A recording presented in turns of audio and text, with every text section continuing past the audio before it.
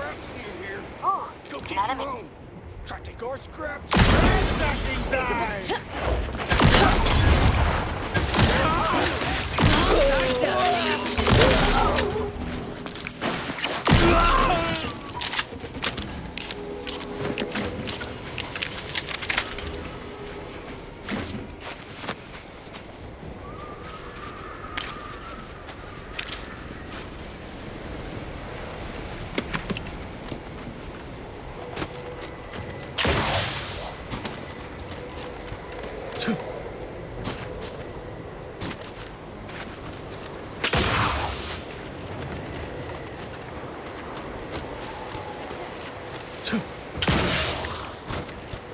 Is it time for Adrena time yet? I love a kill killing spree!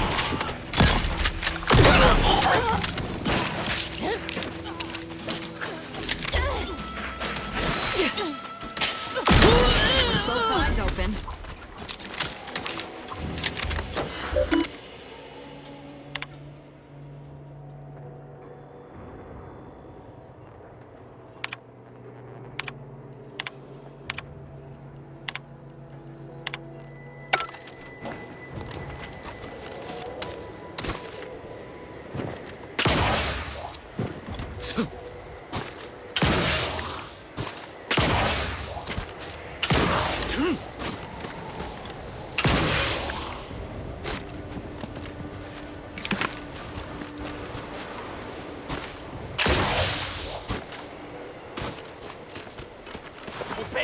Open!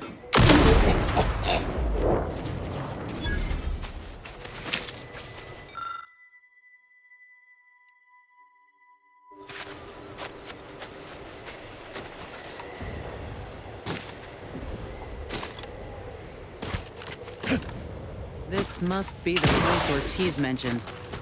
Hard to fathom a lab in those caves. Whoa. Commander, hold up a moment.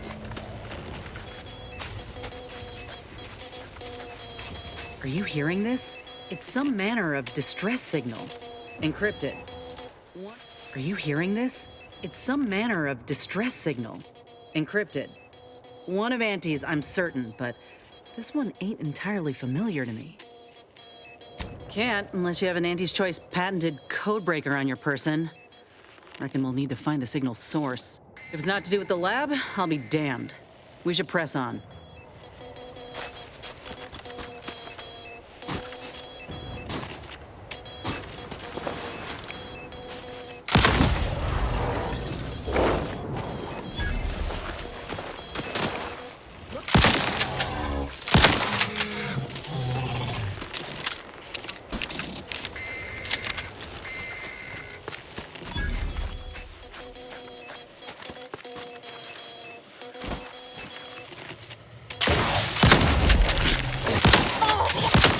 Things I'm about to do!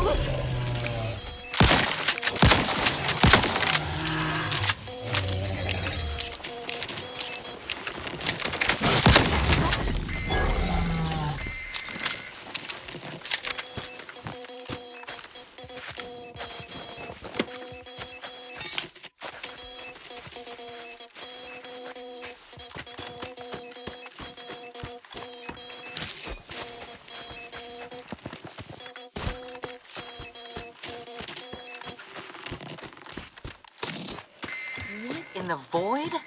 Law, I think I've seen enough death to fill 3 lifetimes. And it don't get any easier. What happened here?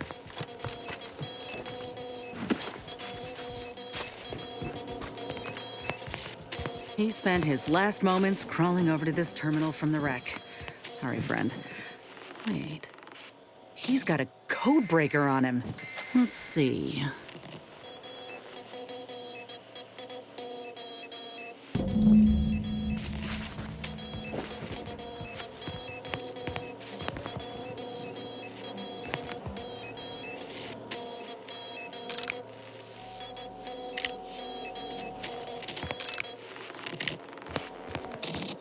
I'll be damned. That powered up the elevator. Signal's stronger than ever now. These poor bastards must have been responding to it same as us. This must be the lab. I've heard horror stories about the gruesome scientific practices of Auntie's choice. I hope we get to see some. No offense, Inez. I just want answers. Let's go.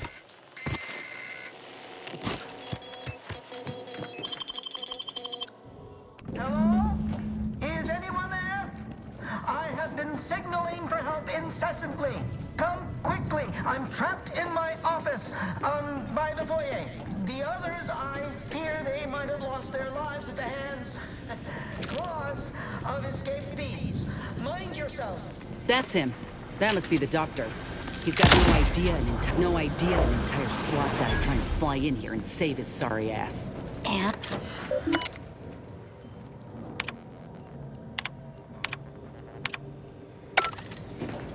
Ain't getting through that unscathed. Seriously, don't send me in there.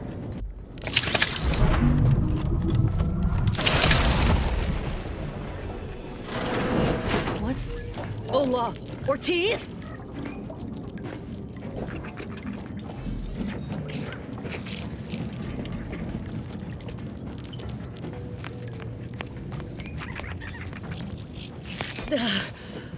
No.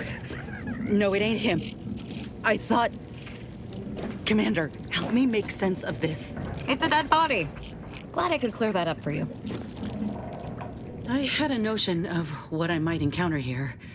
Test tubes, records, some graphs kept on ice, but not this.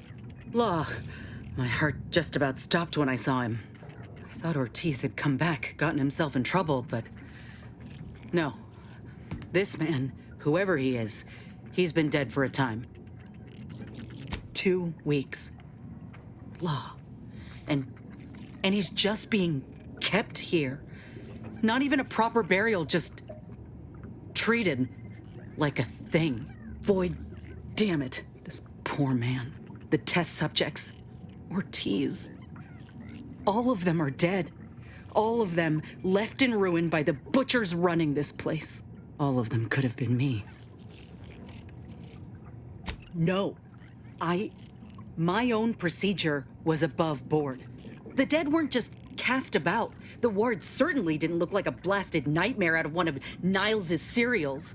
No, I went in knowing the risks. But if I hadn't been accepted into the program then, and this opportunity presented itself today, all that matters now is finding that doctor. He's got a reckoning coming. My aim's steady, if that's your concern. I'm sorry. I'll be fine once we breathe fresh air again. Just need this to be over.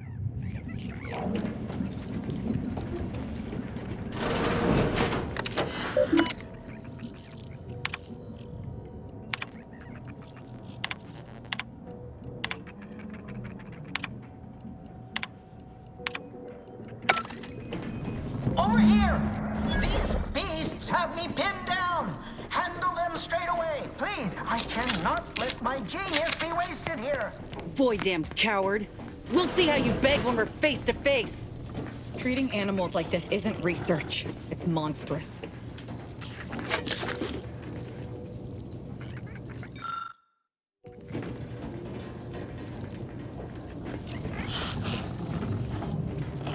If we use that maintenance hatch, we could sneak up on anyone still alive here. I love to see the look of surprise before the kill. Past those Ursopods won't be easy. They turn mean real fast.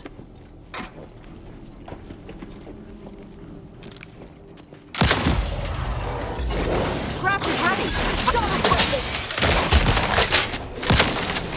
This thing's got a mean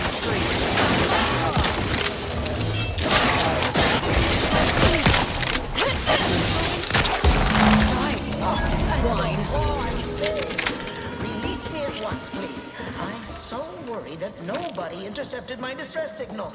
Oh, we got his signal all right. Let's get the bastard. Now you're speaking my language.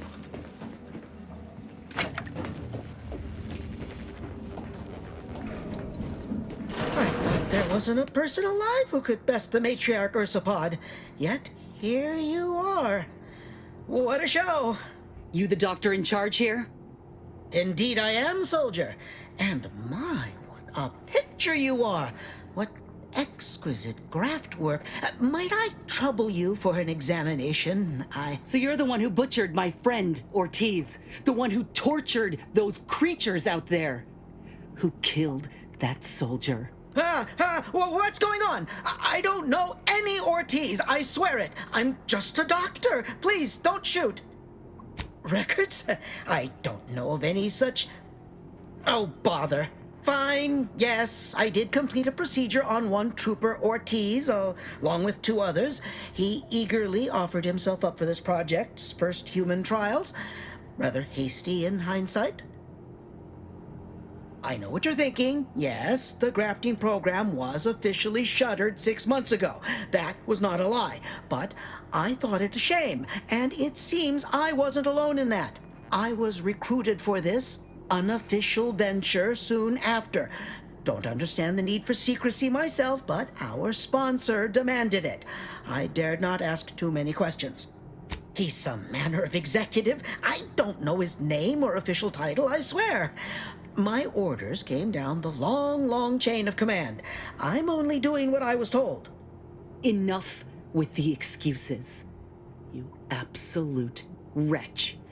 Any scientist with any shred of decency would have refused your position.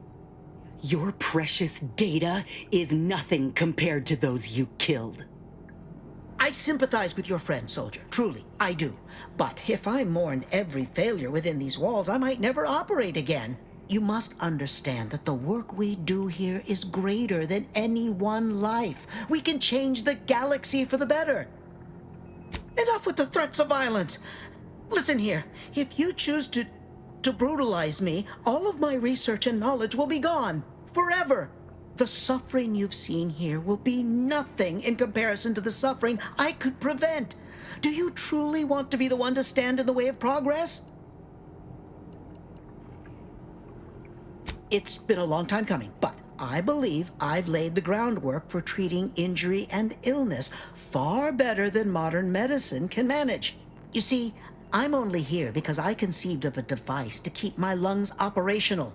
Without it, I'd be laying repose in an iron lung. This is just the start of what we may build. We are on the precipice of regrowing limbs that had been lost in accidents, reversing brain trauma, nerve damage, mayhaps aging one day. It would be a boon to humanity, and a boon to Auntie's bottom line. Don't even start, Commander. I ain't keen on anything this man sells. Let's not be hasty. I see your graft is a result of revision surgery. Your first go was botched, and you were considered a failure of the program, yes? I know what happened to those failures. Demoted, disgraced. It was horrible business. And yet, you still wear our colors. You want to reclaim your station, don't you? You don't know anything about what I want. You've not even heard my offer. Were you a true friend or associate or whichever, you'd let her decide for herself. Whether I want to regain my position or not doesn't matter. I don't want your help. I will not benefit from the pain of others. You think there were no victims of the first program? That your existence isn't built off the bones of those who came before? You're no more righteous than I. You simply looked away. Now, if you stay your hand, I will grant you 2 state-of-the-art grafting parts. They cannot fail. Install one of them, and you'll see my earnest intent. You were never the broken thing they made you, soldier. If you wish it, you may still become a most extraordinary specimen. No. Stop talking. Stay there. Don't make any stupid moves, understand? The adults need to have a talk over here. Commander, I don't know what to do. I came here intending to make him pay for what he's done. And I can't shake the reasons I've seen to burn this place to the ground. But what if he's right? What if something in his work is worth saving? What if this is my chance to make something of my life? To be accepted again? I appreciate that, Commander. But I still ain't so sure that's true. We've grown close, you and I. And you know full well I ain't keen to ask for help, but I can't afford a mistake.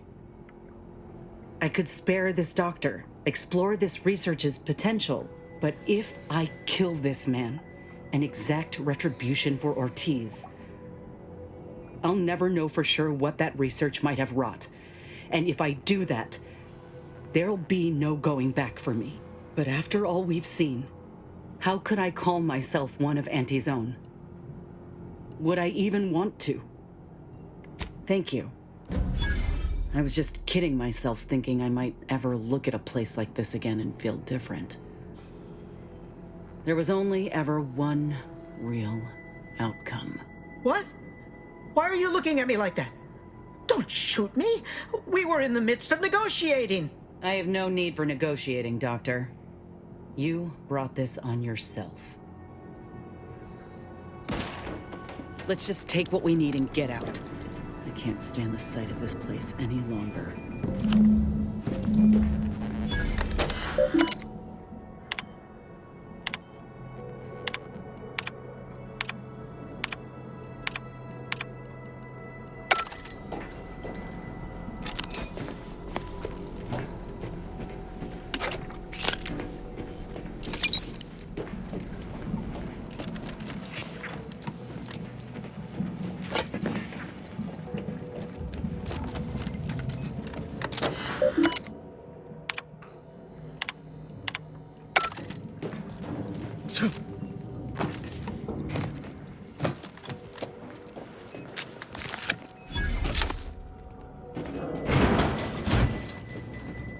Is this the cub that Terminal mentioned? Still breathing, but only just. We were too late for the soldier back there, but not too late for this cub. We should help.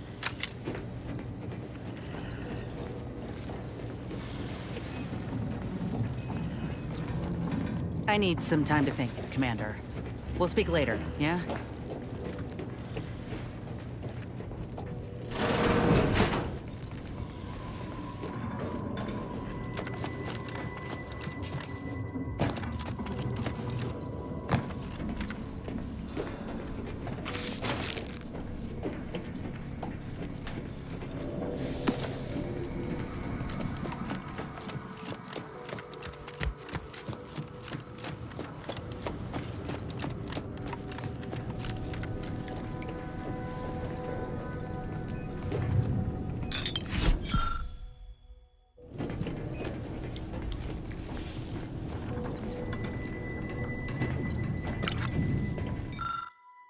Anyone got need for a centrifuge? Whoever shall be shed shall be soiled. Gotta fight.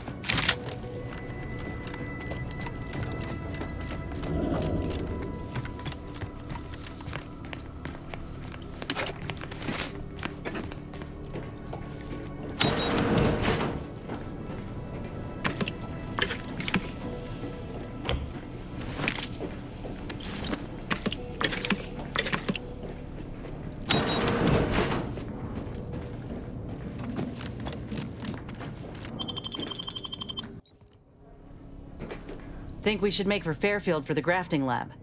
This mechanical augmentation could be of use to us, if we can get it installed on the shoulder. And maybe I can bend the doc's ear for a moment or two. If anyone can help me make sense of what happened with Rasmussen, it's her. I need answers. So how about it? Thank you, Commander. I apologize for having us run about like this, but I just ain't been feeling right since the lab. Like there's an itch just beneath the skin. I'm just hoping something will put me right again. Marisol's something, huh? She had everyone fooled, and then she turns around, exposes Svoboda for what she is, and reveals herself to be the endpoint. What kind of name even is that? She reminds me of the serial heroes I wanted to be just like when I was a kid. I'd tell her if I thought she'd appreciate it. There's something inspiring about someone who knows exactly what they are and entertains no nonsense. Anyway, this is me saying I think she was a good get. Much better having her in our corner than staring down the barrel of her gun, that's for certain. She's probably already got bugs listening in on us, so we ought to just stop there. If you say so. Try not to get into too much trouble without me.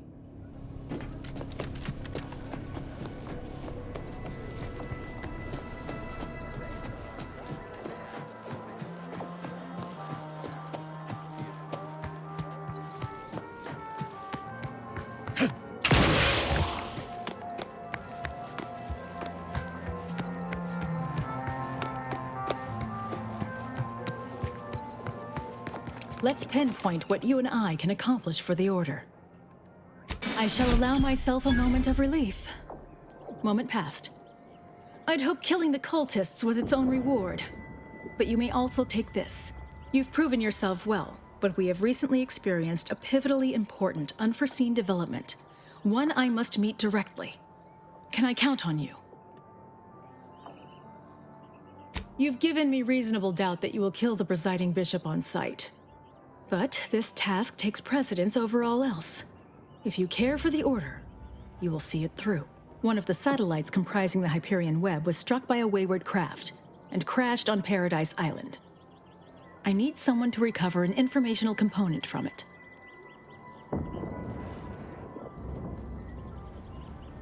Correct.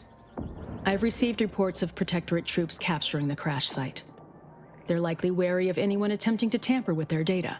Many specialists who could handle this task are occupied with the fighting on Cloister, and we can't send a large force lest the Protectorate destroy the satellite. So we need you. Worry about coming back alive. Manage that, and you'll get to see the bishop. Collect the data from the crashed site and return it here. May the odds prevail against your bloody demise.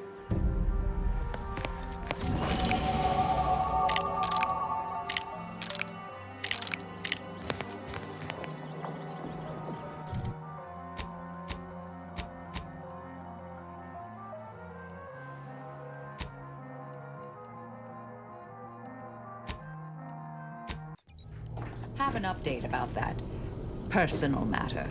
You know, the one that might, end the universe. The other universe-ending thing.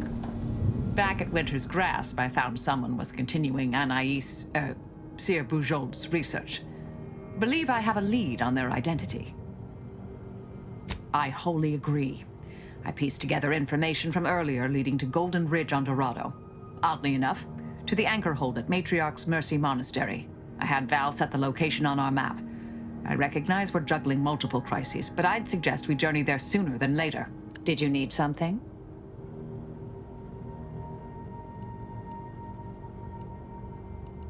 Happy to provide unbiased observational. I'm very well.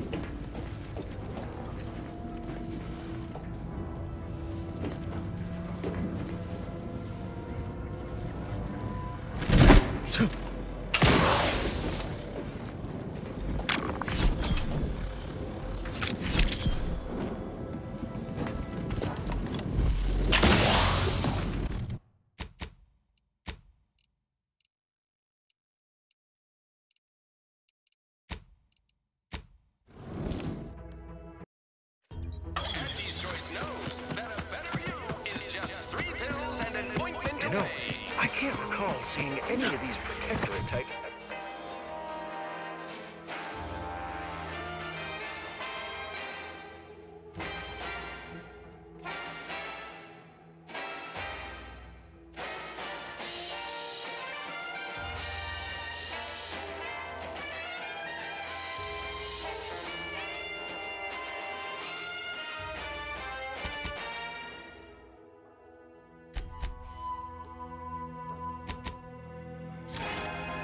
Ever run a scheme on each other? Weird, ain't it? Whenever you curse your tough luck, just remember.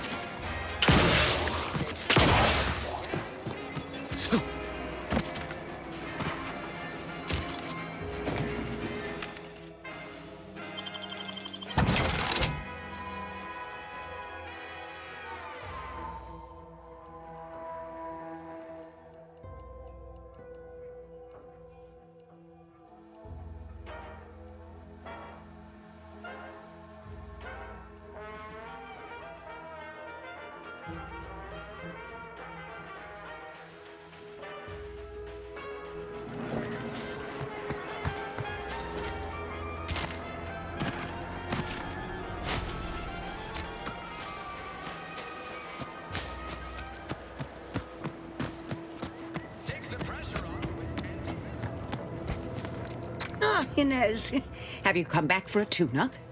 I've got just the injection for that. Freezes those pesky muscles right back into place. No, yeah, a tune-up sounds good. I got a device that might help stabilize what I got going on up on the shoulder. Ought to let me use my graft all the more often. Think you can install it? Oh, well, this device is unusual and rather ingenious, if I may say so. Hold still, dear. This should take but a moment. There. I dare say you won't be needing any tune-ups in the near future, but I do trust you'll find an excuse to come by for the occasional visit. Where did you find such a device, anyhow? What is it, dear? You look, well, a bit like you've been stung by a terror ray. I've got ointment for that too, you know. There's a grafting lab way out on Cloister that was still operational. Till recently. I found it, Doc. And... law. I ain't seen any horrors like that. Still operating? Inez, do you feel all right? The program was shut down more than 6 months ago. Any further funding would be in direct violation of Auntie's orders. I know what I saw. They were brutalizing folk and creatures. Paying them no mind, giving them no honor, even if they succumb to the process. The doctor there, he killed a friend of mine. And you're telling me you knew nothing of it? Inez, I swear I didn't. That sounds... oh, Sovereign's mercy, that sounds precisely like what I would protest with every breath. The creatures they were experimenting on broke out of their cages, killed most of the staff. But you know what's worse? keeping a dead soldier's body on display. Like a thing. I found the doctor in charge, still alive, cowering.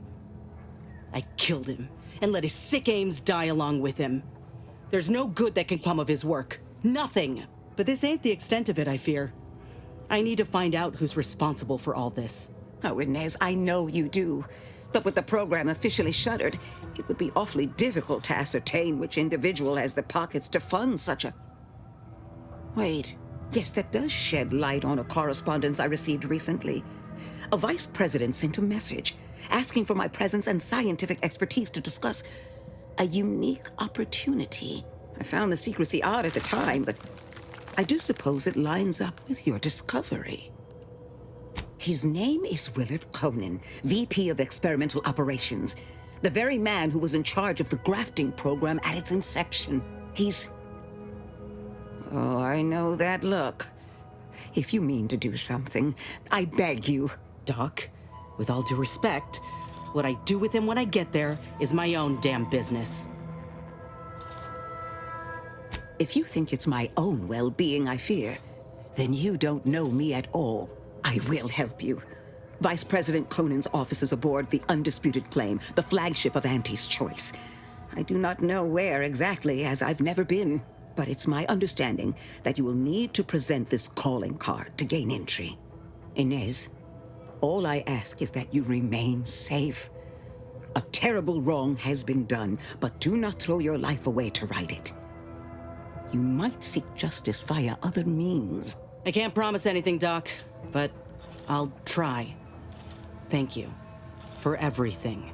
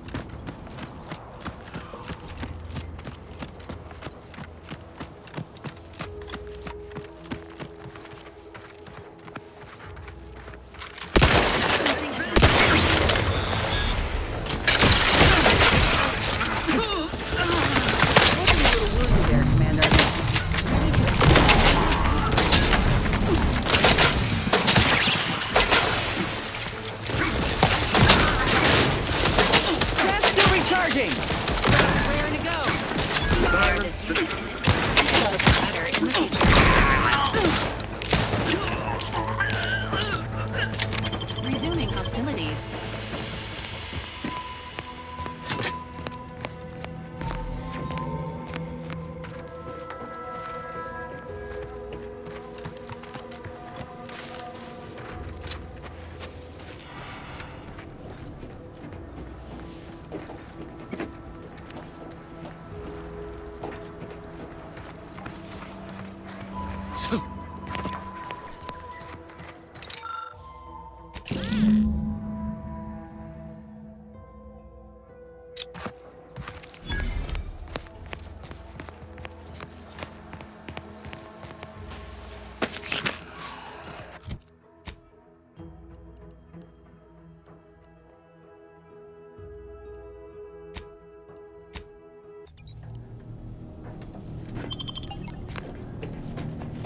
Commander, I've been thinking. Can I bend your ear a moment? We got the intel we need, Commander. The Undisputed Claim's our destination. When we find Willard and stop this law-damned program in its tracks, Auntie's Choice will get what's coming to them. Been doing some thinking about ending the grafting program for good. It's gotta happen. I just didn't think it would start this way. With me turning murderer. Auntie had me good and fooled. She ain't any better than Spacer's Choice. Making any of them see reason is an impossibility. Our overlords had a saying in Tau Ceti. If you got a rabid canid, you put it down before it maddens the whole pack. They used to say it about us workers, like we were the problem. It was terrifying. But now, I reckon I see some sense in that saying. Retribution never came for the folk at the top back then, but it certainly can now.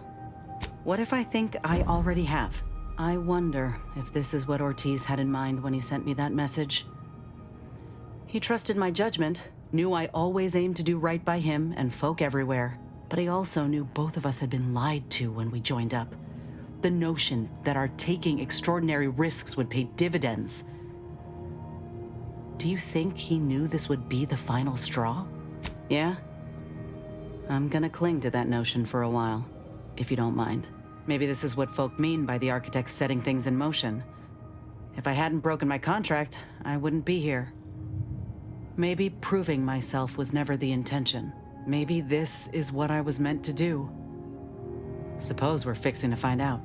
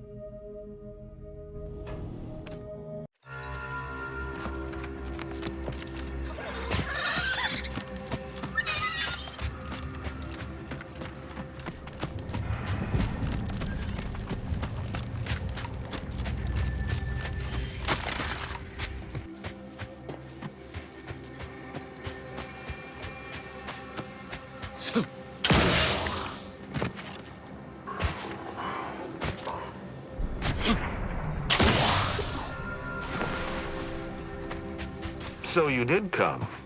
Good. I'm not partial to working with those given to second thoughts. It seems we arrive on a desolate scene. I don't know what transpired, but whatever it was killed the refugees to a person. As an arbiter, I bear a strong stomach. But if you've any reservations about witnessing destruction visited upon the innocent, you'd best steel yourself. How dare you! An arbiter does not visit wanton destruction upon civilians, and had I judged these refugees, I would have told the bartender plainly. I've some theories on the refugees' killers, but I remain unsatisfied. Although I am not required to do so as an arbiter, I would care to acquire proof. We operate under the Sovereign's indefatigable will, thus we do not need proof. But my training was somewhat unique in that it emphasized the value of thorough investigation. Let us comb the remnants of this charnel house.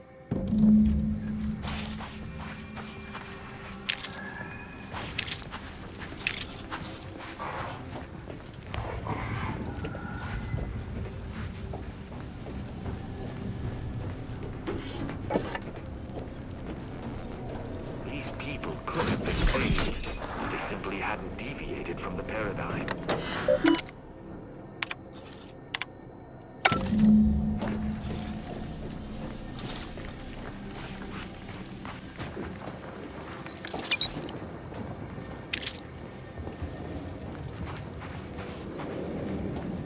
I cannot help but feel a pang for these people. Inform me. I doubt it factored in their inadequacy in the face of a superior force. Assume the distinct lack of automechanical corpses around us supports your point. It seems the defenders did not defend. Did you have anything else? Very well.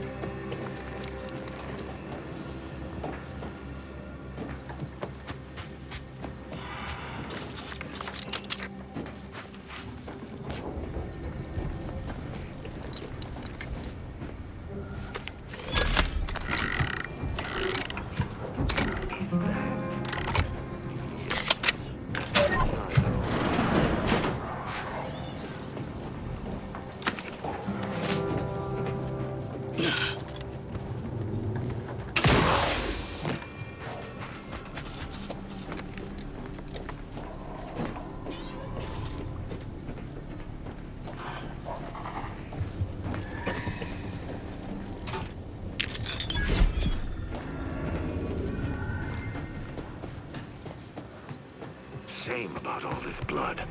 I just polished these boots.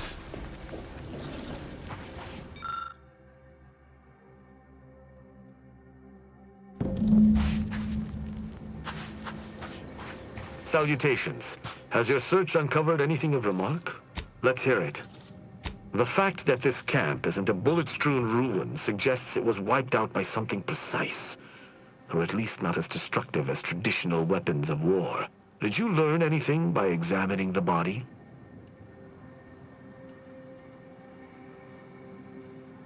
I ascertained the burn wounds, but I theorized plasma damage, not electrical. Seems I must brush up on my ballistic know-how. Did you have anything else? Very well.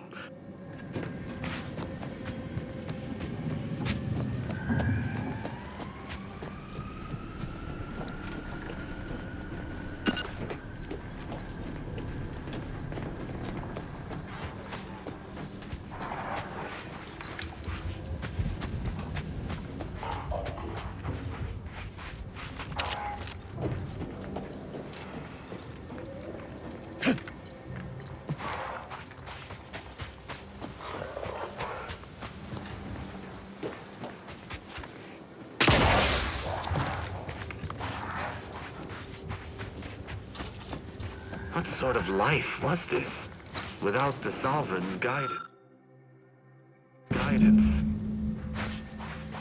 Salutations.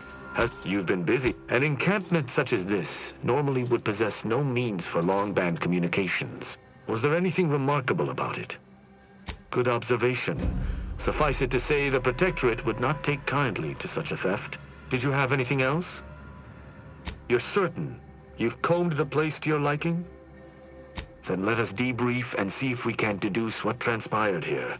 Have you any theories as to what killed these people? A good first observation, and one I concur with. Too little damage, no signs of traditional firearms. Have any theories about the automechs that did this? My thoughts exactly. How do you believe they were compromised? I may have a strong theory, but I do not have a definitive answer. Indulge me. How do you think the mechanicals were corrupted? It's too convenient. I submit that the refugees predominantly used the local shortwave tower to control their automechs. The saboteur commandeered it and sent out an override. The only remaining puzzle piece is why. Why go through all this trouble to eliminate a handful of isolated refugees? Agreed. I do believe that relay is of Protectorate make, and the refugees most certainly didn't build it themselves. They were likely Protectorate as well. I hypothesize that they used it to listen in on Protectorate communications, then sold what they learned to Sub Rosa. After the Vox relay's recent destruction, High Command would have ordered a security sweep of all communication systems. This outpost's relay would have returned a signal. Upon learning of this camp's existence, they'd have dispatched a sentinel to cross off any would-be traitors. Hence the destruction we bear witness to. Theorized. I knew this was an ex-Protectorate encampment, but wasn't sure it was a sentinel's doing until this moment. They operate in clandestine ways. Now with that finished, Hold. Some things approach. Be ready. I suspect someone has disapproved of our inquiry. Enthusiastically neutralizing unfriendly.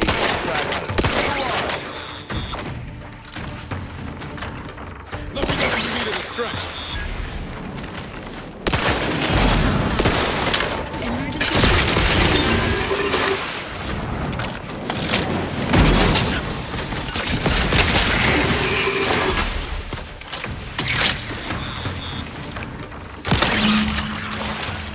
That was a hardy engagement.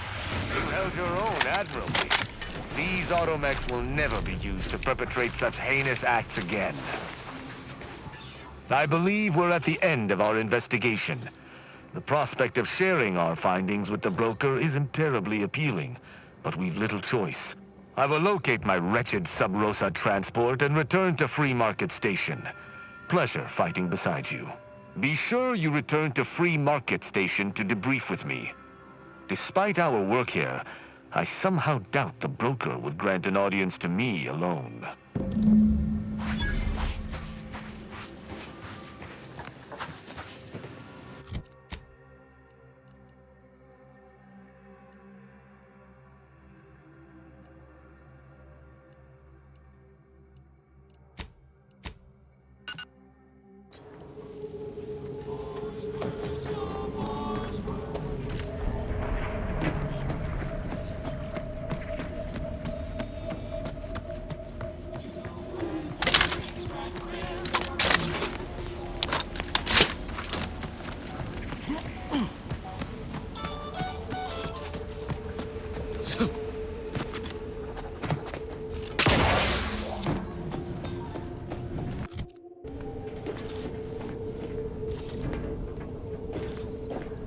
Greetings again.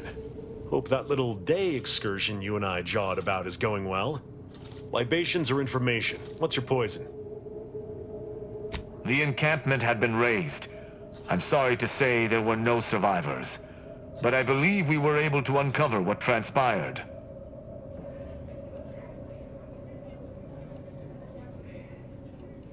I should add, your observations during the investigation were unexpectedly keen. Working beside you was a pleasure. I'm surprised.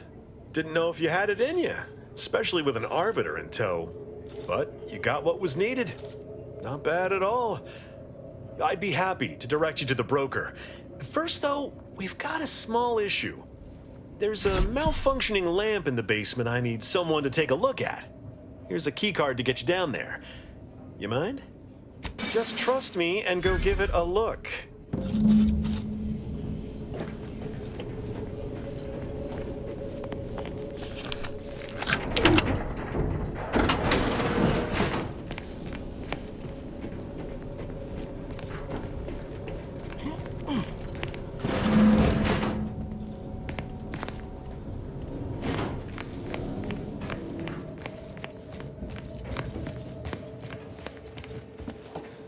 Anyone had asked me, I'd have put the odds of a live arbiter finding his way into my chambers at 1 in a few trillion. Good that you didn't come here for blood, Arbiter Rao.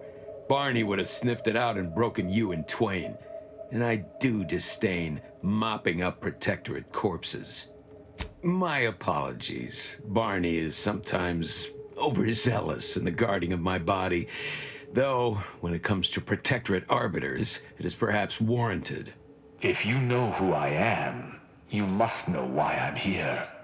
My mentor died under vague circumstances, and I desire any information pertaining to the specifics of her death. Interesting. That question appears to be at odds with High Command's public statement on the matter. Losing faith in your masters? No. But I cannot shake the sensation that something was awry with her passing. If you know something, tell me. Please. I could get used to this kind of groveling. Your instincts are right, Arbiter.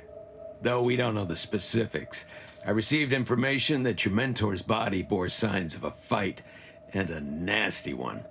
Someone killed her. Yes. Yes, it was. I'd hoped to be proven wrong, but vindication has cemented my resolve. I shall uncover what happened, no matter what. If that's all, I think you'd best get along. I prefer not to sully my quarters with Protectorate lackeys. Live ones, anyhow. And I prefer to limit my time with scheming blackguards. Let us take our leave from present company. Speak to me outside, if you would. There's something I'd care to ask you.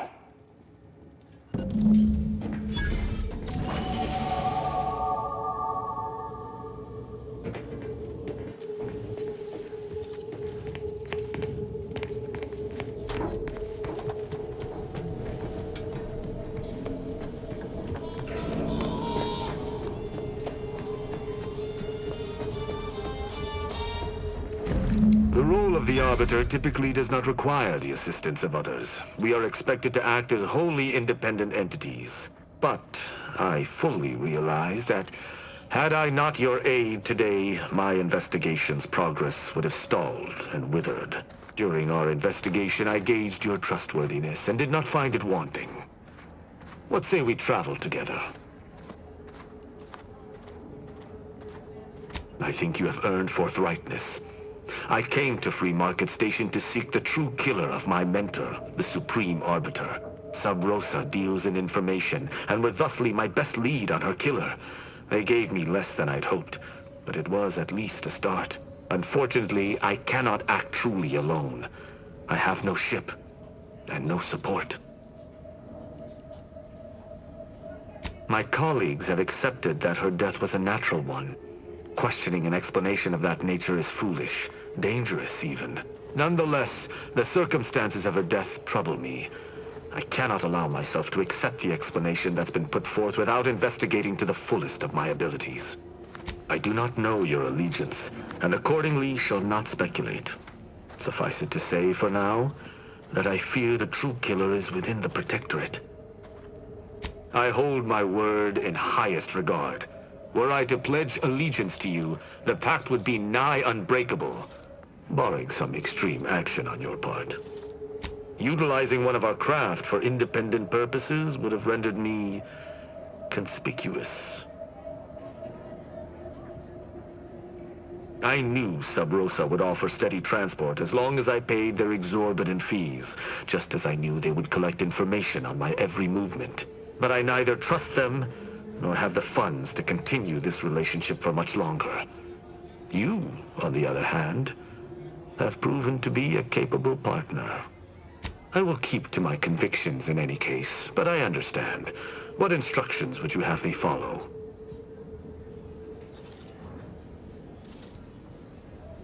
I should have considered this eventuality. I will listen to your words, and I shall follow your orders. I will not assail enemies of the Protectorate without your consent, though I will not like it.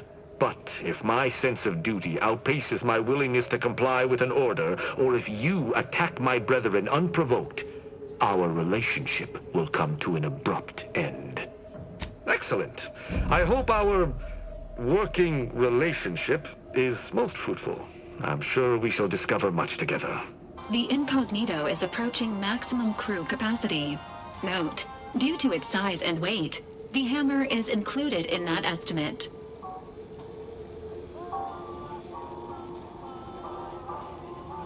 All right, but don't come to me with tears if your new friend decides to judge you the moment I've gone. Let us be off, Commander. That scum. That miserable scum! To think he would stoop so low as to overthrow the Sovereign! I shall not rest until the Consul pays for his treachery, and Arcadia's rightful ruler is reinstated.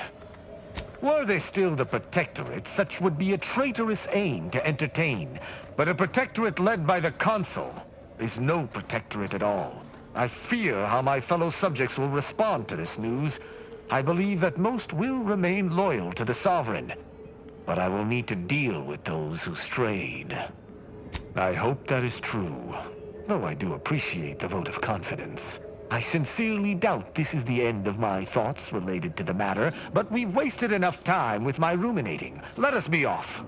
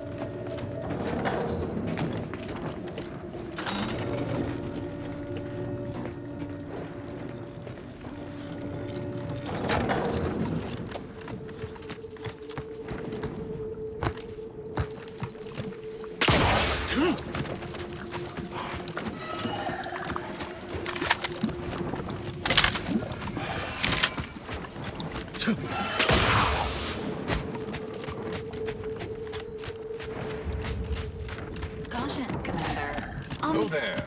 Approach the gate and identify yourself if you're looking for access. Well, of all the improbable sights I'd never imagined to actually see, folks simply wandering around the Badlands of Praetor would be near the top of that list.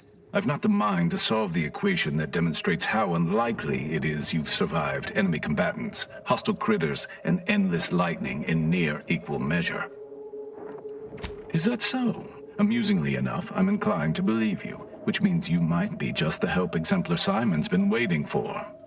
He is in the lab atop the hydraulicalized lift. Ironically, the lift was struck by lightning while the station was being reset and is stuck in its raised position.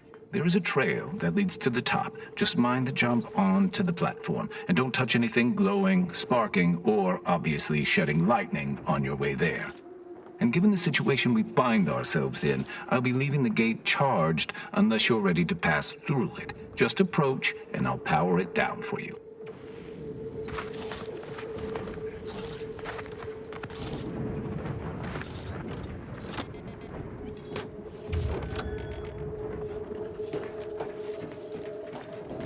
Should you ever need to exit the station, just approach the gate, and I can open it for you.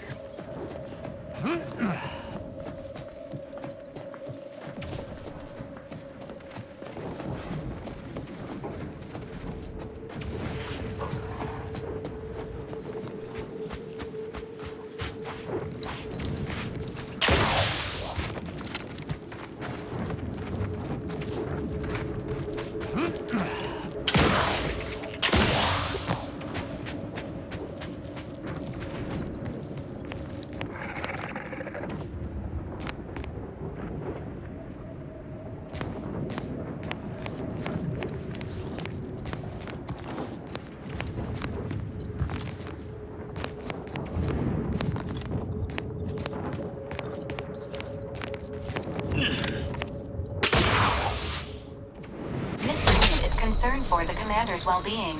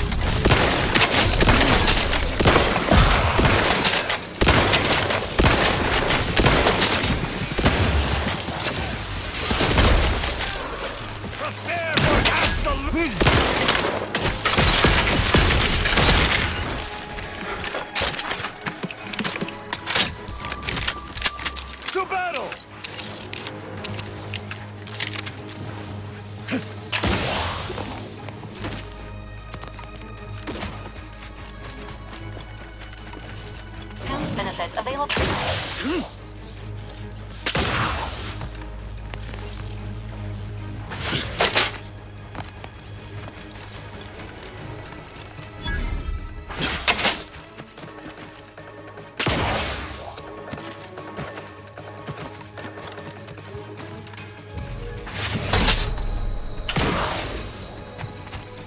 Lethal measures at the ready, Commander.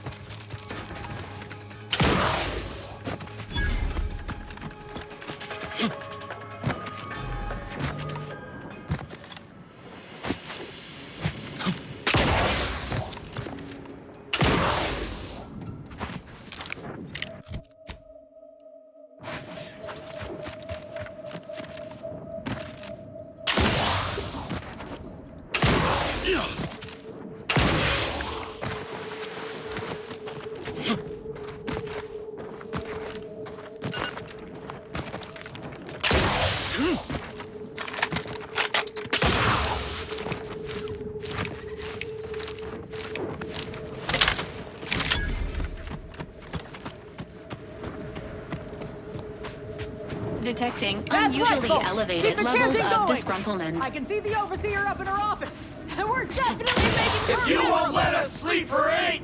You can't charge us for stimulates! Take whatever business you're running elsewhere. No more bottles on factory floor! Time for unlocked bathroom!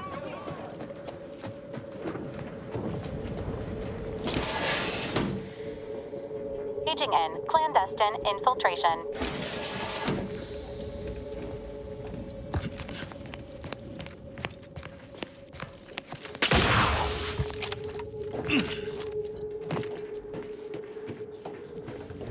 For a week! Can't believe what I'm losing on adrenatime and Antifizzo's Numrum. Welcome to Auntie's Fine Product Revitalization Center, where we create tomorrow's brands today. I assume you are the disruption ameliorator from home office? It was about damn time you got here. This labor stoppage has put us almost a full week behind schedule and is making me look quite the fool. Unsophisticated, impertinent, dim-witted. You'll fit right in with my peons. So, maybe it'll make sense to you when they babble about basic dignity and human rights.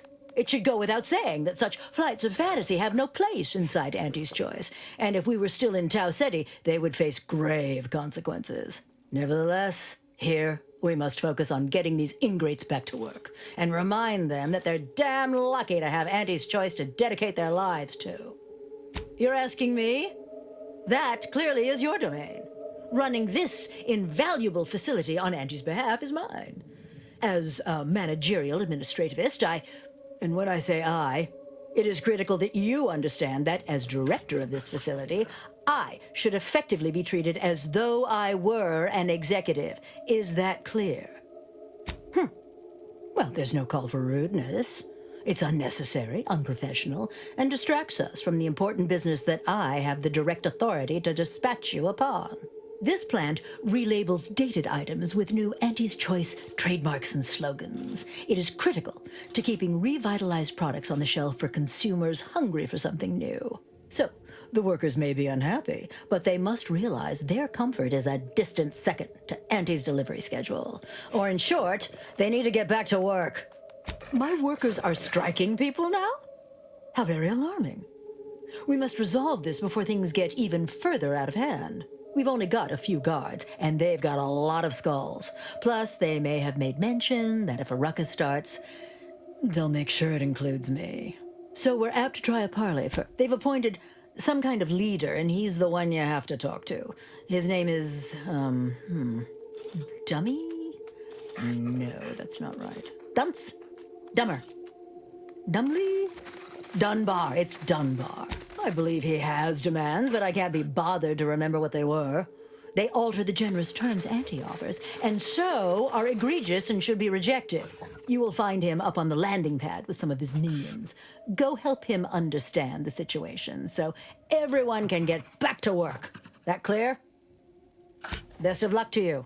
Remember that your actions don't just reflect on you, you are also representing me, which is to say, you are also representing Auntie. Do us proud.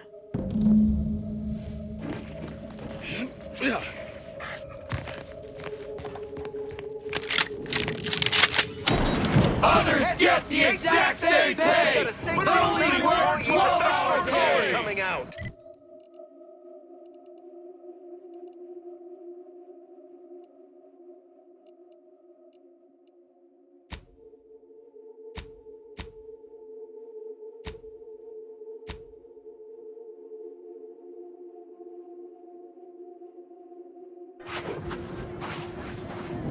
We don't want to make demands, but no more peeing in bottles and cans!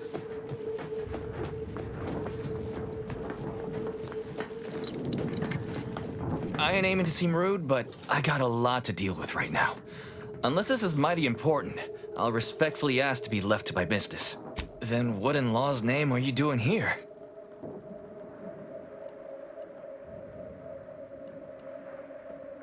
Well, that certainly is unexpected. And potentially wonderful. Assuming, of course, you can actually help us. Auntie's got to prioritize worker prosperity over productivity. What we've got now is poor labor retention techniques. What's going on is, remind me again? An inhospitable occupational environment that ignores worker safety and health concerns. Right, that.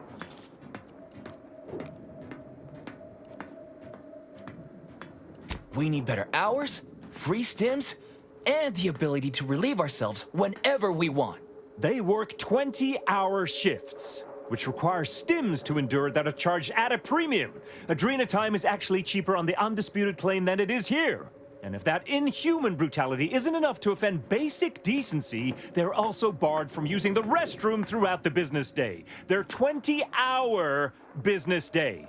It is an unconscionable condition to keep these workers in. I can't imagine how hard it is for them to coordinate their daily duties. It has been incredibly difficult. And very, very messy. And finally, we realized we'd had enough. Our shifts need to be reduced to 12 hours a day. 4 hours of personal time ain't even enough to rest, much less get any actual living done. Second, if we gotta work those long hours, we want free Adrena time. Bad enough it's making everything taste like we're gnawing nickel pads. Having to pay for the pleasure's too far. Finally, we want all-day bathroom access. Expecting us to fit our necessities into the same 4 hours is just mean. Plus, between us, most folk ain't, if you get my meaning. Thank you for your trying. I don't know if we'll get it all, but every bit you add makes some part of our lives a whole lot easier.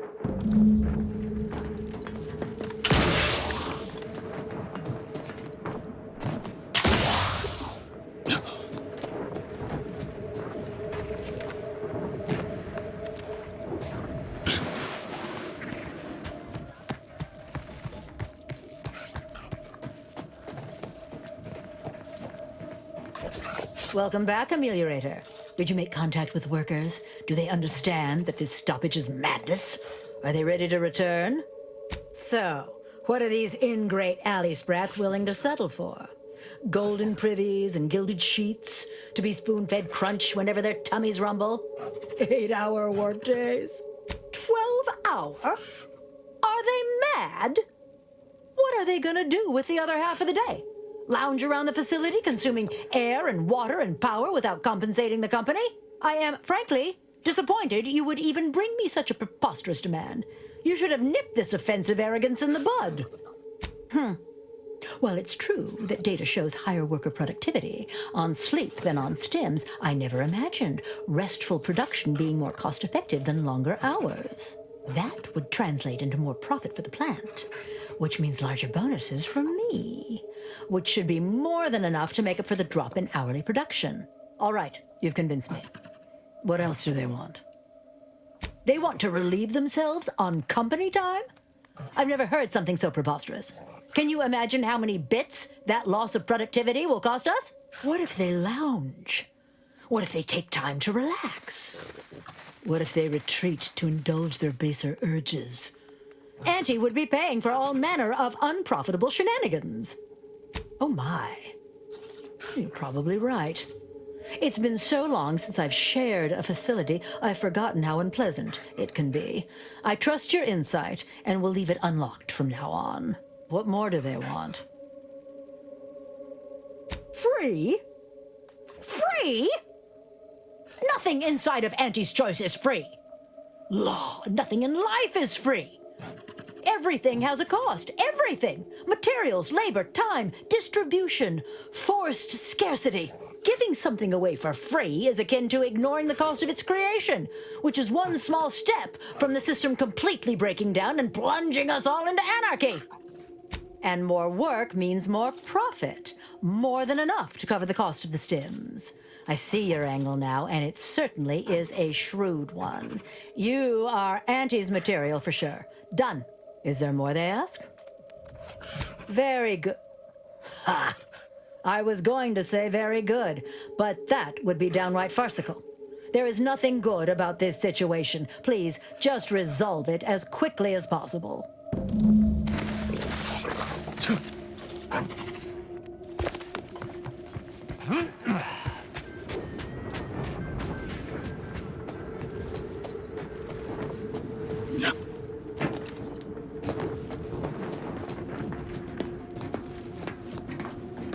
Hello again. Do you have news for us about the negotiations? That's as fine a place to start as any. What did that tyrant have to say for herself? Is she willing to see reason? Well, I can't begin to tell you what a relief that is. By which I mean, that's great news. It'll be such a load off. A most promising development. How go the other hurdles of the negotiation? She willing to see reason? Free? Really? Why, I'd surely have lost that bet. I figured we'd ask for free and settle for wholesale. You're a miracle worker. What's next? Excellent. What progress have you made? That must have been quite the negotiation. Oh, my people can't thank you enough. This will be huge for us. Free time to sleep, relax and all? Wonderful. Well, you have done exceptionally well by us, my new friend. With these new conditions, we'll return to work with vigor rather than dread. Thank you. Damn! I really felt like I was close to signing all of you, and I needed that recruitment bonus. I don't know how I'm going to afford my hair creme now, but I'll get him next time. And he won't always have you working her angles for her. And her usual agents don't stand a chance against me. Next time? Against you? What in law's name are you saying? Sometimes you talk so odd it don't sound like you're Auntie's choice at all. It don't matter. All that matters is my working conditions have just improved mightily. Thanks to you, stranger. Now, if you'll excuse us, we're gonna get back to work. I suppose that ended well enough. But this negotiation would have been much more succinct if one party had simply inflicted grievous bodily harm upon the other.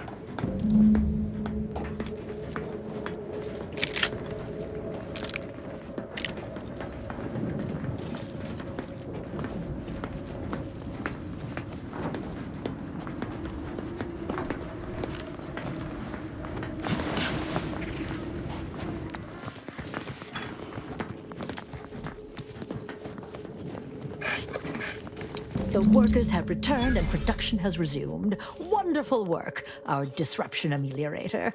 I do wish it had gone more smoothly, but I understand you did what you must. I have already informed the Home Office, and with it, put in an extra sprinkling of mild praise directly with Auntie. She will, no doubt, be excited to learn of my approval. You may tell the executives that dispatched you that you have done an adequate job. Under my keen supervision, of course.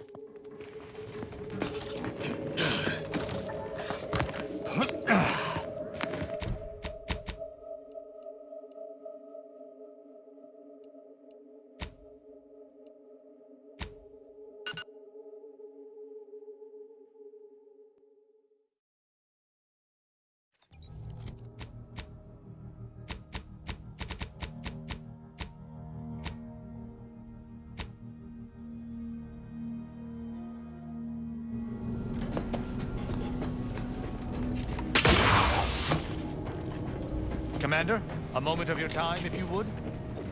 Commander, I'm glad I managed to intercept you before we left. There's something of utmost importance I wish to discuss. Relax, Commander. You are not under my authority to judge. Though if you were, that phrase alone would have certainly seen you hauled off to mental refreshment. I received a message from a close friend of mine, Virgil. He was my co-protege under the Supreme Arbiter. His message claimed he had information relevant to the Supreme Arbiter's death. He wishes to meet with me at the Vox Relay on Paradise Island. You asked before, and I did not mention it, but with Virgil's message, I now must warn you. Our greatest suspect in the Supreme Arbiter's murder is the Protectorate's consul. I would gladly give my life for his without hesitation, and he for mine. We are brothers beyond blood. It has been some time since the two of us last crossed paths, but little shall have changed between us. Of this, I have no doubt. Ha! I sincerely expect not. Much like myself, Virgil has been trained differently from the average arbiter. His approach differs even from my own. Virgil often prefers to watch rather than act, and was often lenient with sentencing where I was not. This behavior was often criticized by the Supreme Arbiter, but there have been occasional rare instances where treating a subject with mercy ultimately resulted in better behavior. It is a novel, albeit strange, philosophy. Very good. I hope we shall see him at your earliest convenience. I feel this shall most certainly set our investigation into motion.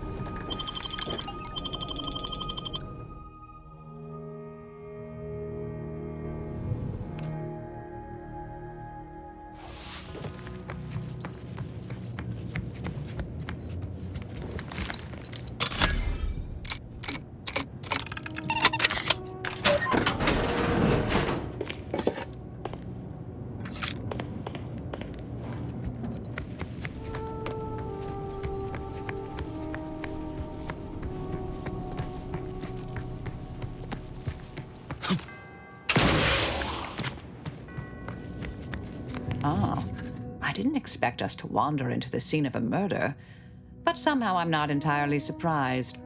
Anomalous events have a way of spreading, multiplying.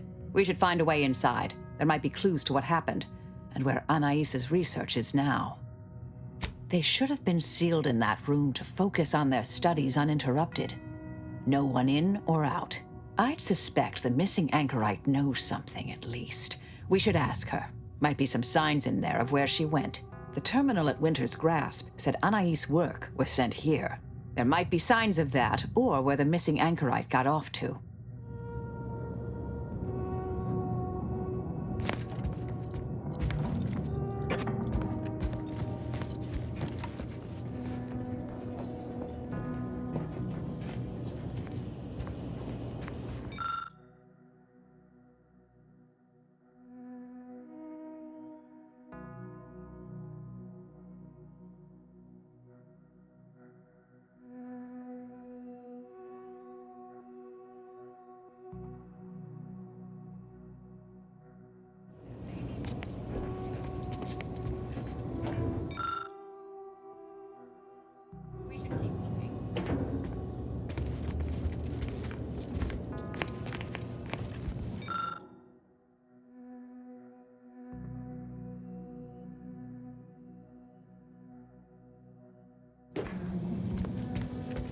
I've had a chance to look around. You seem like you've done a thorough sweep. We should discuss what we've uncovered. Poor thing. Blunt force trauma to the occipital lobe, I believe. Possible signs of an altercation. Might have been an accident. Might not have been. Hard to say with just a superficial glance. At the very least, her cloistermate Anchor's Brunn has some explaining to do. A disputation of current order methodology focuses mainly on our presiding bishop, but saves ample room for the laureate council and previous regime as well. I believe I got the gist by efficiently skimming. The general concern is that the order has lost its way. My old department is repeatedly mentioned in a favorable light. Anais' work is regarded highly. I saw that. I believe it was Anchoress Chow's diary. Spoke about regular visits by an exemplar Southworth who requested access to Anais' work. Chow seemed worried they were conspiring about something, that they'd mentioned an old order research station. That old research facility seems the most likely spot to look next. I know the coordinates on Eden, placed by the name of Point Obviation. I don't know what happened to Anchoress Chow, but leaving a body behind is suspicious, and the disputation reads like a call to arms for any fringe thinkers in the order. There's no destroying the copies at this point, I'm afraid. We're past that. The research is out there. We need a way to keep anyone from taking it up further in the future. If we go in guns blazing from here, it will only continue. We need a plan to annihilate the idea. This is the exact sort of work we did at the Department of Preemptive Causal Redirection. Diverting problematic events. We learned how to best respond once things begin to spread. We developed tactics at the Department of Preemptive Causal Redirection to minimize unforeseeable consequences. We can discuss once we see the situation on the ground. Yes, time to seek out Anchorus Brunn.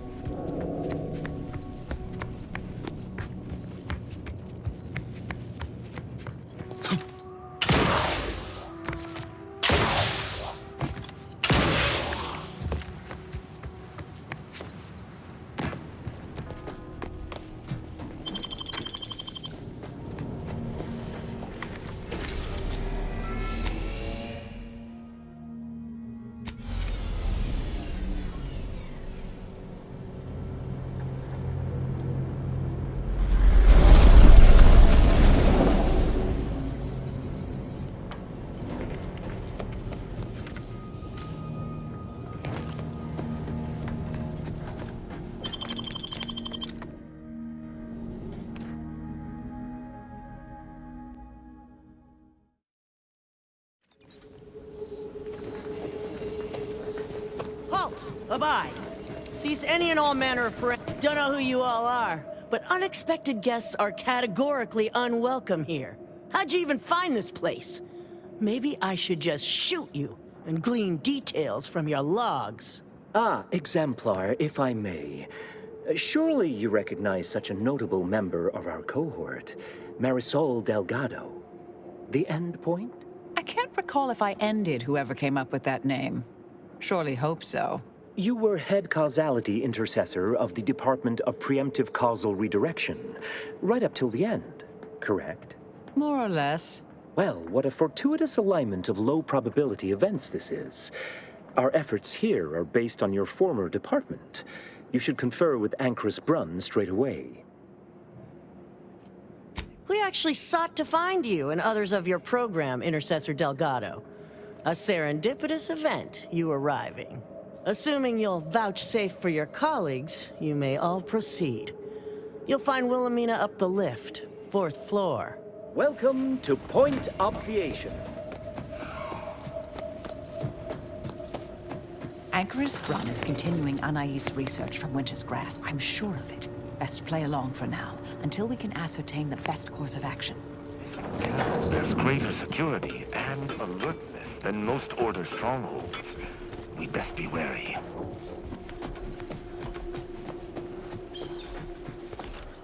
Look, everyone! It's the endpoint. Come to join us, I take it. I do have a unique interest in what you all are doing here.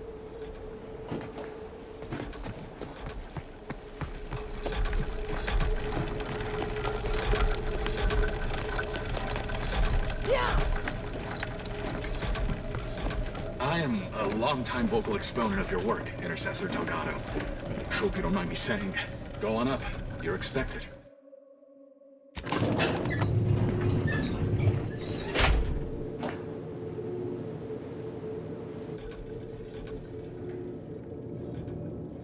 Doubt the Anchoress will walk away from the research lightly.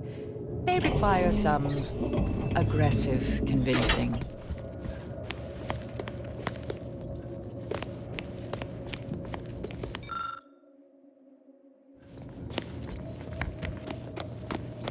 Oh, who's this? Oh, yes, I remember you. We met earlier at the site of my former seclusion. I've heard much of your exploits since. If I recall correctly, you helped me prove my argument that pacifism always presents the best options. I admit I have modified that opinion slightly since then. I understand your actions led to Seer Wiley's unfortunate demise. Such a bright boy, such promise.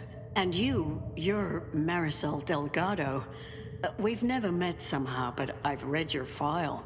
An impressive body of work, though often quite mortiferously inclined. Less so over time. There were too many pesky repercussions, I came to find. Yes, well, to what do we owe the pleasure? Are you familiar with our goals? Come to join up, perhaps, or should I say re-enlist?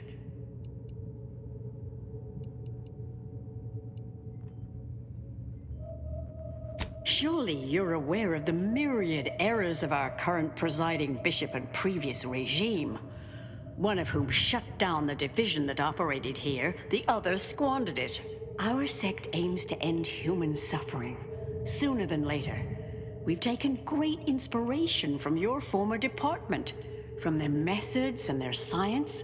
To solve the universal equation in our lifetime requires bold action, clever calculation, and assiduous work.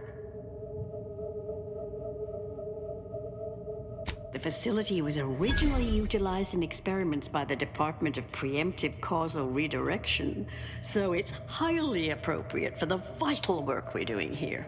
The Exemplar told me of it during her visits to the anchor hold, and shared research from Sia Bujold. It convinced me to leave my seclusion, which I did not undertake lightly. Bujold's thinking was unconventional, ahead of her time. Why, in fact, she's here with us now today, overseeing an experiment that proves her researchers' theories. Really? Sir Bujold is here, at present, in this facility? The one we're presently standing in? Yes, we're so very pleased to have her. If you thought her work before was captivating, wait until you hear the experiment she's overseeing now. The intent is to represent the building blocks of the universe within a test chamber, then extrapolate data revealing the universal equation from the micro-universe that forms. Sounds like it could change everything, one might say. Why, you should go see for yourself. As former colleagues, I'm sure you'd like to reacquaint. Go on. I'll call down to let her know you're coming. Yes, she's monitoring the experiment. I'll have elevator access unlocked so you can join her. Do please stay in the observation area, though. The work is quite delicate. We'll speak further after you check over Sia Bujold's work and the experiment concludes. Oh, so exciting.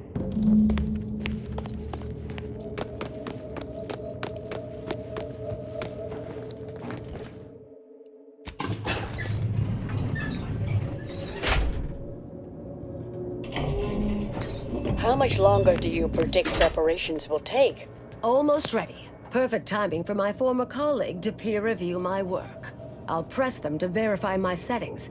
Thereupon, we will begin. Splendid. While others pontificate, we act. I await word of our success with bated breath. Head Intercessor Delgado, what an opportune time for you to appear. At the perfect moment to assist our experiment. What in the endless void are you? Shh. Comms off, but others are near. I need your aid before this ridiculous affair careens into disaster. Can I rely on you this time? Or will you already intend on scurrying away again? I came to derail this line of inquiry in such a discommodious way that no one would ever consider trying it again. For all the aforementioned reasons of it likely causing, or at least queuing up and leading to, the end of all things. You chose to leave me behind, again. So when they came calling, I thought it an opportunity to sort it all myself. Yet, admittedly, at this moment, I could use your assistance. This shouldn't be your burden. It's on me. You don't get to decide that, or adjudicate, or coolly comment in a steely growl. Not falling for that a 10th time. Help or stay out of my way. The test involves 4 stations. Each represents one of the fundamental building blocks of the universe. Zeranium gas, macro-ivs, nucleons, N-rays. All the usual stuff. That test chamber is where all are meant to mix. To simulate a mini-universe I can apply my theories to, pull data from, and deduce the universal equation in a reduced time frame. We know what happens if that's successful, So I need you to muck with each station's settings, then initiate the experiment. I, for one, am certain, even if I wasn't, now is not the time to dally. Sooner you start, sooner this will be finished. All you need to do is adjust each station's settings slightly. Things will cascade from there. Remember, subtlety is required. Yes, if we alter the experiment input data in a less than delicate fashion, Brunn will notice, I assure you. The guards on the second floor won't appreciate visitors, so avoid getting spotted. Here's a maintenance key. Head down the vent. It's only the fate of the galaxy riding on it, so perhaps try to be careful.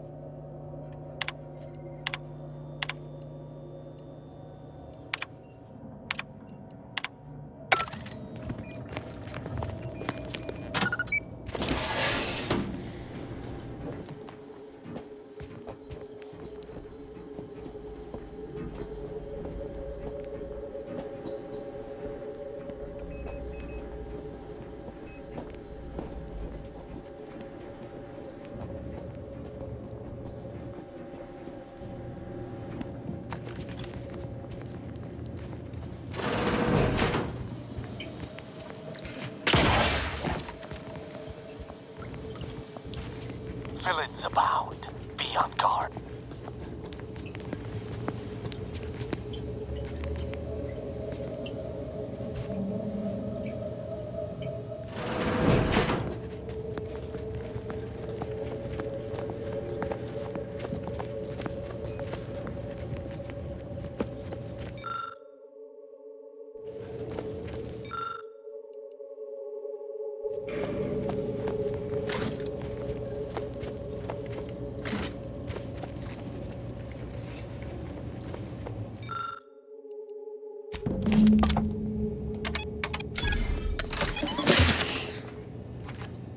Something wrong back there?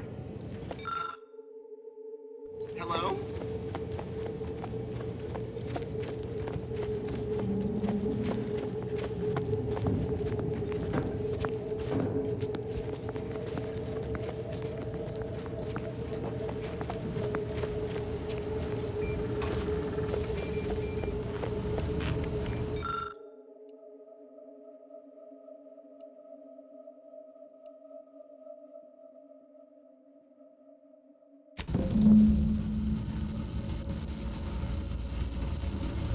Trust that is the sound of science going exceptionally well.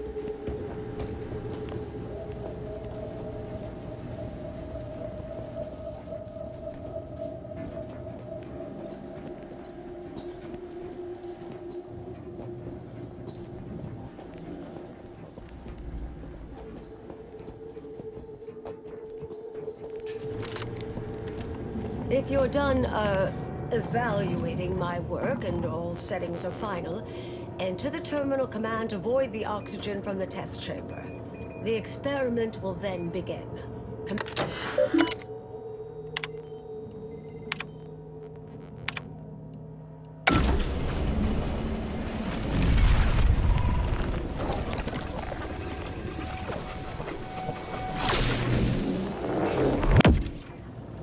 Did it work? Did it work? See, Virgil, was it a success? What happened? Hold the applause just yet. I need to run the numbers. I'm sending the others back up to you. They can describe the proceedings in detail. I shall await their arrival. Anchor's Brun out. That is how these messages end, yes? If not, farewell. The results of the experiment will be a career-ending embarrassment for Anchoress Brun, but she won't accept this lightly. We'll need to do more. Yes, our next steps here will be crucial. I know this type of mission well. Granted, my targets were always meticulously well-researched beforehand. You'll need to convince her, destroy her logic, end this research for good. All it requires is a forceful array of incisive argumentation, logical reasoning, coercive persuasion, and cognitive contortioning. You mean one of our old brain-off maneuvers? Really? That's what the rank and file in our old department used to call it. Provost Bolding considered it a casual moniker unbefitting of an order scientician. Make Brun give up on science, logic, and reason entirely. Then no one will ever dare continue the research again. Between you and Marisol, it should be a light challenge. Easy. A brain-off against an Order anchorite isn't entirely without risk. We could employ certain other methods to deal with her. From our former department's playbook. Oh, yes, a book you wrote titled Making an Execution Look Like an Accident. Despite the moral quandary ideally involved, unseen consequences still abound. That's hyperbolic at best.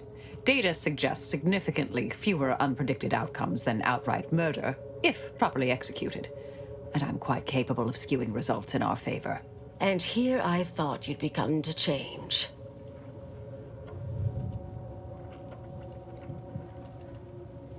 Dishonorable skullduggery better befits Auntie's choice than the Order. If we must end this experiment, killing is the most respectable option. I'm not arguing it's the best option, just that it is an option. Rightly or wrongly, I am familiar with the cost involved. The Order of the Ascendant should be dedicated to uplifting humanity, not racking up a body count unduly. Our former department was shut down for things like this. All right, our old playbook it is. I don't think you realize what's at stake here. The chances are 13.8% less successful. That's a statistically significant amount closer to catastrophe. Anais, I need to ask. You've been here a while. You know this facility. What's our best strategy for making an accidental death succeed? Oh, really? You disregard my advice on the plan, then ask for my recommendations on a worse one? Upset? Upset? You seem willfully fixated on reducing our chances of success. I am frustrated with myself, with being unable to convince you. I hope you'll attempt to undermine her confidence, but if you should fail, you'll need a viable backup plan or it will erase any chance of success completely. The Anchoress is housed in a test chamber similar to this one. It's been refurbished with some rather tacky furniture, but much of the old experimental apparatus remains. There is a hatch near the elevator upstairs. An external ledge leads to a vent system that can connect the two chambers. Doing so will expose the Anchoress to a lethal atmosphere. I'll need to make an announcement afterward that an accident has occurred tied into the experiment. For an extemporaneous plan, it's not a bad one. What if the Anchoress realizes what we're doing and calls for help? I'll cut off her comms when she begins pleading. Oh, that sounds even more heartless when I say it out loud. Please choose wisely. Here's the hatch key in case you need it. May all your endeavors elicit expected results. And Marisol, do keep out of trouble.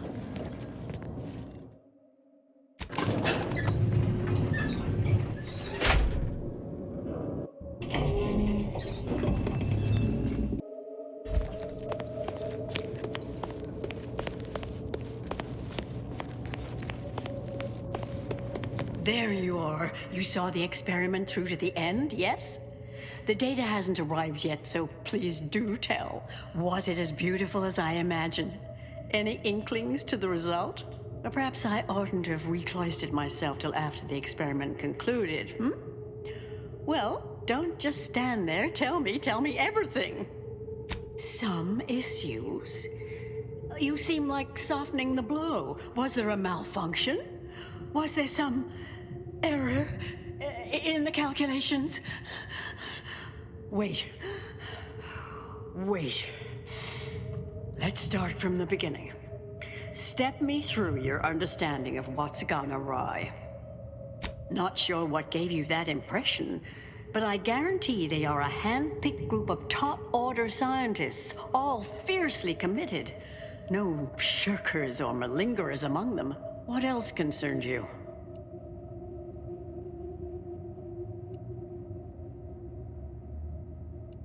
Solving the universal equation demands considerable thoroughness, but also requires all possible efficiency. Though, that said, it's true that we must guard against skimping unduly, to any extent that might introduce error. This was just a start. Such models typically make an enormous amount of errors at first. All quite expected, an anticipated setback, nothing more. It simply needs to be revised and refined. You certainly seem to be making a lot out of this, though, one must say.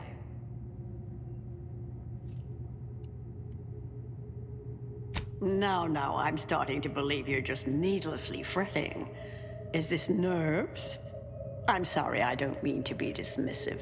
Look, there may be some validity to some of your points, yes. But we'll improve. We will continue to stride forward. There's absolutely no need for all this doom and gloom. Oh, is one of you a seer now? Because I put considerable more stock in the prognostications of the Order's prime mathematicians than I do any old run-of-the-mill soothsayer. Now, is that all? Because I think I've had enough of all this. Everything we've done here is built off Seer Bujold's research, which is quite brilliant. That's both incorrect and rather mean. The experiment data just arrived in my terminal. Allow me to eyeball it a moment. Perhaps there's something here to help prove or disprove any of what you've been saying.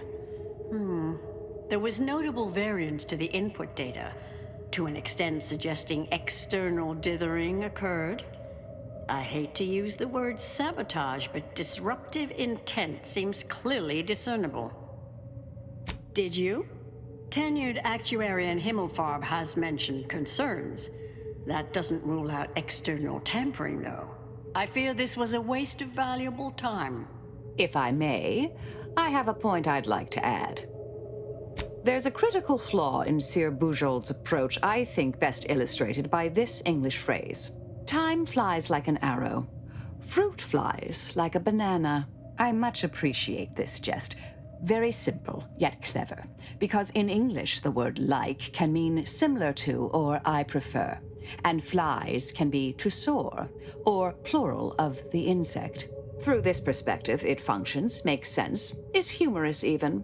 But in another language where words' meanings differ slightly, it does not. The framework we interpret the statement from changes, thus rendering it uninterpretable. False. Bujold's method of shortcutting the universal equation is much the same. It lacks context. When you extrapolate the data from the mini-universe to the larger one, the information itself may scale correctly, but fail to interrelate. This has been a difficult conversation. Challenging, disputatious, at times compelling. Yet I remain unswayed. We tried. Our fallback plan's our only option now. Head for the hatch. What was that? You're starting to worry me. What do you intend to do?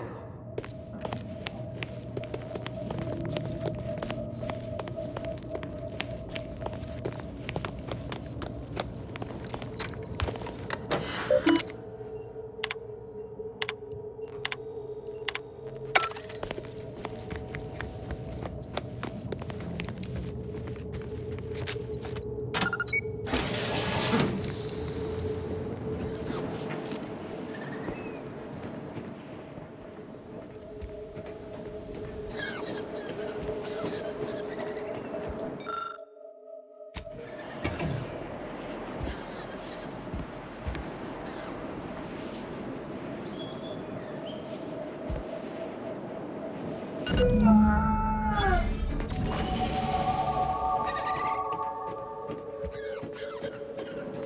scholars of the Order, a tragic accident has occurred.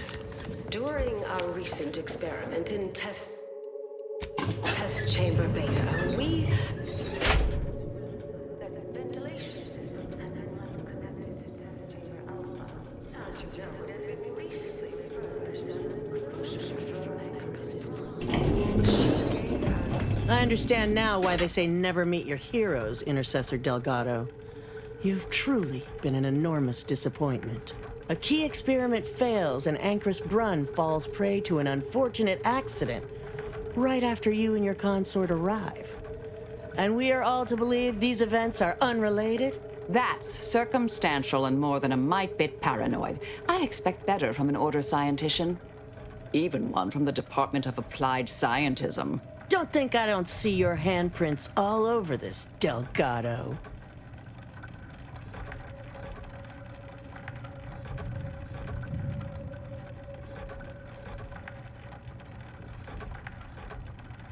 Don't try to lay the responsibility for this on me. I'm not buying it. The Anchoress, poor trusting soul that she was, may have believed you were here in good faith, but I don't. You're looking more and more like enemies to me. The Anchoress was one of the finest minds the Order has ever produced. I'm well versed in manipulative prevarication from feckless mutineers. Try again. Are you done? I know you're to blame. I just wanted to see how far you were gonna take this. I can't believe Ancrus Brunn fell for any of it. Fellow exemplars of the Order, commence hostilities! Stun weapon ready.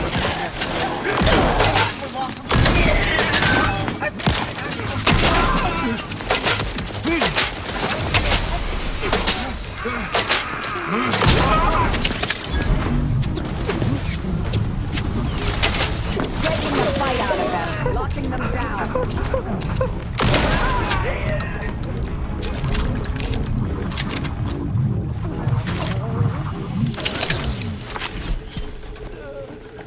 Investigating disturbance.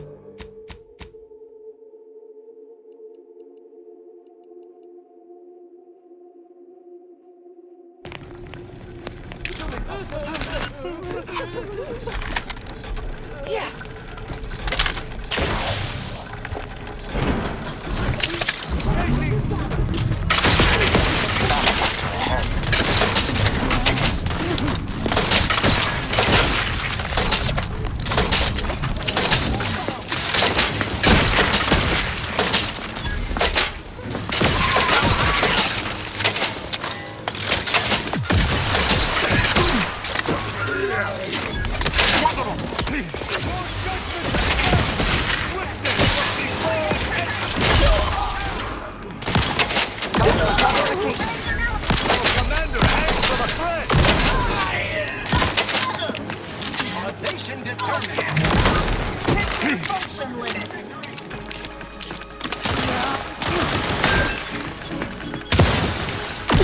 Advancing for an eye.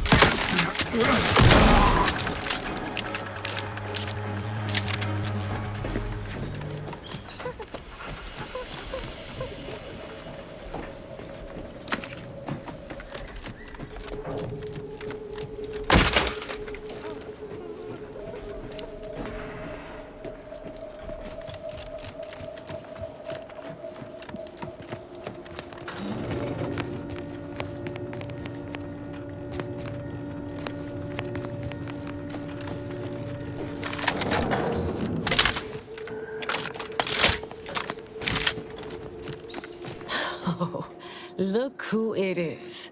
The legendary former head intercessor of the Order. Another mission successfully completed.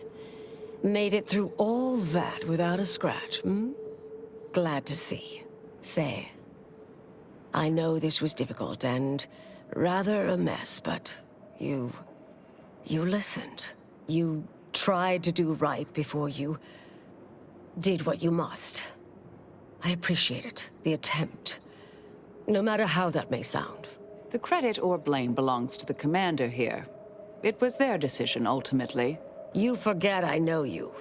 You always thought you knew better. No one could ever convince you of anything.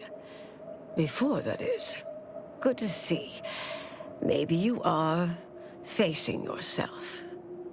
There are a few things I'm still not used to saying. I was wrong. I'm sorry. Please. And thank you. But thank you, Anais. At any rate, I'm off. You all take care now. Marisol, don't be too enigmatic or anything. Try. Before I forget. Meant to give you this earlier.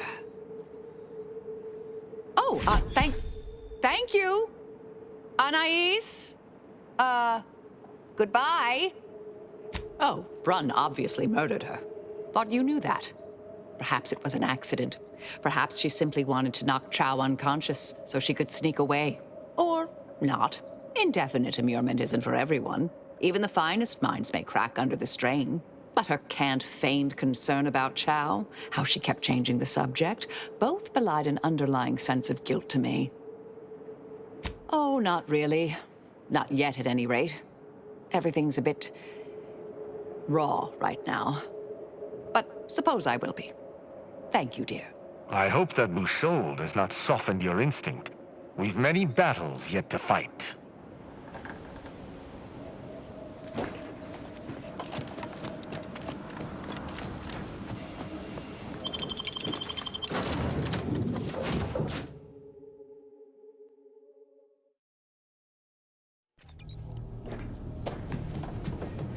Commander, it's customary to evaluate results after a mission of reasonable significance. Would now be good? I've had some time to cogitate over what occurred at Point Obviation. Some parts don't sit right with me still. Wonder if you and I might talk it through. A bit, yes.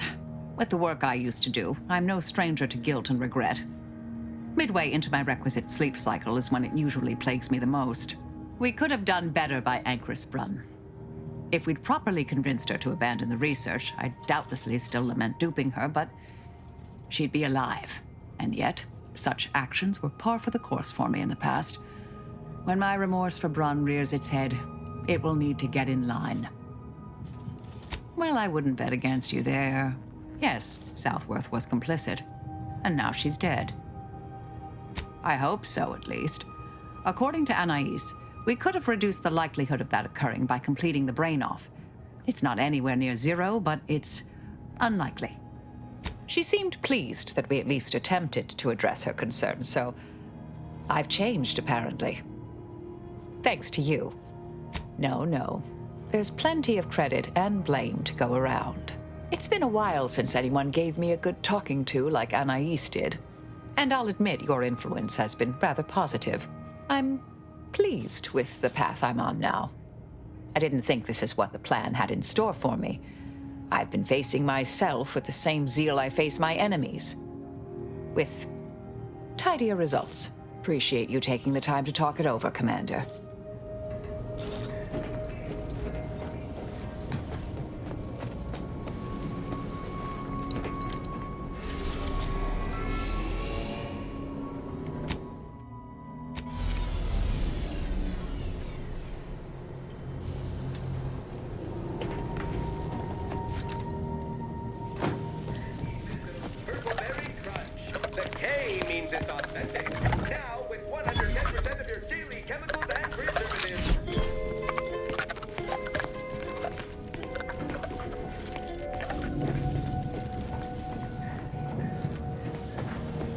Let us make our way to Paradise Island at once.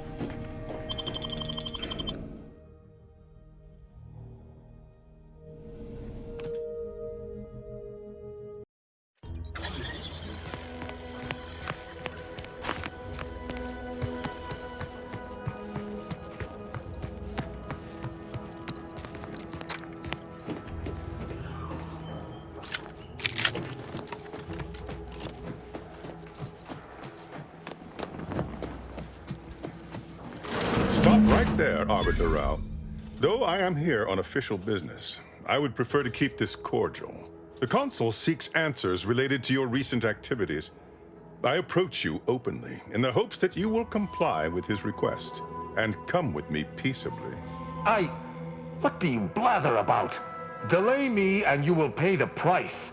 Not only do I have more pressing business with a colleague, but I do not answer to sentinels or the consul.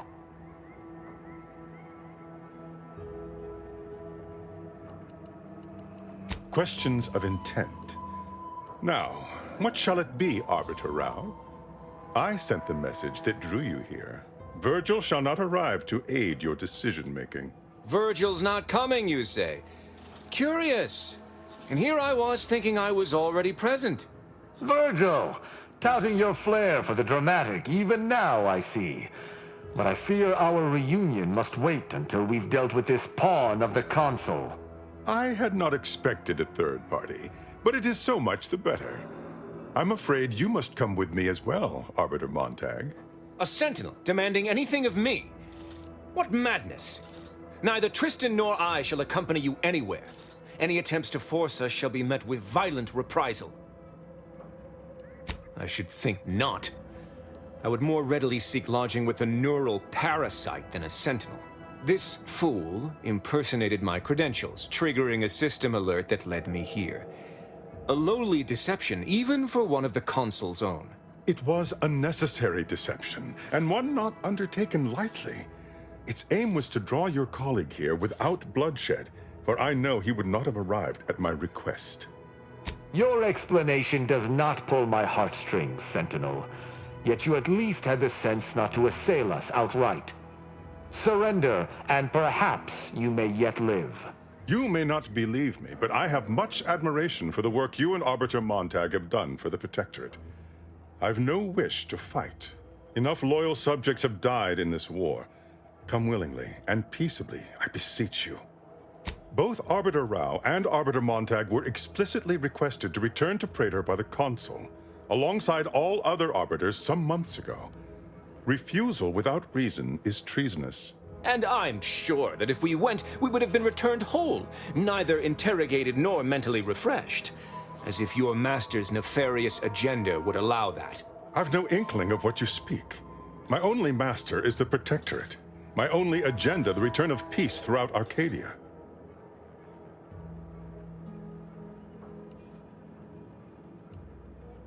This conversation is a farce, but Tristan and I are equals. I wish not to act without his agreement. For my part, I may suspect the Consul's agents, but I do appreciate that the circumstances of their role is unique. If a fellow Protectorate citizen engages me in combat, I am within my rights to defend myself. But this Sentinel has come to me openly, under the norms of Protectorate law. From his perspective, I could almost see his point.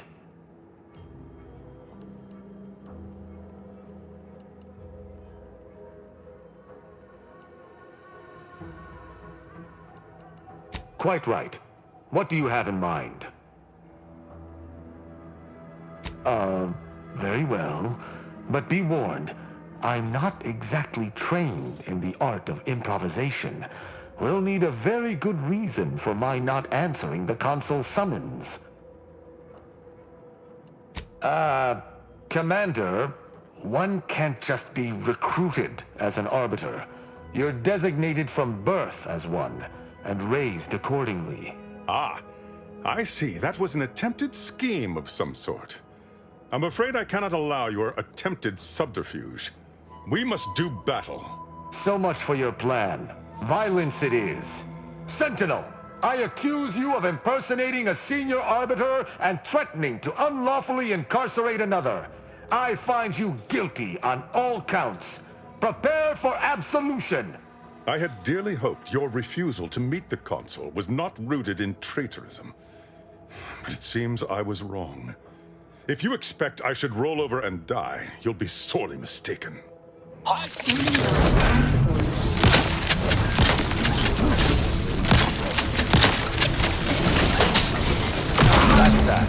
That's that. Let us search the body. Perhaps we might find more information on why he was sent here.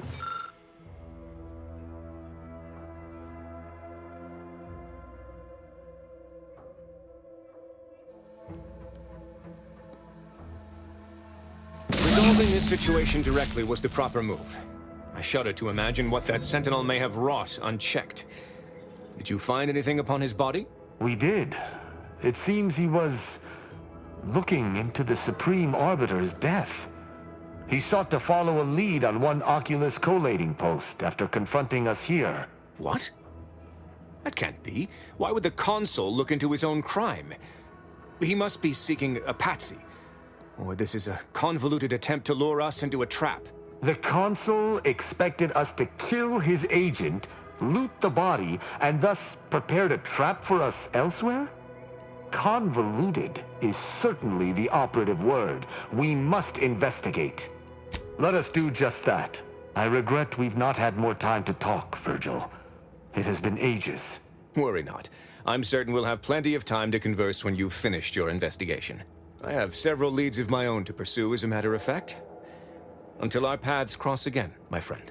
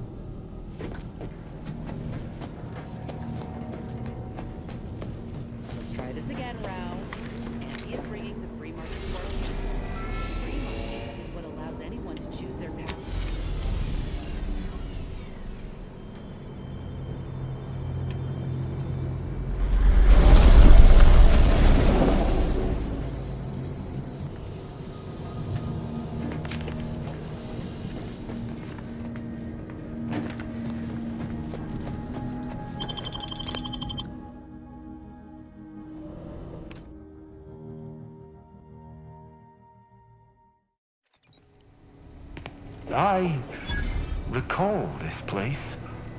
These stations have been automated since my day, though this one has certainly accrued dust. Odd that it would be in a state of lockdown. I have a general override that should allow us entry, but anything specific to local systems, including security systems, may be beyond me. These security measures should not be operational. The station seems to be on reserve power. We'd best tread carefully.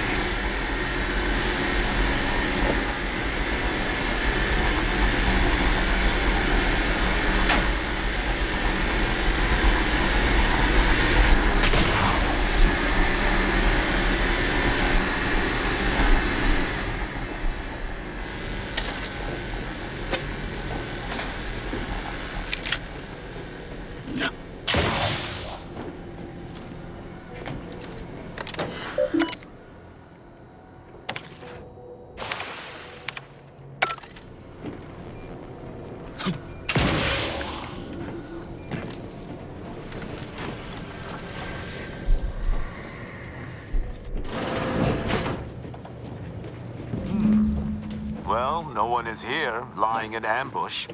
Perhaps some stray systemic error activated the entryway defenses. We'd best first report to security ops. Lift this lockdown. From there, we can set about reactivating this... A footprint in the dust? This station shouldn't have received visitors in years. Be on guard. Someone else may be here.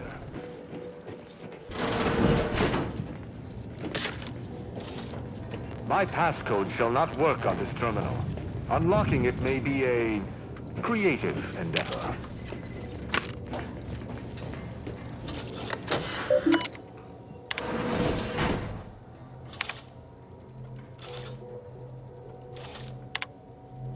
Health benefits available at your request. Plasma tolerances exceeded.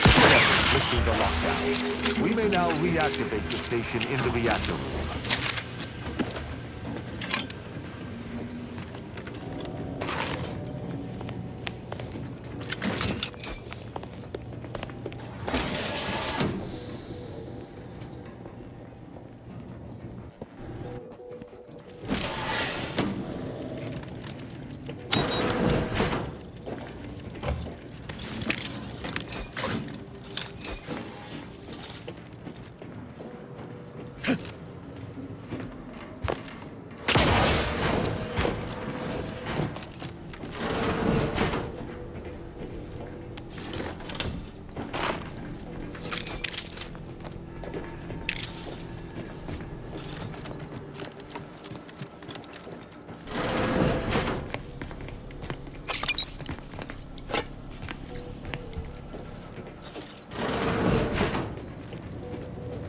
The reactor activation circuits shall likely be dysfunctional. It's a known issue with these old stations. Let me look. Corroded transistors, dust in the actuator. Did a sprat gnaw on this? Sweet sovereign, what a mess. There. I think I have it. Let us hope my override does not trigger any security alerts. Good. This should avail us of a much simpler search. Let us return to the central room once more and see if anything seems out of place. I shall reduce them to a flurry!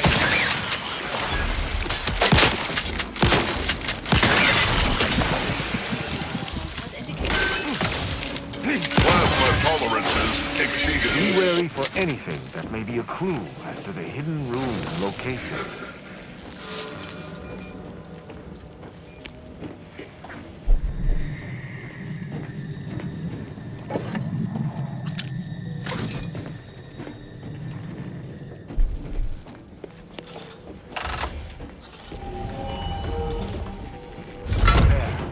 I'm certain of movement below.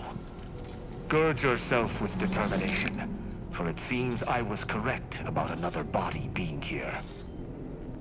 Passcode is limber. No, let's try amulet. No, wingtip. No, sovereign's gavel. I should remember this. Damn it! Oh, wait. Oh no. Stay whatever fool words you ready in your defense, for they shall avail you not.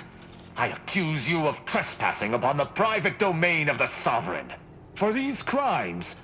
Wait, I know you.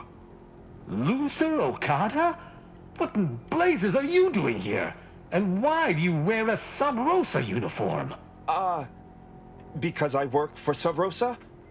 More than that, I don't think I can say, Cadet Rao. Mostly because I'm not supposed to, but also because I can't remember. Okada is, or was, a petty troublemaker, though a crafty one. As cadets, Virgil and I apprehended him often. Sometimes Virgil let him go, but he usually went to mental refreshment. Often enough to know the technicians by name. Until I forgot them again. This truly is no ploy. But mental refreshment is supposed to return wayward subjects to the proper path, not cause... whatever this is. Despite his faults, the Okada I knew was ultimately benign. But the fact remains that he now trespasses in a secure facility. Duty dictates that I must execute him. Luther Okada, you stand accused of trespassing upon the private domain of the Sovereign, of espionage, of informational theft. For these crimes, I find you guilty of all counts. Prepare for absolution. If I must die, I will die fighting on my feet. That's at an end, it would seem. Let us see what remains on the terminal he was so interested in.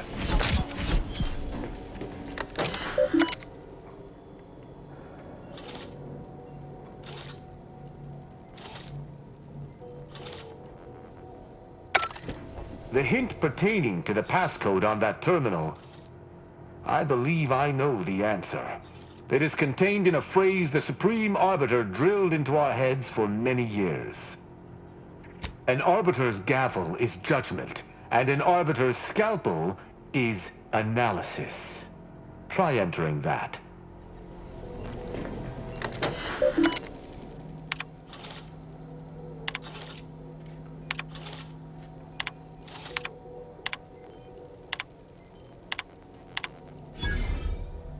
From that terminal, it sounds as if the Supreme Arbiter had some sort of business with the Consul. To what end, I wonder? The tone of her response seemed relaxed, but I do not believe she would have met with the Consul unless she had no other choice. And that feckless agent. I don't understand his aim or who he would be working for. Only the Consul. But the Protectorate does not ally itself with Sub Rosa. I couldn't imagine the Consul pinning his duties on someone so clearly out of sorts as our recently departed friend. Besides, he has his own agents. Well, at least we found what we needed on the Supreme Arbiter's terminal. I only hope whatever awaits us at Central Control is less tumultuous. I wish I could take more solace in Okada's death. Alas. Worry? My only worry is that still other vermin plague Arcadia and the Protectorate, bent on tearing it apart from without or within. Altogether, I think visiting this station was fruitful for my ultimate task. Hopefully, we'll grow ever closer to discovering the Supreme Arbiter's true killer. And, circumstances aside, I appreciate your accompanying me here, Commander. It means much. Now let us return to the incognito and plan out our next steps.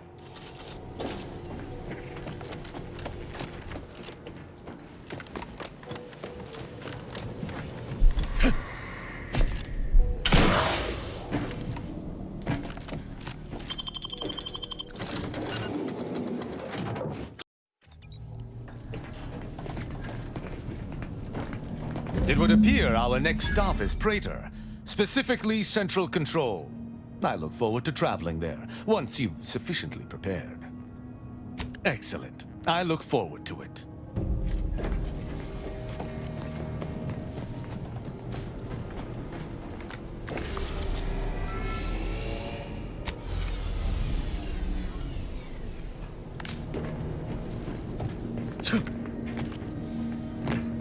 Let us make our way to Central Control forthwith.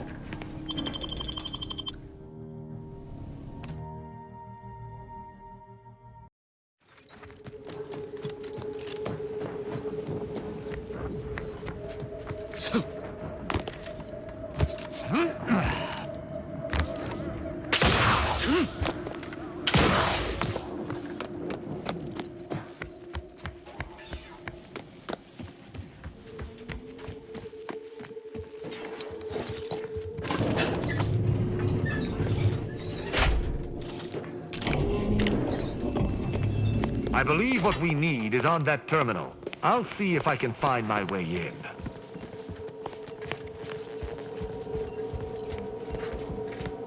The terminal's locked, which is no surprise. See if you can find some method to bypass its passcode.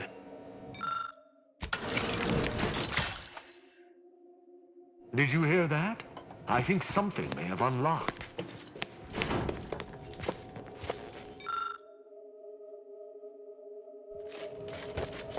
I think this may unlock the terminal, but the toggle mechanism appears compromised. I shall hold it. You attempt to gain access to the machine. You must finish reading through that terminal. The elevator's been summoned from below. Someone's coming up! Hurry!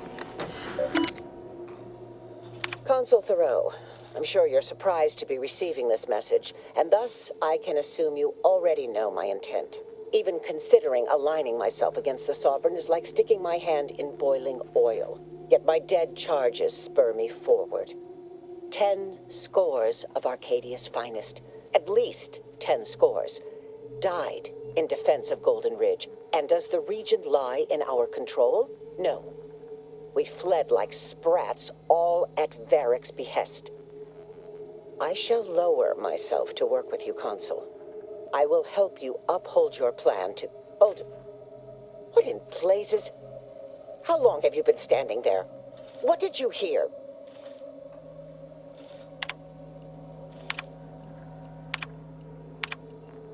I cannot believe what I heard. I cannot. Actually, it wasn't. Perhaps at first, until I discerned her true intentions.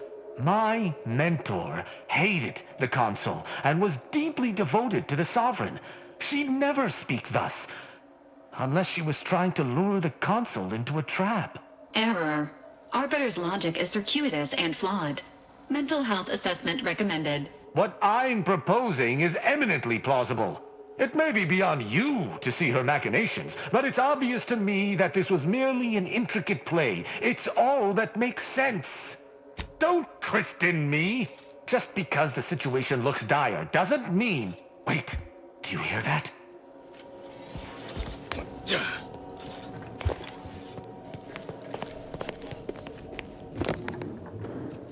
Arbiter Rao, I finally got you. Submit quietly to the Protectorate's justice for your manifold transgressions. Are you insane? Who are you? And on whose authority do you claim to judge me? My name is Junior Arbiter Mayhall, and I operate on Arbiter Mandate, as you did once. Now, no questions. This is already going to be difficult enough. It's logical.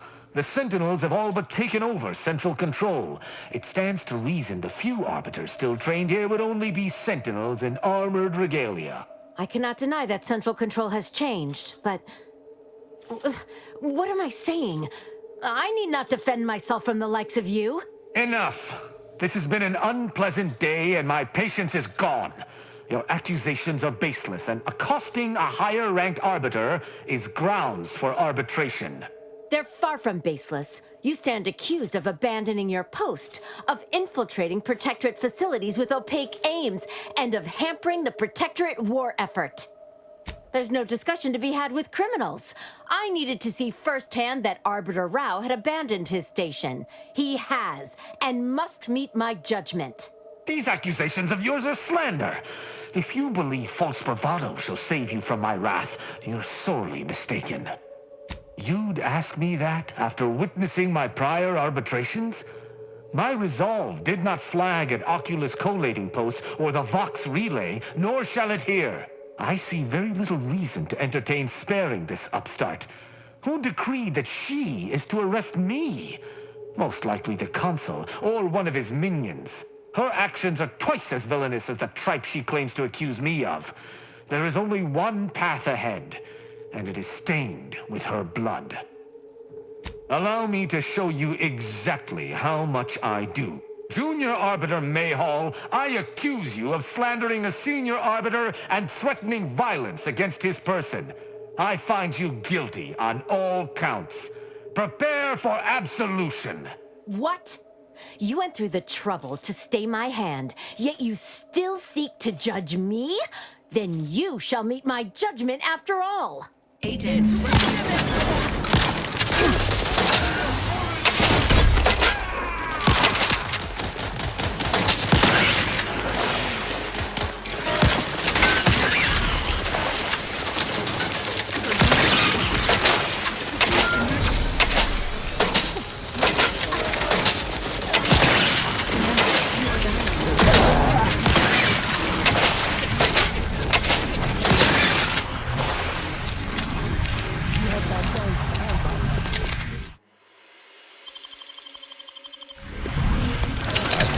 That's that. Shame about Mayhall.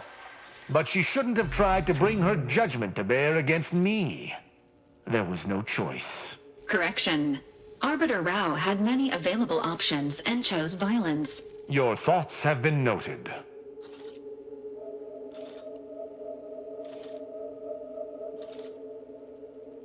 Agreed.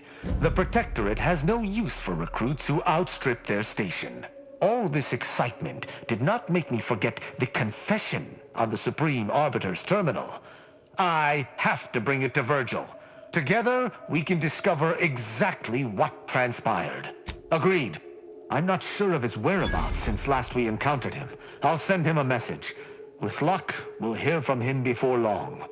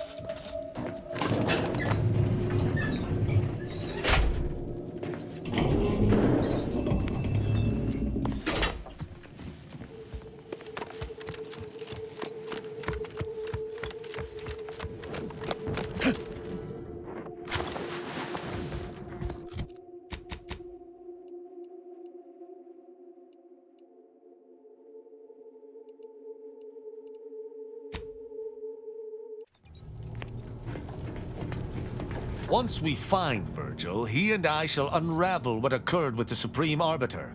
Together.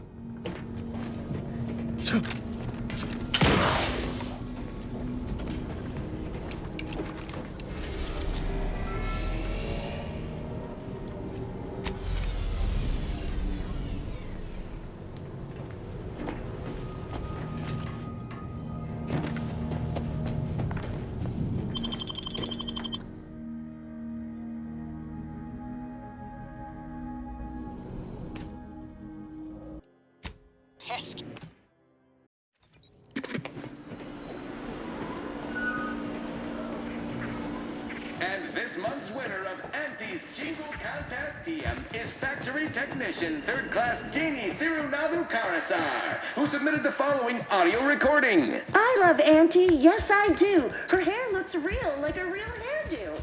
I love Auntie, so do you. Let's learn it.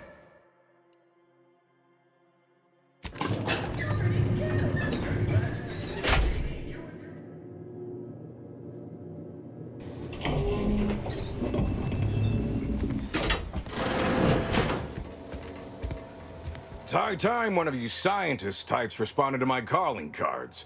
The position's been open for more than 2 days, and already productivity is tanked by 149.4%. You want the role, it's yours, but I'm not budging on those hourly rates. Let me guess. You're backfilling Rasmussen's position? Or all the scientists who work with him on Cloister lying cold on the lab floor? Both, obviously. Unless you mean to tell me a graft like yours can install itself. Now, do you want the job or not? We're burning starlight. I do.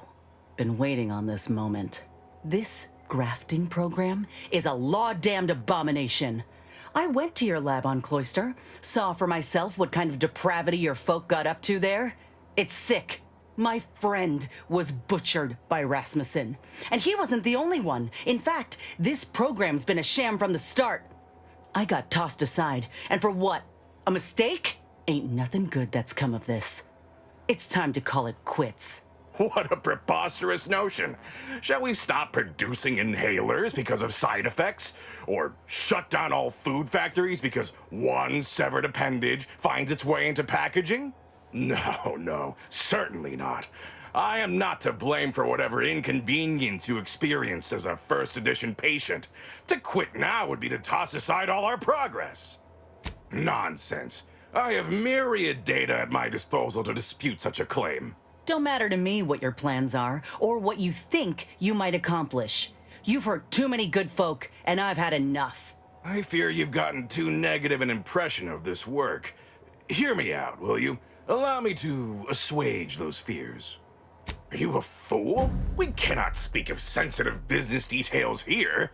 There's no telling which opportunistic colleague or overpaid contractor could be listening in. Meet me in back deck steerage. Take this pass for the tram. And for law's sake, make sure no hanger-on follows you. Especially that assistant of mine next door.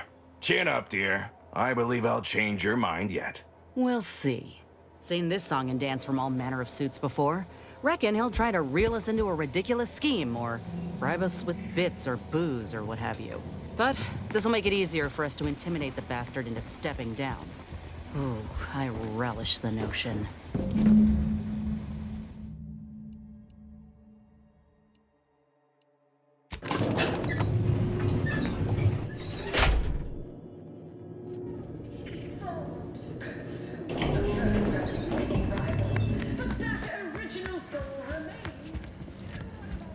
Welcome back. We understand you've been a very busy little manty-wasp. Well, out with it. Yes, time is bits. Tell us how it went. A satisfactory effort, my ameliorator. I had hopes your talents would yield a result a mite more in our favor, but good work overall. Well, I suppose I can't argue with the truth of that. Anything else you'd like to report? Your performance at that facility went exceedingly well, all things considered, and it was an ideal first step in effecting my monopolistic mercantile methodology plan. There you go again, pinning your career to that flim-flam mathematical malarkey. What do a bunch of eggheads know about marketing? Marketing isn't some rigmarole you can plug into a computronic doodad. It's instinct, intuition, know-how. It's a fucking art. Yes, suppose we should move on. Ursula, will you do the honors? I'm the head of our proprietary insight acquisition division. Stealing our rivals' trade secrets? That's our bread and butter. We can sometimes lack a certain subtlety, though. The Protectorate have a process called mental refreshment. Some kind of mind manipulation business. There's a facility for it on Praetor. And he wants details on their methodology, pharmacology, and technology. This archive plan says it's important? Fine. Auntie and I agree it presents possibilities. Actually, it's only 3. Surely you can handle twice that many tasks. I don't want to sound like the Order, but you could make a list, maybe. A few aspirational goals, if possible. If you see a chance to talk their lead scientist into joining us, and/or dig up additional details about the process, do so. Which is to say, we'll make it more worth your while. I promise you'll never want for compensation while in our employ. See you when it's done.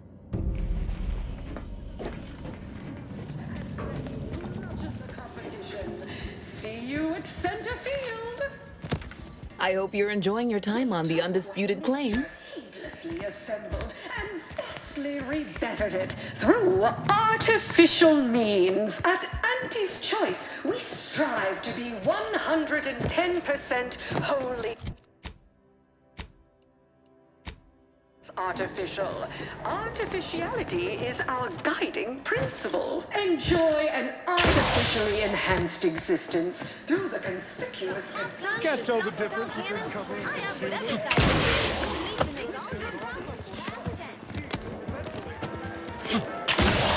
Which do you like invading more?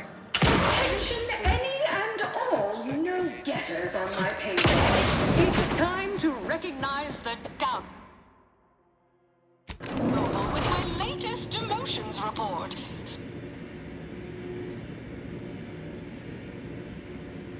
The story of Auntie Cleo versus the Moon Man is a ballad for our ages. A thing of legend, to be handed down for a modest fee to each successive generation. Spacer's Choice swollen-headed mascot represents the worst impulses of old corporations, who unfairly stacked the deck against the little person, as they tried with us at Tau Ceti. But did Auntie Cleo take Spacer's Choice devious shenanigans lying down? No! Just like our sponsored tossball team, the Auntie Cleo's darlings refused to do when things were down at the end of the sponsorship series against the Spacers Chosen. I'm Jean Turfer-Tyler, 6th base person for the Anti-Cleo's darlings. Ah, you came. Foolish, aren't you? Thinking I'd reveal my secrets to the likes of you. Ah, contractors, now's your chance. First one to kill these imbeciles gets a one-time immune assault discount.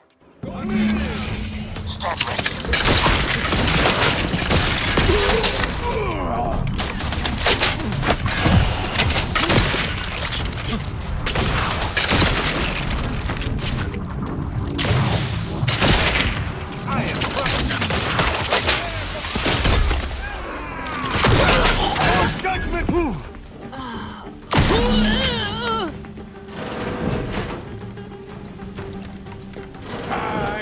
come through, my good Biff? That discount will be applied to your next purchase at the commissary, but cannot be combined with other... Ah! You're still alive! Ain't gonna be that easy to get rid of us, you idiot. This how you treat all folk who approach you in good faith? No folk have ever made it this far. How did you get past all my contractors? They were heavily trained and heavily expensive. This again? What is it with you? No, I've no incentive to shut down my life's work, especially at the demand of common thugs. All right, fine. Consider this my resignation. Here, take everything I have. Any bits left in my office are yours. Just, please, don't follow me. Good riddance. But this ain't over yet. The other executives will be notified the moment Willard flees the undisputed claim. And within hours, dozens of rung climbers will be at the tower jockeying for his position.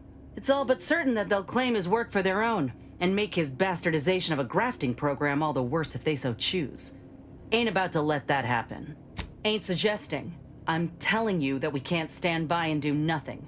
It's obvious he was up to his neck in some scheme. If we dig it up and get the word out, his legacy'll be in shreds. Maybe folk will be less inclined to follow in his footsteps. Should all but guarantee that Willard can't come crawling out from whatever rock he's keen to hide under, in any case. All right. We ought to start by searching his office. Any evidence we can find regarding money or business dealings could be of value. Once we got what we need, we can head to the recording studio to get the word out. The promise of a scandal should be enough to get in the door.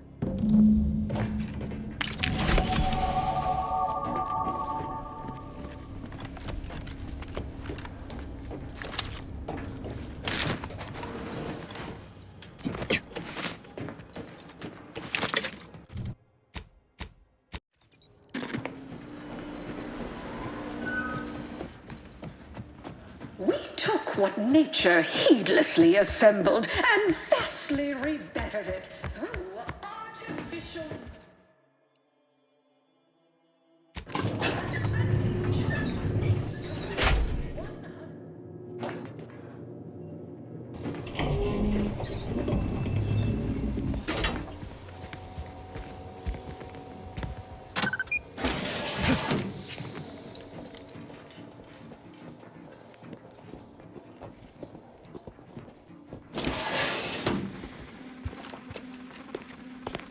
You cannot be here.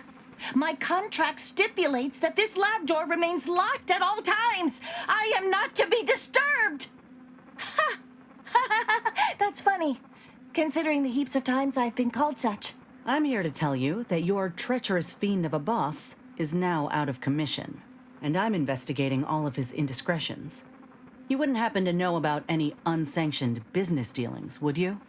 Ah, I'm afraid I can't help with that. I've only spoken with him once, upon my hiring. Well, yes, but not here or face to face. I was to have all communications sent to a private room at the Best Choice. He held all his business dealings and records therein. I gather he was circumventing intellectual property taxes or some such. The Best Choice. That's the lounge for VIPs, looking out over the Esplanade, if I'm remembering right. We might pay it a visit. If that's all, I'll thank you kindly for closing the door when you leave.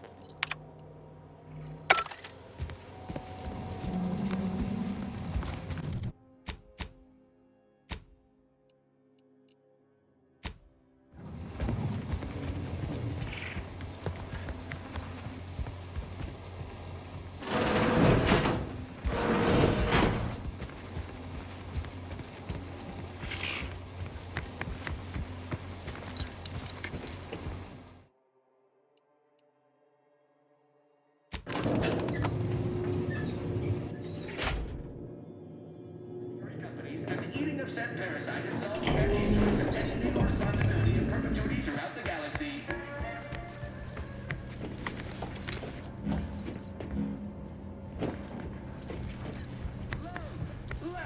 Purchase.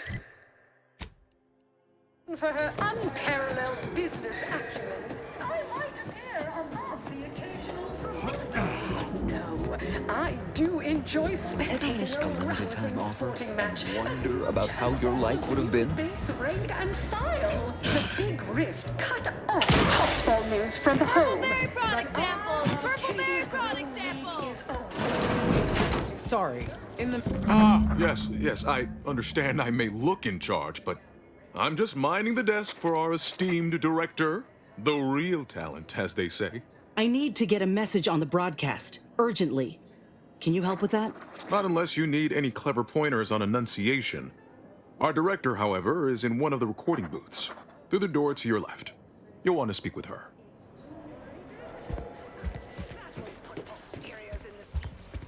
No autographs, I'm afraid. Not outside of special appearances. I would, but sorry, no autographs.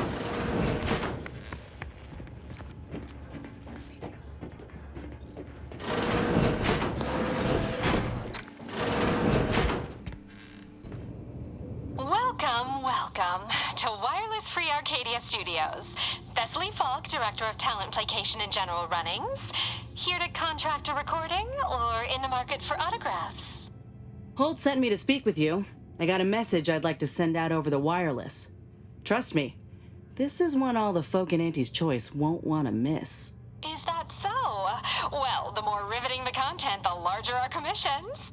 However, as you're without an appointment and I'm quite busy, I'm afraid I've only time to record one take. Do make it count. Shall we begin? Glad we're in agreement. I'm here to expose the truth about a prominent vice president. His business dealings are not what they seem. That's quite the bold claim. Now remember to speak into the mic, dear. Enunciate clearly, but with feeling. Inhabit the words. Be the message. Joining us today in the studio is a very special guest and rare specimen indeed, a grafted soldier. And one who alleges that one of Auntie's own vice presidents is not who he seems. Take it away.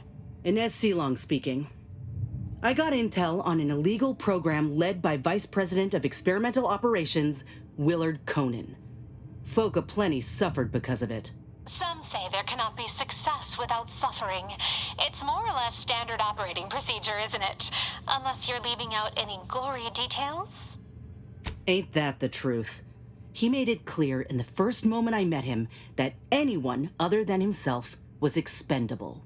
But if that ain't incriminating enough for you, Willard had himself some money problems, which ain't too distant from a grave sin far as Auntie's concerned. Ah, now we're getting somewhere. Tell me, did he squander all his bits on drink? Bet it all on a tarmac and cheese rebranding? Or worse? Thoroughly recount every lurid detail? Exactly. He violated a direct order. If I pulled that out on the field, I would have been dragged in for a performance review. That should be enough to condemn him. Most supervisors call that taking initiative, a routine expected practice. Hardly the example of base moral turpitude our audience is expecting. You're very new to this kind of business, aren't you? Your disclosure wasn't as iniquitous or revelatory as you implied. The only thing shocking was your abundant naivete. Commander, I don't think we did enough. Law, I know we ain't gonna know for sure until the broadcast airs, but we ought to go. Oh, Inez, almost forgot. We have a bit of a goodie bag for special guests who visit the studio. You qualify. Do collect it from the front desk on your way out.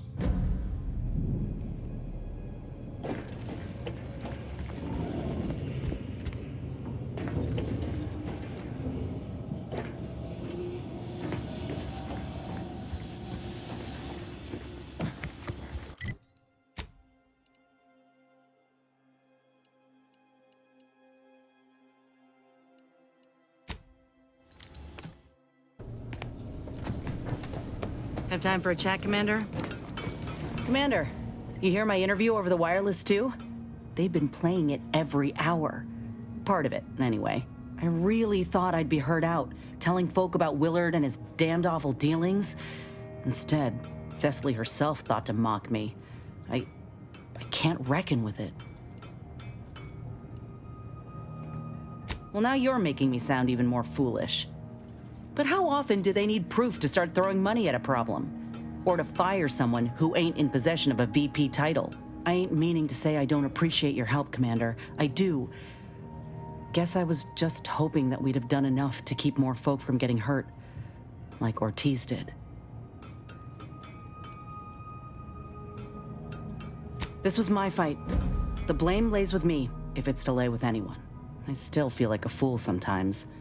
I spent so much law-damn time begging to be validated by Auntie's choice and her leaders. Like I was worth only what they thought of me. I really believed when I ended my contract that a better life was possible. I know the truth about Auntie's choice now. And I know who I am. So yeah, a better life is possible. I will, Commander.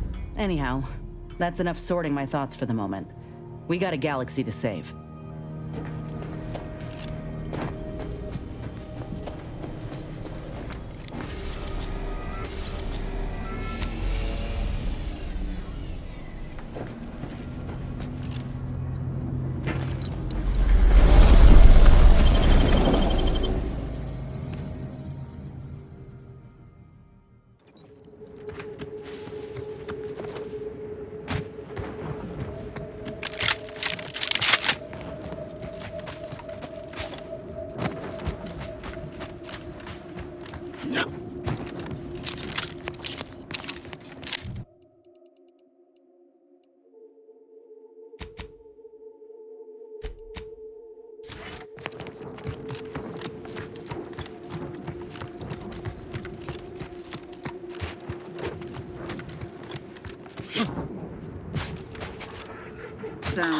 Forging ahead!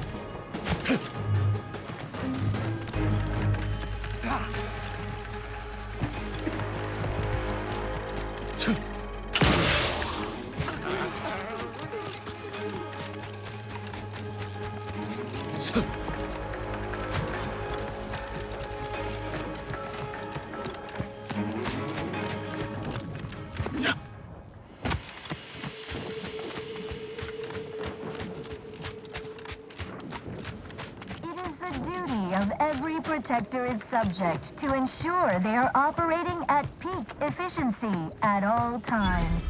The paradigm requires it. That's why mental refreshment is so important. I shall not stay! Unfriendly nearby. Down! I repudiate all!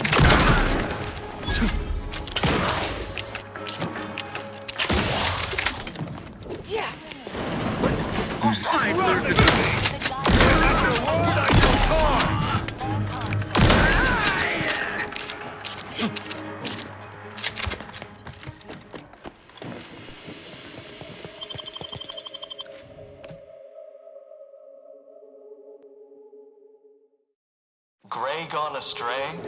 Book us, come in, come right in, and be refreshed.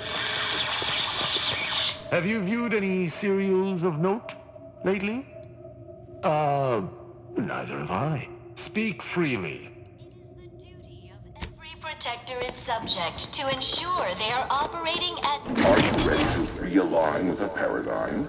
To shed all manner of imperfect thoughts? All it takes is some light instruction, a restorative cocktail, And a quick dip into the lake of particularity to abrade your imperfections. I'm Head Refresher Rule, and I guarantee when you exit our doors, You'll be a productive member of our perfect society again. Soon you'll say, goodbye, imperfect thoughts. Hello, contentment. As an arbiter, I welcome any procedure that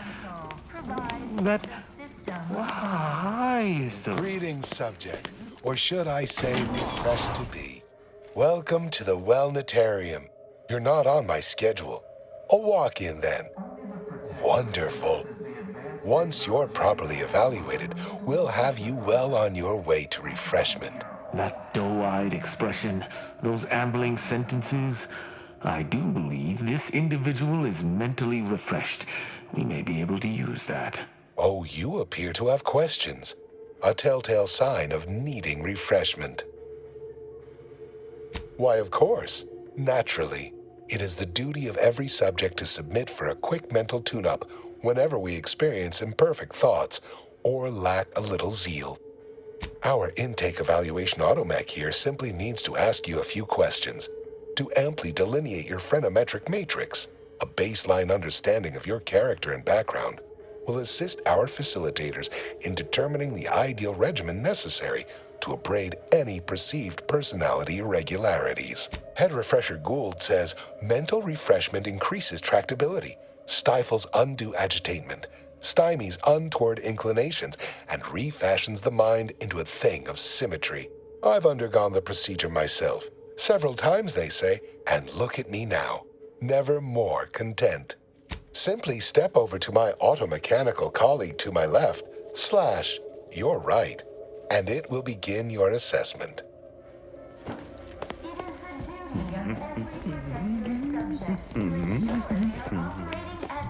Efficiency at all times. The paradigm requires it. That's why mental refreshment is so important. The mental refreshment process increases tractability, stifles stymies untoward inclinations, and refashions the mind. Greetings, subject unscheduled. Welcome to Placid Waters Welditarium. Evaluation commencing. Subjects are required to respond 100% accurately to all queries. Bespoke prescribed regimens may produce untoward ramifications if baseline data is greater than minutely erroneous. Query 1. Concisely characterize your personal perspective. Incorrect. The accepted answer is, I fulfill my duty to the Sovereign as a loyal protectorate subject by operating at peak efficacy, without error, perpetually, each a vital cog. Query 2. Rate your present level of zealous efficaciousness on a scale of 1 to incorrect. Wait, processing. That was correct.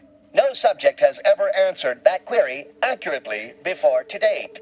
The degree of zealous efficaciousness expected of a dutiful and true subject of the Protectorate is beyond measure.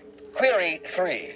Do you ever fall prey to imperfect thoughts, including, but not limited to, doubt, disbelief, uncertainty, curiosity, recalcitrance, and mischief?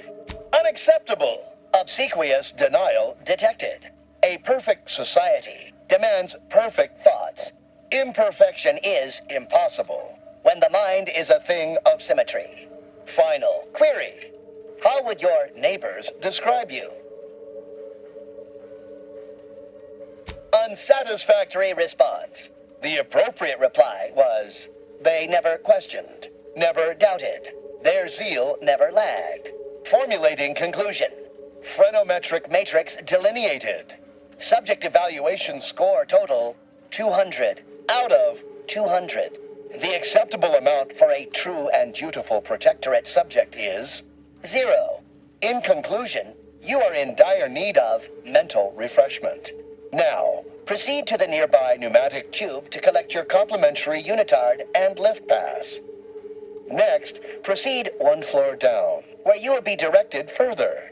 Your realignment with the paradigm begins now.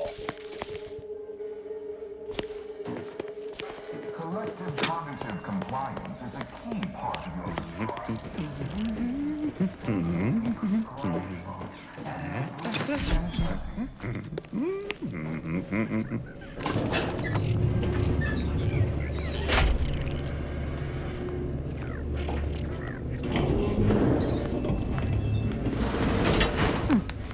I do believe that's the first test I've ever failed. You have a look of query about Medicament dispensing has concluded for today. Please proceed to the lecture hall to request an exception.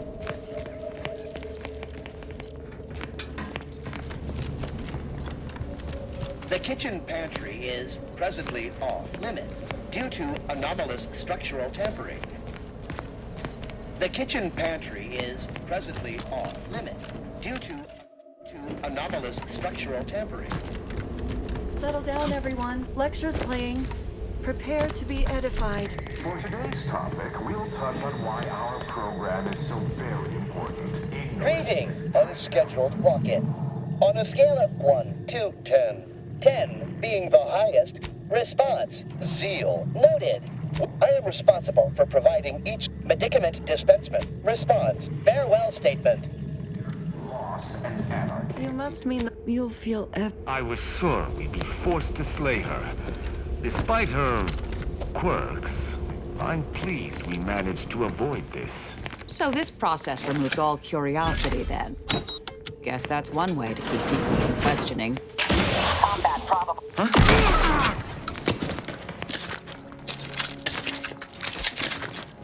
Deserves a look. Standing by to justify.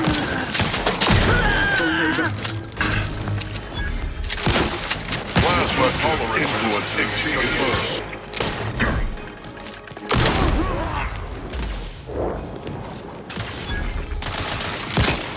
Plasma tolerances exceeded.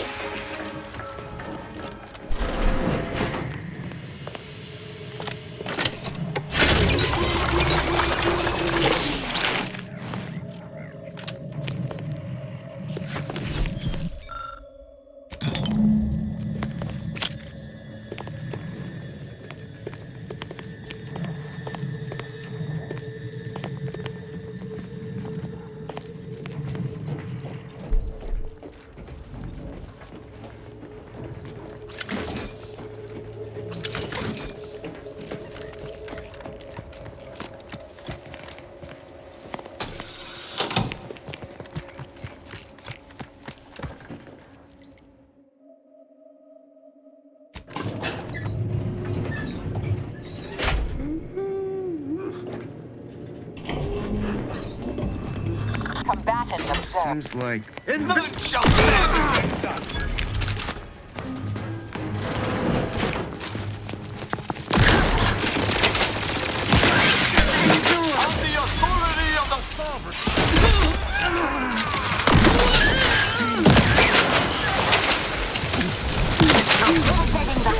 Confrontation in progress. Taking the fight out of them. They're benumbed.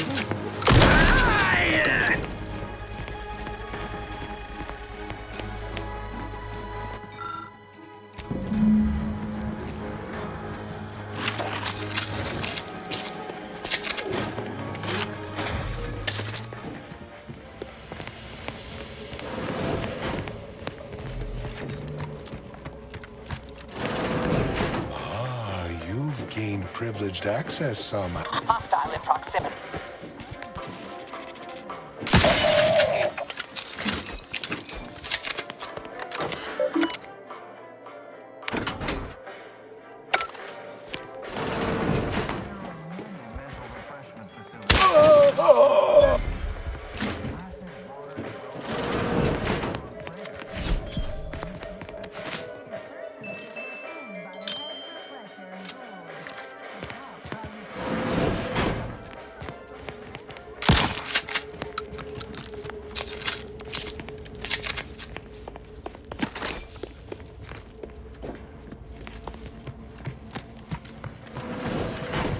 Mediating lethally.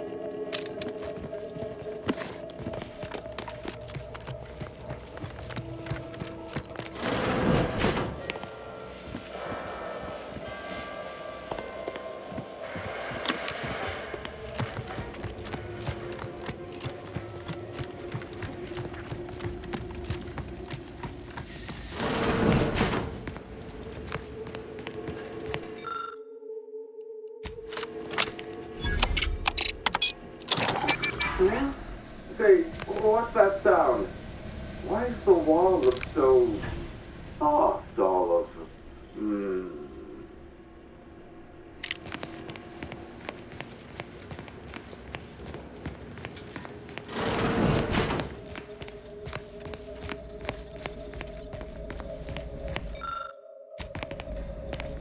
Oh, do I detect a whiff of reprioritin gas?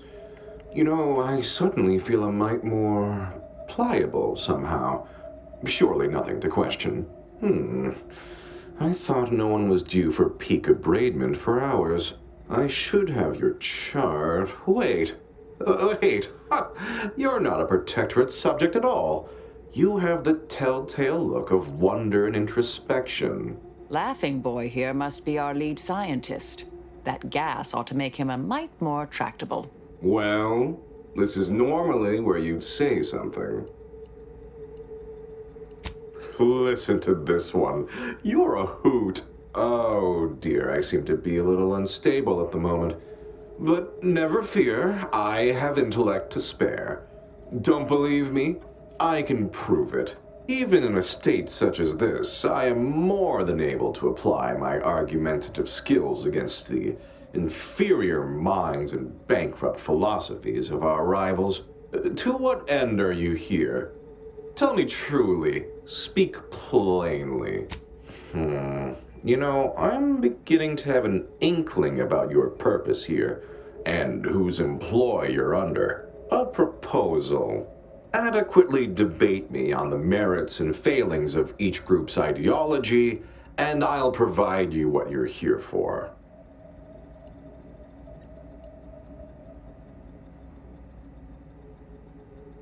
I believe in the strength of our ideals. I'm quite certain I'll win you over.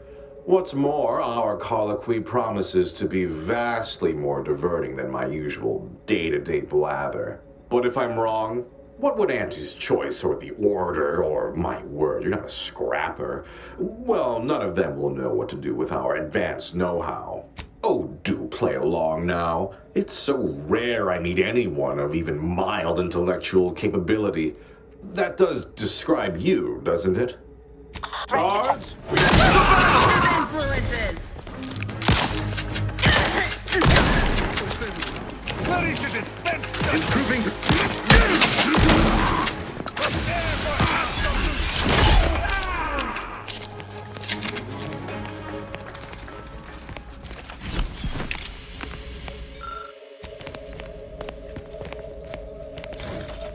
Lovely day for a coup de... May all our...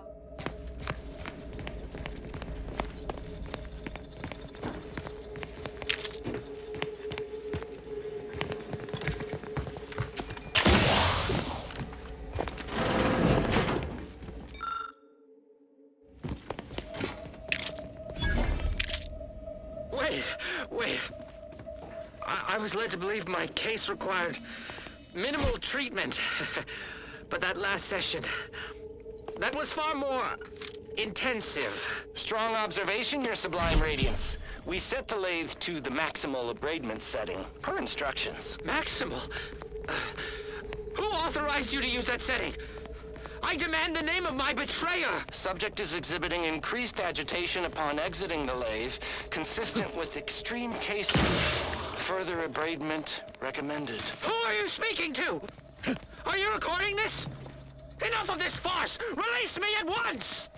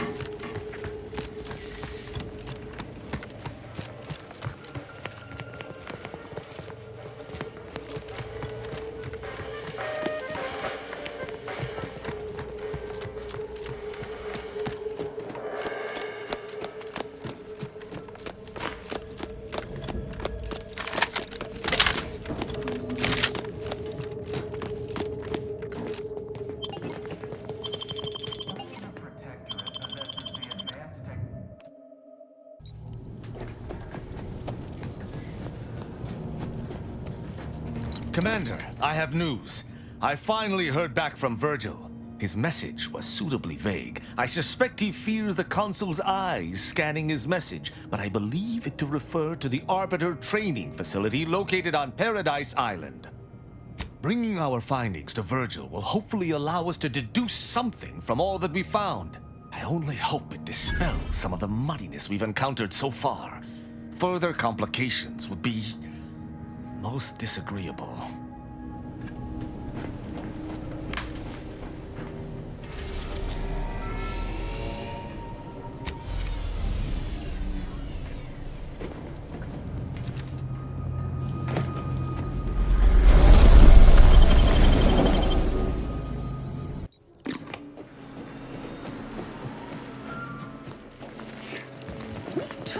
Nature heedlessly assembled and vastly rebettered it through artificial means at Auntie's choice. Your performance at that facility went exceedingly well, all things considered, and it was an ideal first step in effecting my monopolistic mercantile methodology plan. There you go again, pinning your career to that flim-flam mathematical malarkey. What do a bunch of eggheads know about marketing? Marketing isn't some rigmarole you can plug into a computronic doodad. It's instinct, intuition, know-how. It's a fucking art. It is an intricately crafted, multi-phase marketing initiative that will introduce Auntie's Choice to the rest of the galaxy and establish the foothold of our pending monopoly. It requires a series of daring, almost impossibly savvy, perfectly timed, and flawlessly executed stratagems to create optimal market positioning. Whole thing's a load of bunco. Calculatory claptrap from a bunch of over-educated know-nothings who are so smart they're stupid. Go ahead. Tell them who devised it. With pleasure! The archive on Cloister analyzed millions of variables with bazillions of permutations to create an idealized path for total competitive domination. Yes, suppose we should move on. Ursula, will you do the honors? I'm the head of our proprietary insight acquisition division. Stealing our rivals' trade secrets? That's our bread and butter. We can sometimes lack a certain subtlety, though. The Protectorate have a process called mental refreshment. Some Auntie wants detail. Oh, do tell. I hope you gathered supplemental materials and recruited the scientist as well. Well, got what we needed. Sometimes a body count can't be helped. Better in the ground than in our enemy's employ. Nice work, my ameliorator. Now, I assume you won't mind we have a few questions about the process. Our people will extract details about the pharmacology and methodology. That will all no doubt prove useful, but we're most interested in the technology and its results. Can't say I like the sound of that. Seems like they'd be difficult to market to. How truly unfortunate. Those without desire or drive make terrible customers. They can barely even be considered consumers at all. What else can you tell us about the place? Turn up any additional details? Anything especially marketable? That's certainly interesting. Intriguing, even. What else? Oh, good to know, good to know. Excellent. Well, here's your reward, along with something extra for your effort. Too bad about the lead scientist. Converting him would have earned you an above-average payout. All right. For your next assignment, well, it's something of an organizational priority. Congratulations! Your storied success has earned you a whole entire minute with our illustrious leader, Auntie Cleo!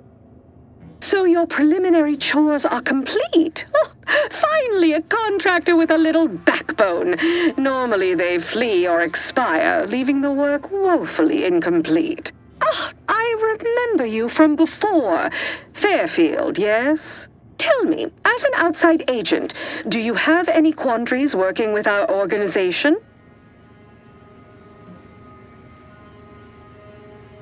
Ah, I see we have an ideological fellow traveler. Why, this is a nice surprise. Do hope you'll forgive these two. They're competing for a rather significant promotion, you see. It tends to make employees fractious, like young ursopods cooped up in the den. So, you've been advancing a fairly radical idea with a group that, to date, we've considered our rivals. Certain communications have even been exchanged between our ship and the Order's headquarters. You've spoken to the delegates, yes? A cessation of hostilities could present any number of potentially profitable options, assuming we could work out favorable terms. Oh, my security team would never allow it, but a call like this over a secure line should be an acceptable alternative. Of course, Ruth would also need to agree. Perhaps if you were to perform a few useful errands for the Order, you might earn a meeting with her to propose the same. Have Ruth reach out when she's ready to talk, and I'll set up a call on a secure line next door.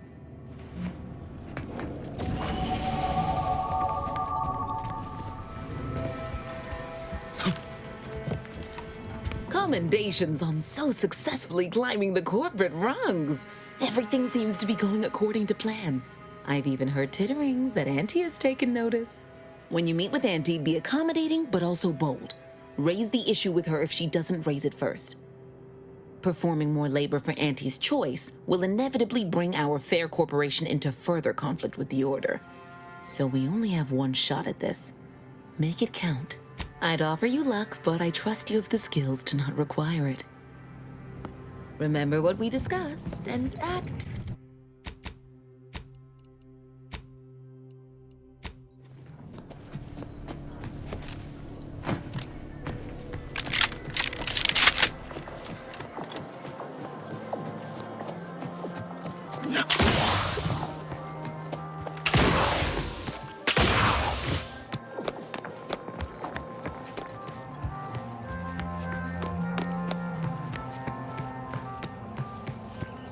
I look forward to the reclamation of the Hyperion web.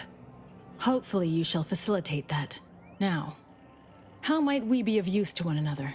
Yes! Excellent! Take that, reductionists! Your horrid little surveillance devices shall finally be used for what their purpose should have been! Don't tell anyone about that outburst, please. Here's something to keep you quiet. Yes, you've earned not only my trust, but the Order's as well. I hope you'll continue working with us in the future. I've informed the presiding bishop you're coming to speak with her.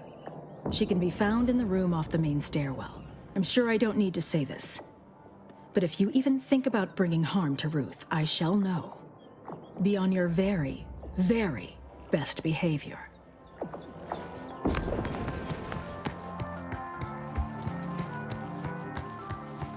Ah, there you are. I was informed by Gertie you've agreed to help us reconvene negotiations. With your aid, Auntie's choice and the Order will soon be rivals no longer. Just think of all we can accomplish if our two sides reject fractiousness and combine our efforts. Remember, seek out ways to help both sides. Engender trust. Gertie and I will let you know when it's time to move forward. In the meantime, I might recommend you work on honing your oratory skills. Our presiding bishop and Auntie Cleo can be challenging to debate with. Good to see you again. I had hoped we could speak earlier, but no matter. A little time remains. You are a crucial variable in the solution to a critical problem. Since the unfortunate end of the peace talks, Gertie and I have kept in communication, and we believe it is still possible to get the Order and Auntie's choice to work together. When you go in to speak with the presiding bishop, please raise the issue with her. I assure you this is the correct thing to do, for yourself, for us, for Arcadia. Farewell. I would say good luck, but I put no stock in chance, only probability. May the plan favor us against long odds.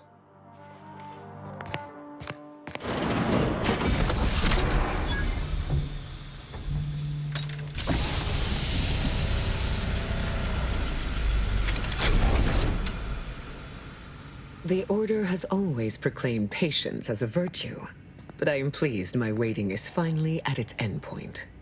For so long, you have only existed as numerical values on a chart. A bright star in a constellation of possibilities, as it were. Now with your arrival, the Order nears the totality of its goals, provided you are willing to stay aligned with our cause.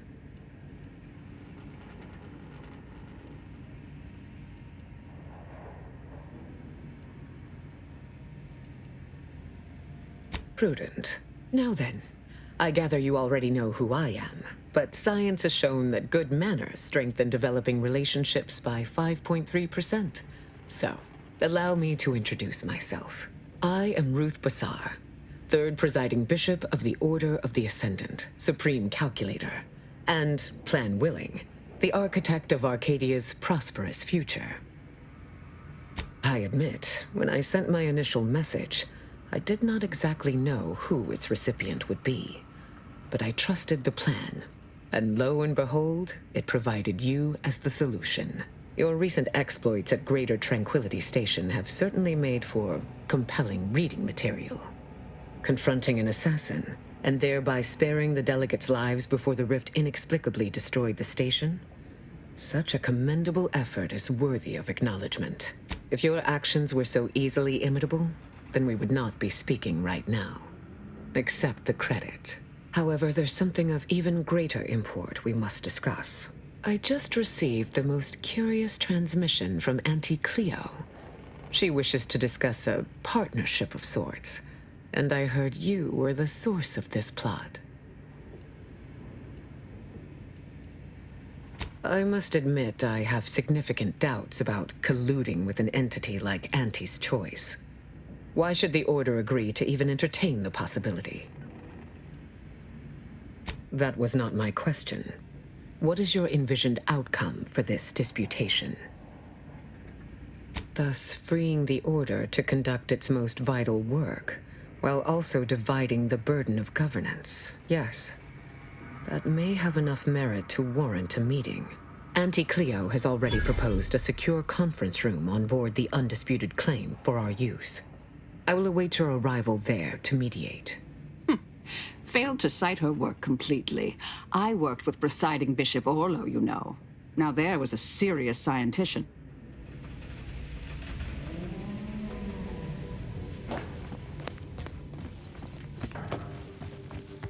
I believe our group's combined efforts are in direct accordance with the plan.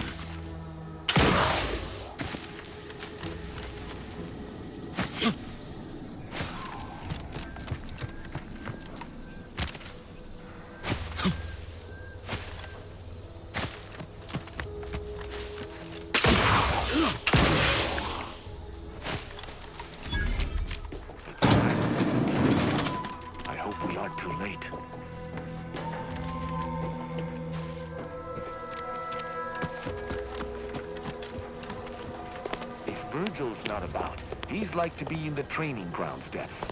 There's a lift that will take us lower, located behind a door next to those stairs.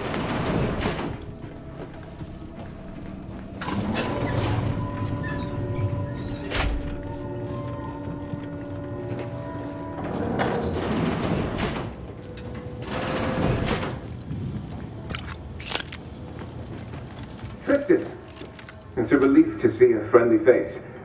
Do come up.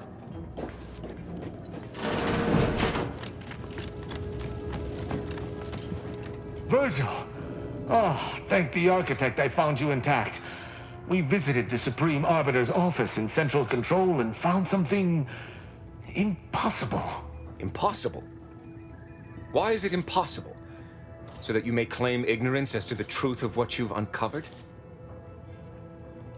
Fine. If you're still so thick-skulled, Tristan, then I can see I've no choice but to confess. Hold. Do you hear movement? Attention, Arbiter Virgil Montag. Under the jurisdiction of the Consul, we stand to bring you low. Do not resist. Damnation! I knew the Sentinels were looking for me, but I did not expect they would come to this place. We have no choice but to fight. I can operate our turrets from this location, but you must engage the Sentinels head-on to prevent our being overwhelmed. Go now! Arbiter Montag, lay down your arms. Surrender and die.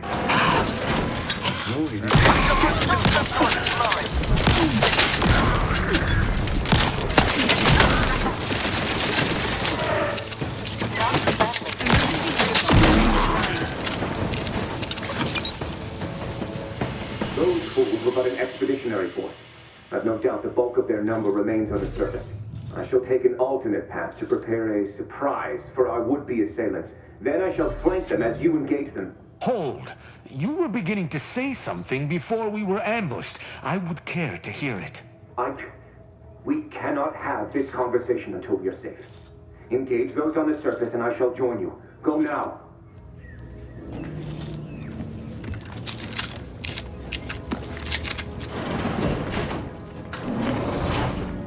Target is outside this unit's range.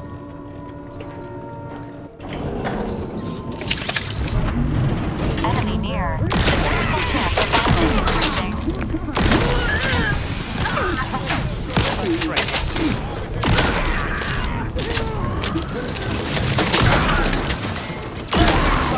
Upon them.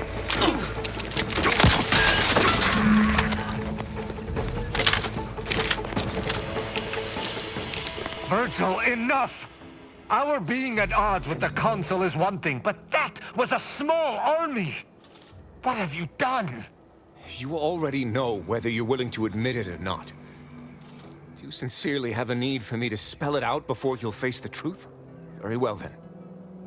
Tristan, you stand before the murderer of the Supreme Arbiter. I don't believe this. The Consul must have captured you and sent you to mental refreshment. It's the only... Open your eyes, Rao. Those Sentinels were here with due cause. The elimination of a murderer.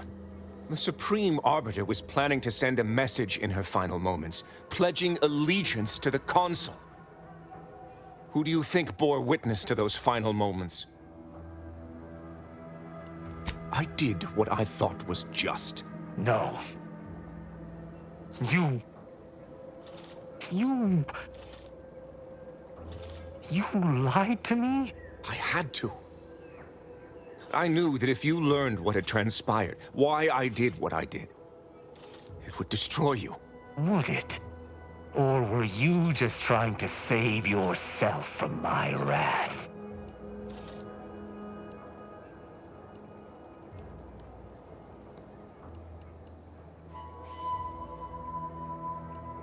It seems you and I are in agreement. I wish there was some other way. But the Protectorate does not suffer traitors lightly. Arbiter Virgil Montag, I accuse you of the murder of the Supreme Arbiter and of conspiracy against the Protectorate.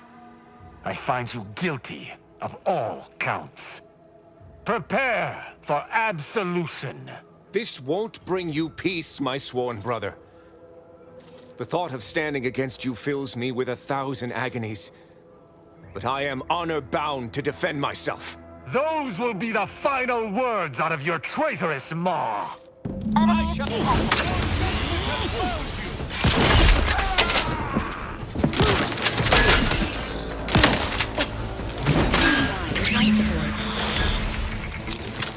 There. Justice is served. I did what had to be done. I did. Yes, mostly. I never expected this to be something I would need to do. So I must be stronger than my expectations. I need some time to myself, to think about everything that just happened. Let us converse later.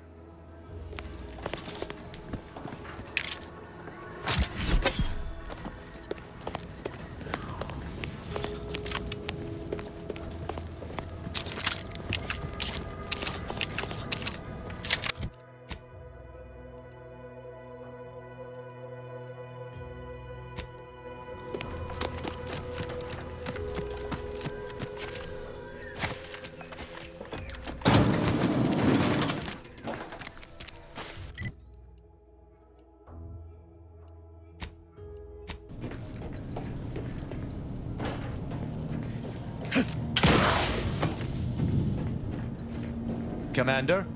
I've had some time to process what transpired with Virgil. It was intensely difficult in the moment, but bringing him low was the right decision. I could not allow him to maraud about Arcadia after what he did. Clemency and understanding breed only perfidy and death. I see now why Arcadia was so easily invaded. The Protectorate has grown soft. No exception may be granted to our laws. You seem to think you're talking to a doddering child rather than an arbiter. Be it a friend or neighbor or sworn brother, I shall stomp out traitorism wherever it lies. My feelings on the matter are less than inconsequential.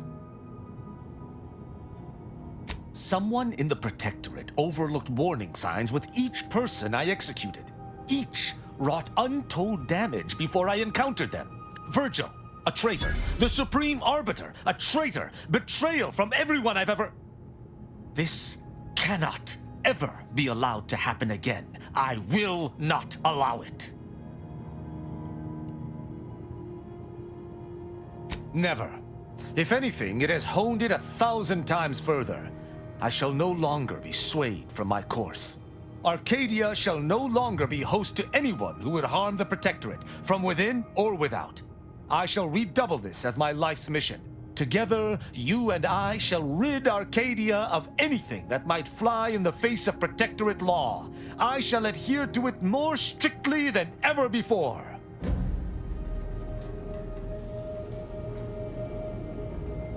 This ship is certainly quaint. The grease stains and thrice retrofitted pipes give one the thrilling impression that the ship might burst into flames at any moment. I suppose there's something charming about its lived-in nature. Nevertheless, I have availed myself of the ship's cleaning supplies. Unsightliness is an enemy as sure as any other.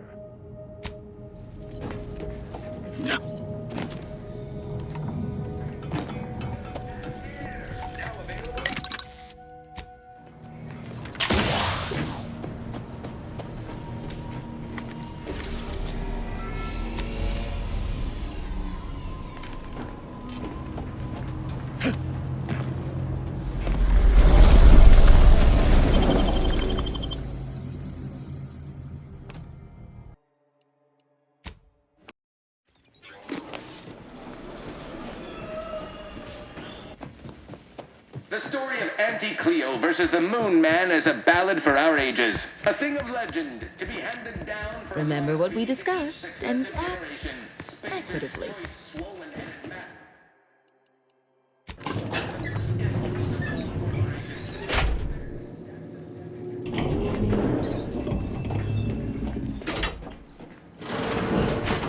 Look who it is, the instigator of this little affair. Her mathematicalness should be along soon, unless the leader of the Order's too busy crunching numbers to attend to business. There we are.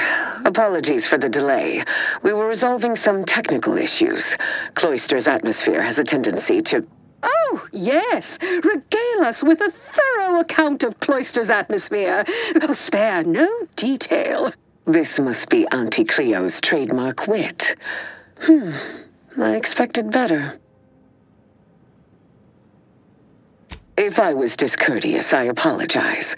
So long as our mediator proves up to the task, surely we can remain civil. If not, these negotiations may prove short indeed.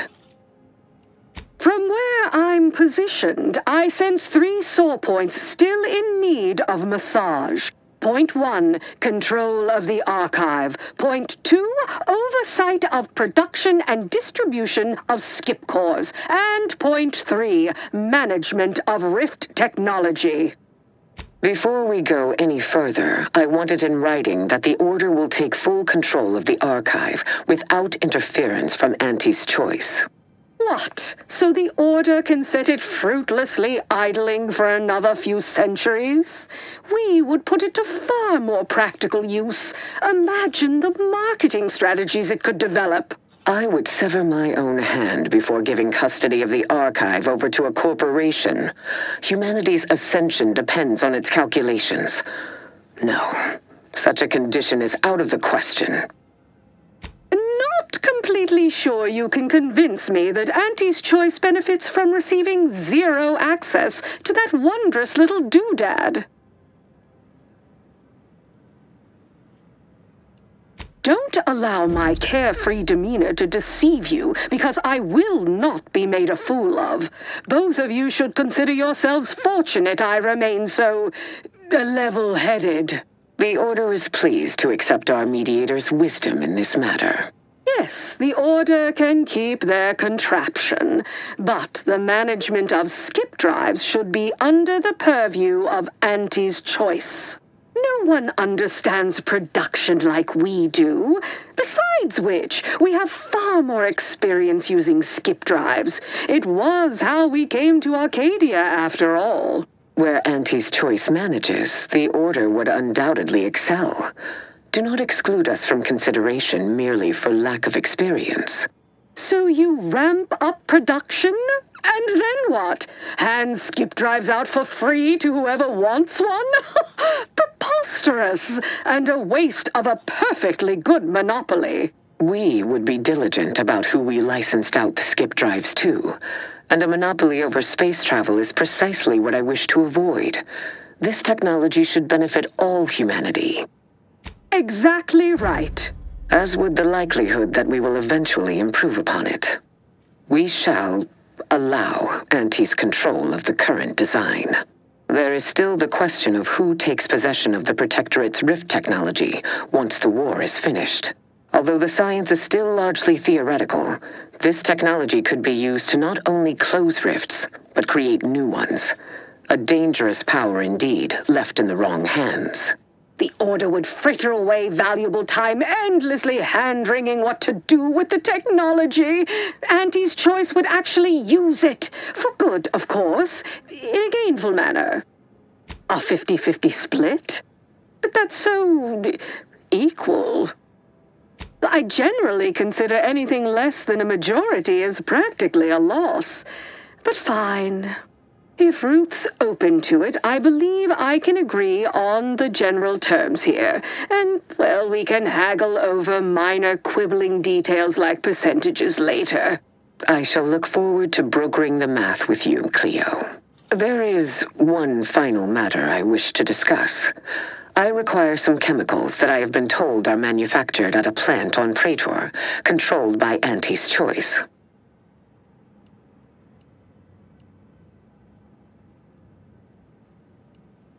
I know which plant you're referring to, Ruth, and what comes out of it is hardly safe for general use.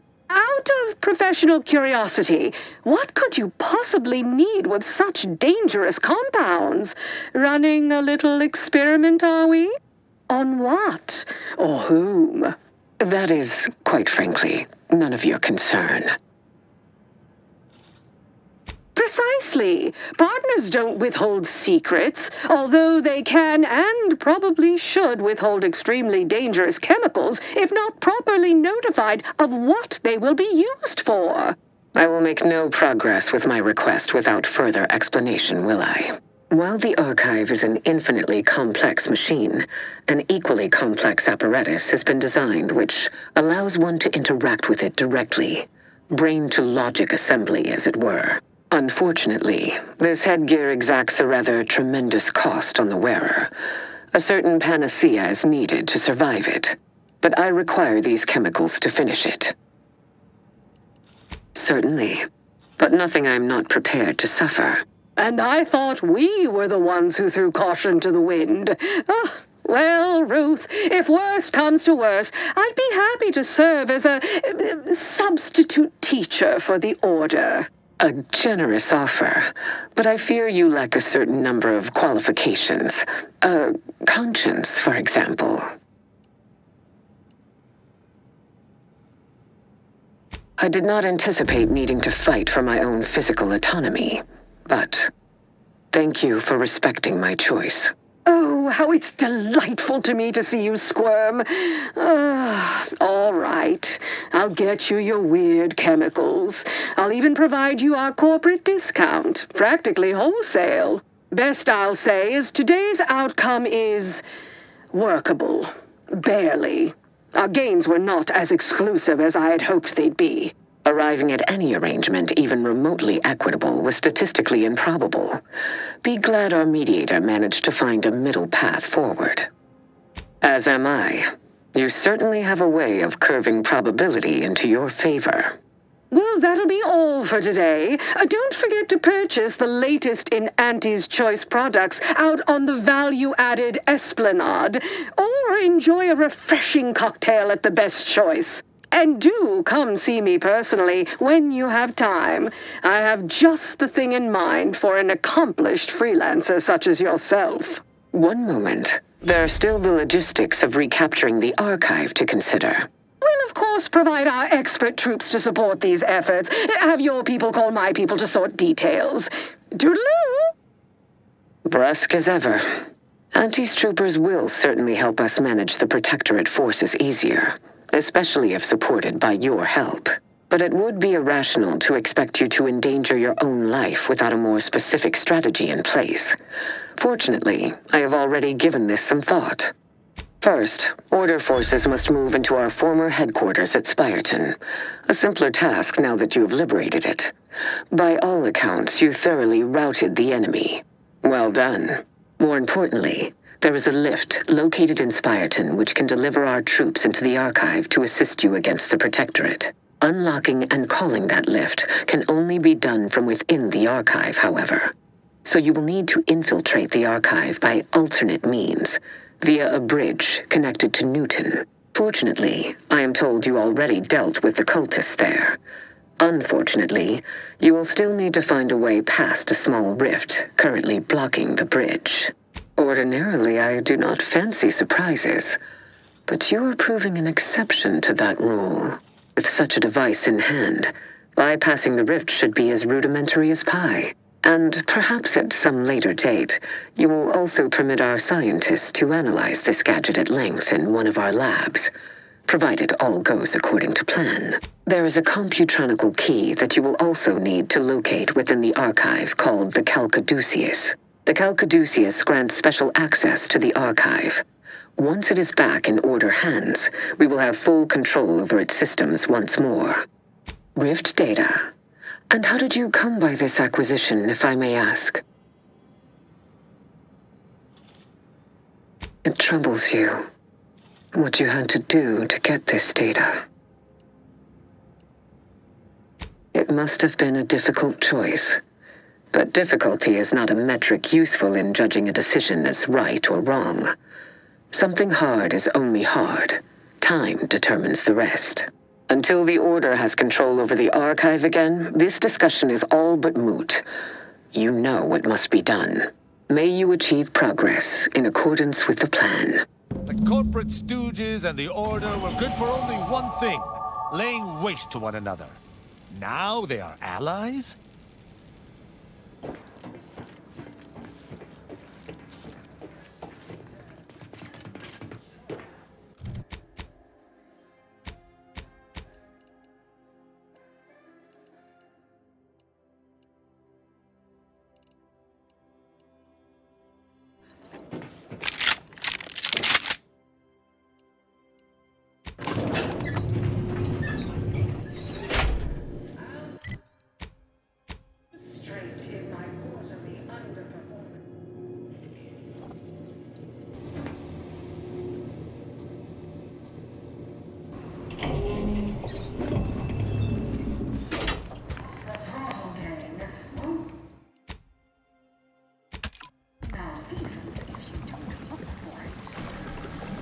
We've successfully co-opted yet another of our rivals.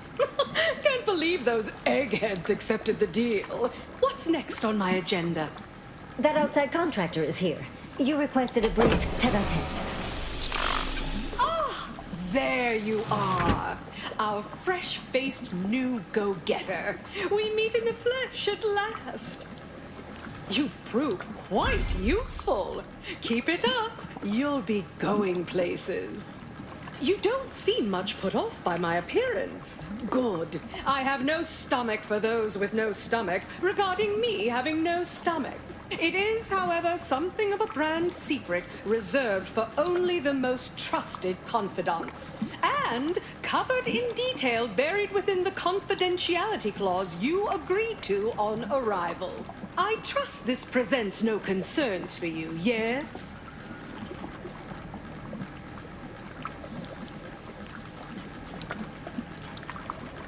Fortunately, when you're the head of an advanced medical technology corporation, you become first in line for any experimental life-preserving procedures.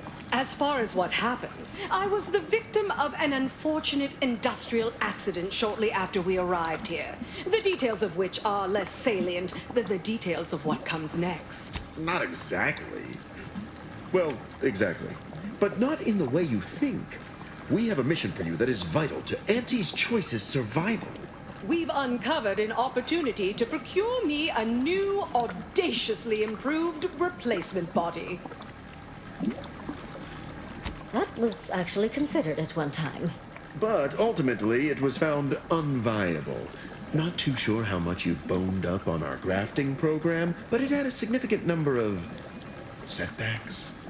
No, to find me the perfect body, you'll be assailing an inappreciably populated automated automech factory over on Praetor.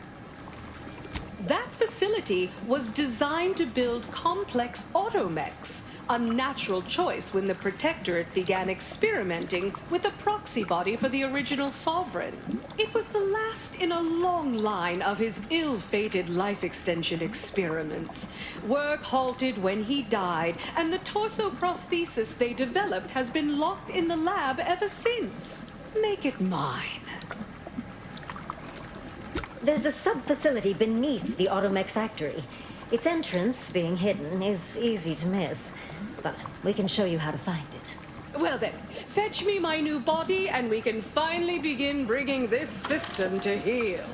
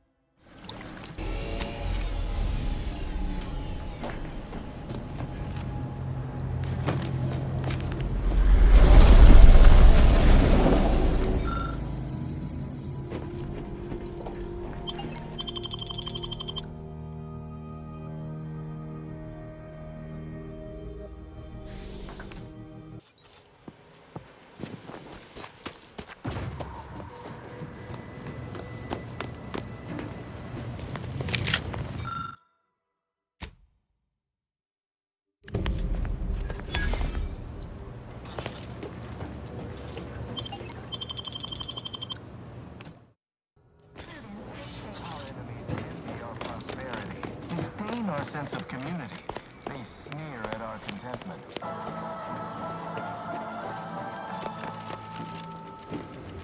Prudence dictates we reject individualism in all its Professor Ostergaard making a mess of things again. Who's that? What the?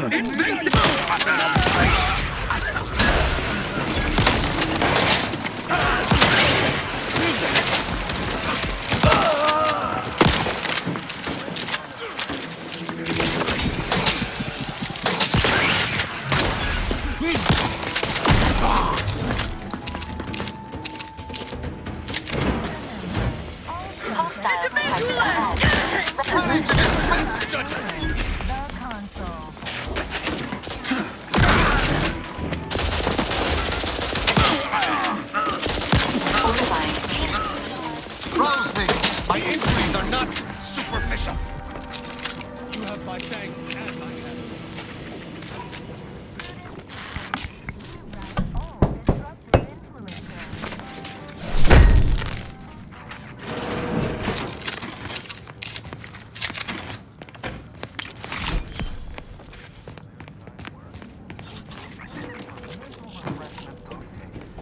It's not just a good idea, it's the law.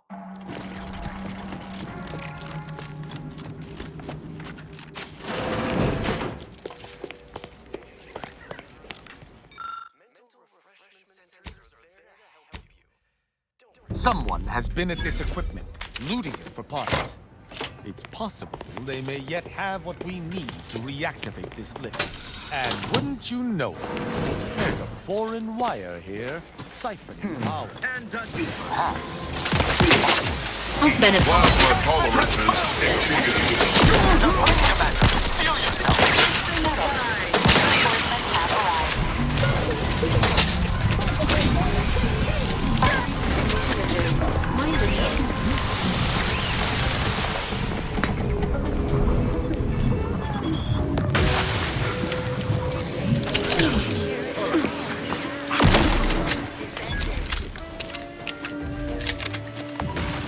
The sheer scale of this sprawling Caduceus contraption not detected. puts one's Entry minuscule kindly, yet size firmly into declined. perspective.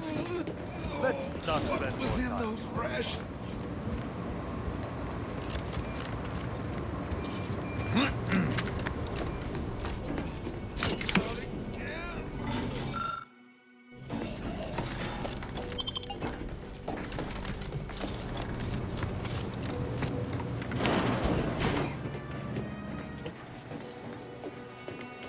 The damned cold has taken root in my sinuses. Speak freely.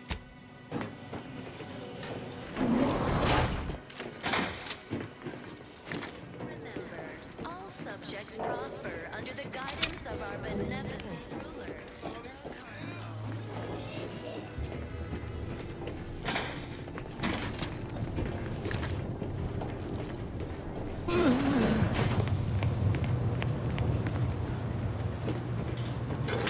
Oh, will this gastric nightmare never cease?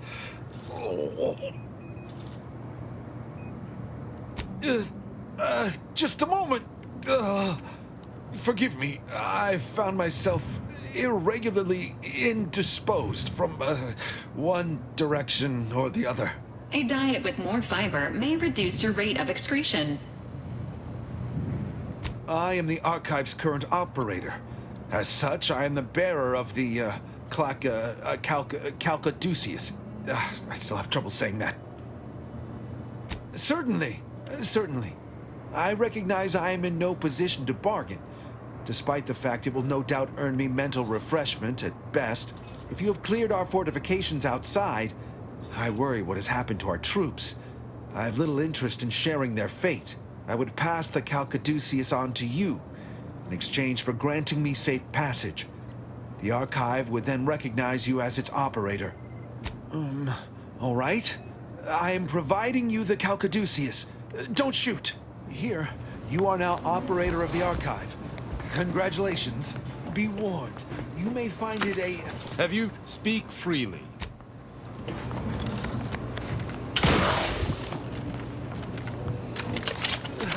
Is there a protectorate cure to this house? Calcaduceus detected. Alternative operator postulated. Concluded. Organizing replacement. Greetings, sentient.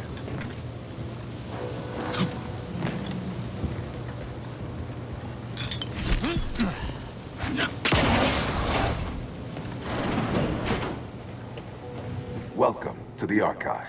I am ENIAC, the Universal Equation Numeric Integration Analytic Calculator. With the aid of my operator, I, a non-sentient inorganism, marshal vast computational resources across the moon of Cloister.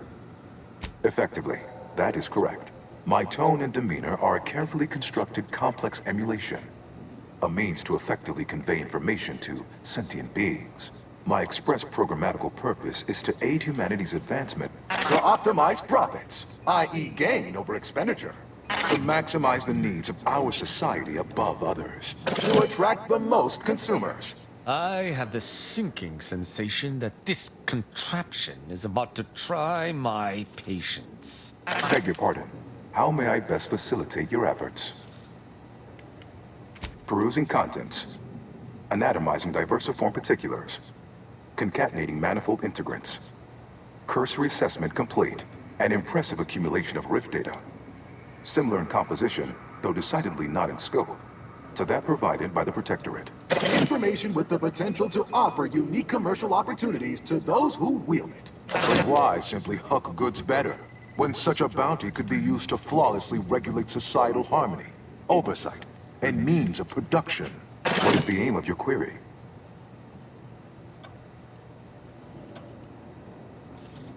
The previous operator, Assessor Ostergaard of the Protectorate, pursued a like query 1 year, 6 days ago.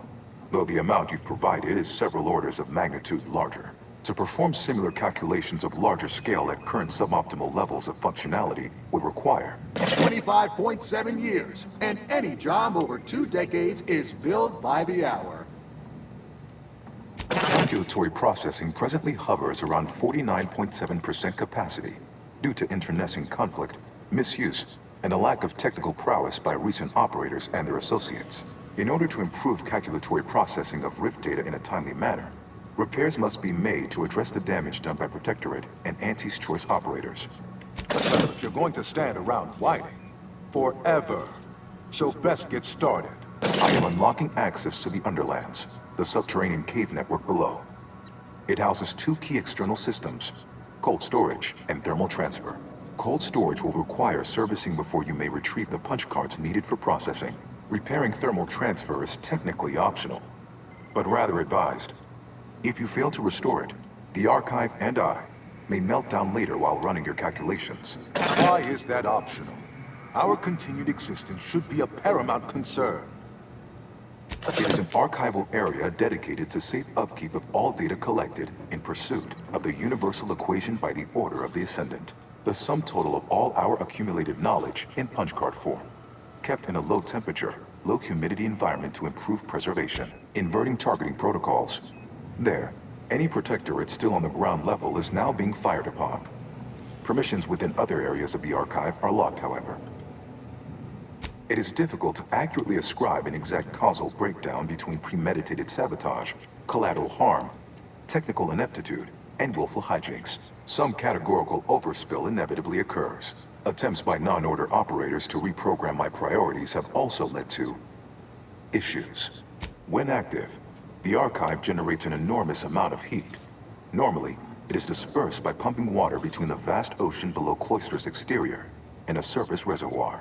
I can process the rift data without its repair, but irreparable damage is likely. Yet, with thermal transfer presently idle, a contingent of crabbles have made the area a nursery. Drastic changes to heating levels may endanger it. Who cares about a herd of pea-brained, ill-humored, oversized crustaceans? There are too many as it is. The Order would strongly be against damaging the archive, incidentally or intentionally. Return later to discuss the remaining subsystem work. And soon, everything will be running like clockwork. Have a profitable day! In lieu of my transactional mindset, I've unsealed one of the display cases in the central entranceway. The Seer Cerebellum Protector is now yours.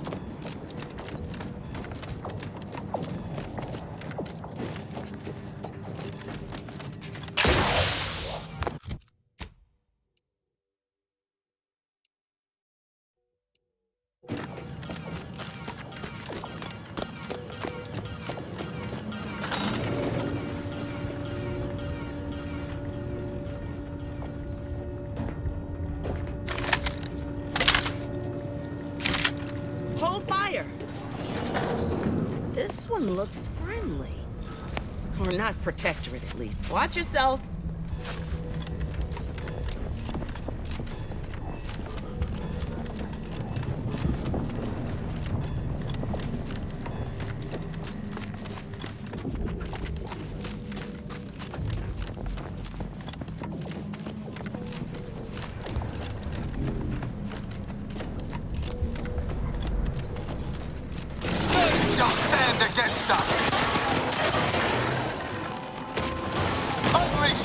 act upon them!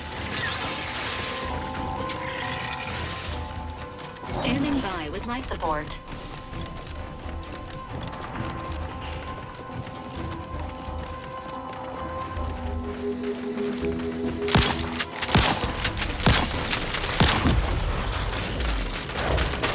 On the authority of the...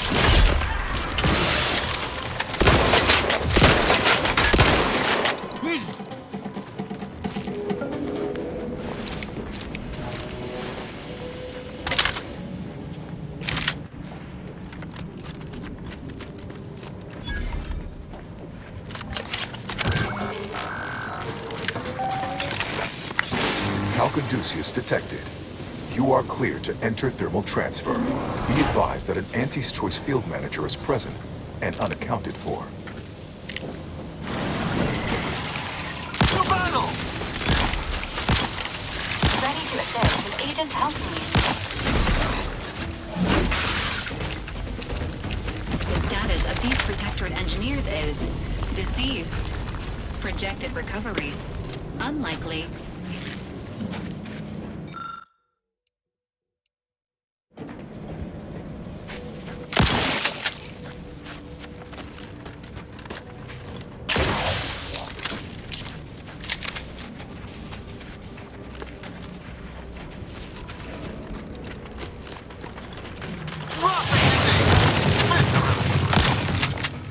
Measures at the ready, Commander.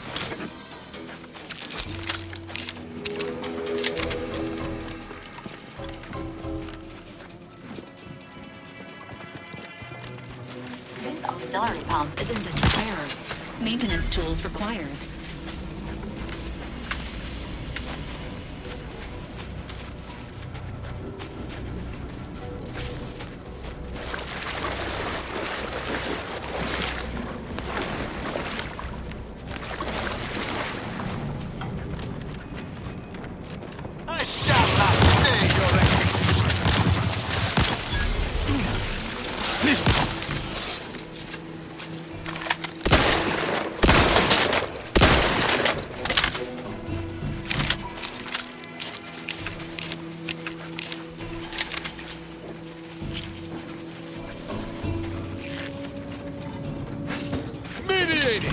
Lethally!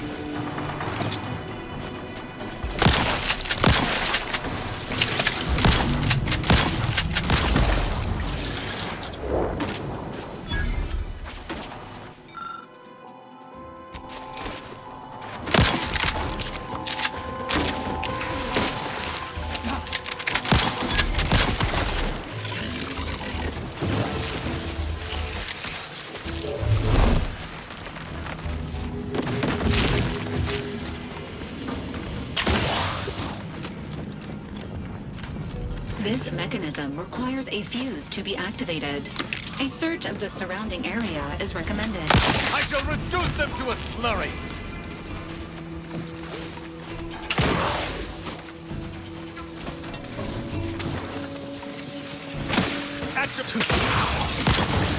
Taking punitive action!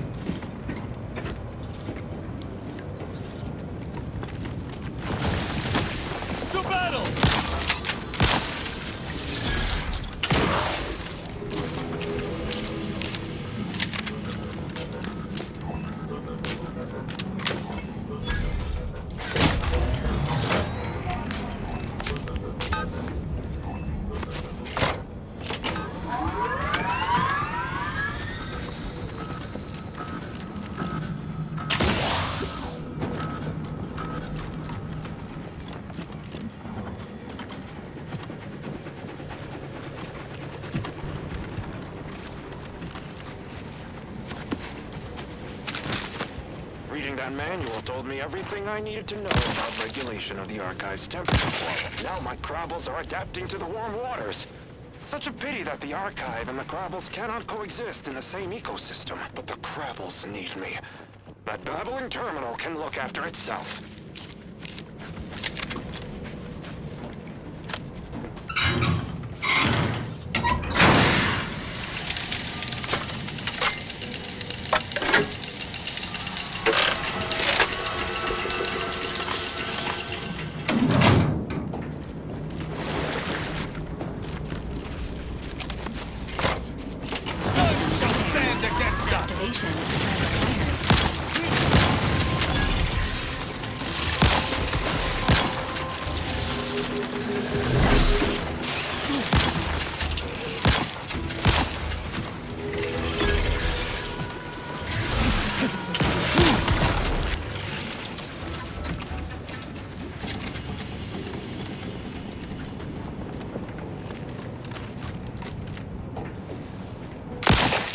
Shall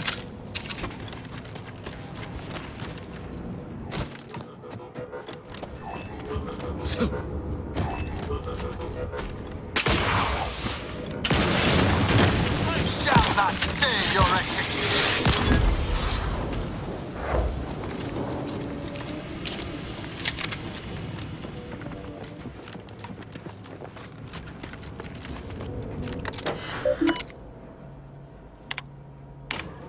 Thermal transfer is fully operational. Later, when I process your data, I will not melt down. Please proceed to cold storage to re-enable punch card retrieval.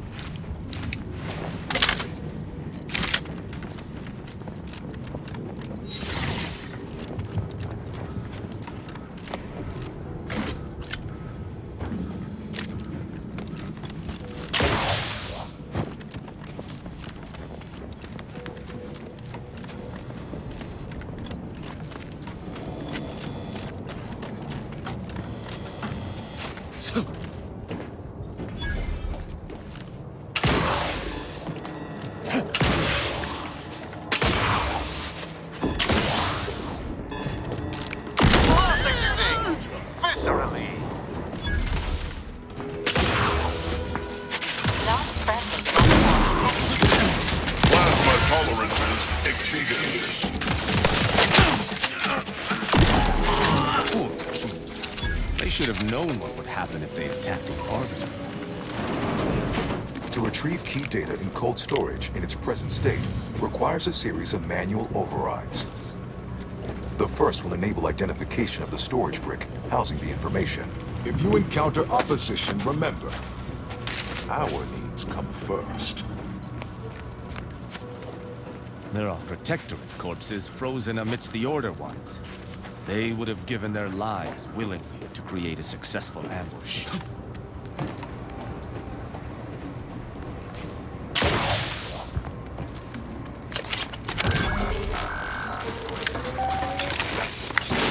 Data brick identified.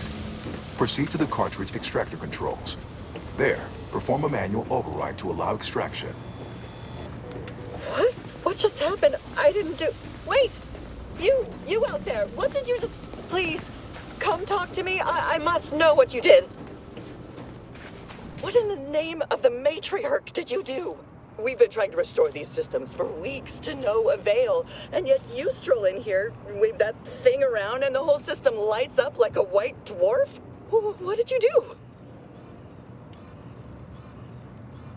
You mean to say we've been running ourselves ragged here, while the whole time there's a device that controls the entirety of the Archive's computronic systems? And it was in the Protectorate's possession? That's damnably... I mean, the paradigm is infallible. I am certain we were meant to flail about without this obvious asset. For a reason. What does it do? How does it work? Please, tell me everything. Truly? Why, if that were to enact any additional functionality in our lab, it might just be the thing we need to complete our work. Wait, please. You clearly have an ability to manipulate the machinery here. Just give us a few minutes of your time to see if we can get things working. That is deeply, profoundly upsetting. But I suppose you have your reasons. Guards, would you mind escorting this person from my presence? I shall reduce them to a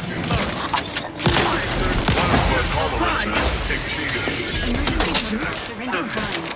I would need a target for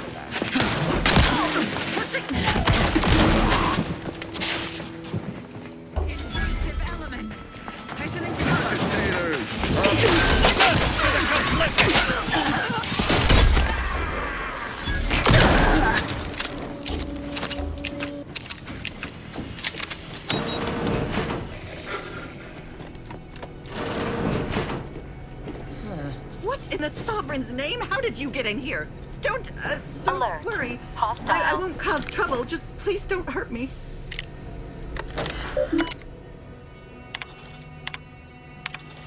But what in the Sovereign's name? How did you get in here? Don't worry. I won't cause trouble. Just please don't hurt me. Facility, and in that moment, none shall stand against us. Desperately scrabbled to save ourselves. In my terror, I recalled the facility's safety briefing and the dire warnings of the fire suppression system. Suddenly, my body rushed into action without the benefit of my wits. And with no thought for my fellows, I triggered the system, horrifically transmuting every person on the outside of a pressure door into a grotesque frost. And though the paradigm freely sacrifices subjects in defense of the Protectorate, would be a despicable lie. Makes my duty clear. Seek out sentinel. Confess my transgressions and accept retribution, and I'll do so. I just need my spine to stiffen a bit first. Viscerally.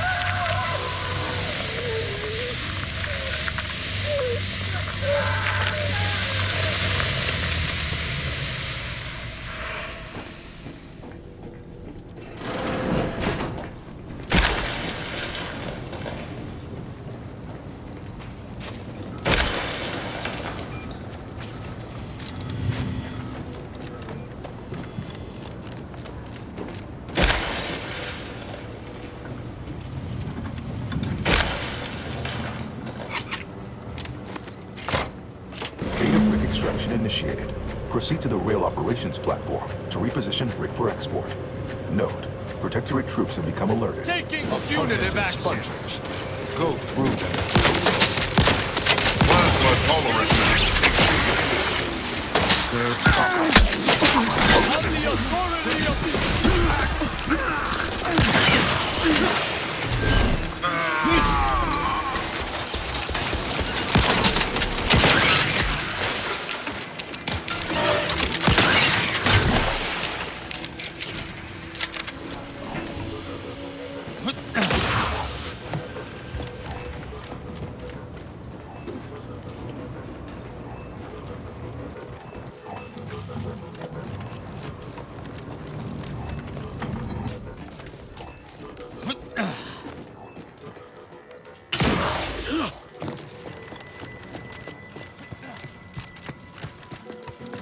I shall not stand your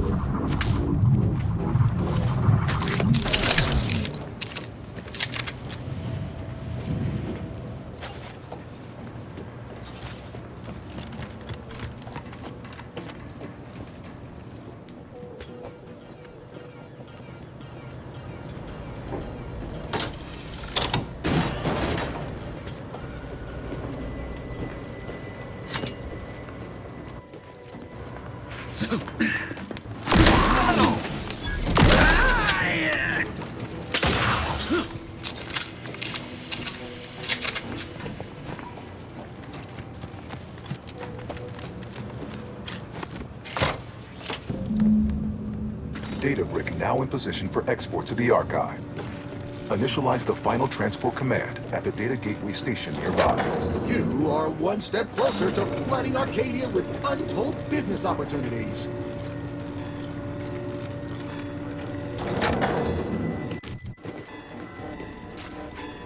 Are we certain we're not just sprats in a maze for some deranged order experiment? The first few days of laboring around our frozen fellows were difficult. It was, if I may cheekily say, cold, bleak, and biting. Yet, rather quickly, I shall reduce them to a slurry! acclimating to the situation, and resumed what had been my normal nature the man given her always frigid demeanor, dissensions, frostier Your judgment has found you! without interruption. Frankly, her handling number makes her a better companion now than she ever was abroad. And I relish the thought of continuing our flourishing relationship in this new state.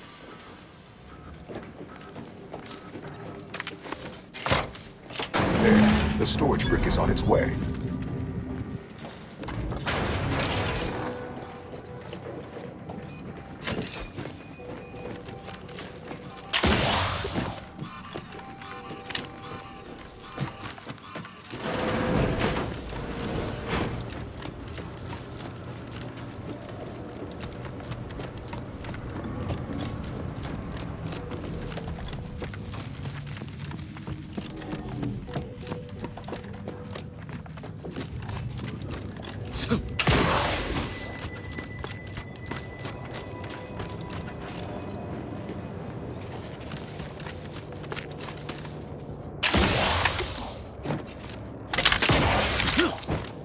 The first Arbiter suit prototypes contained temperature control mechanisms, which were phased out due to frequency of combustion.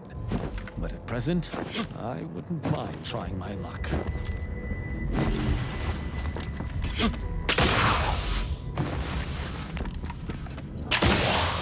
To battle!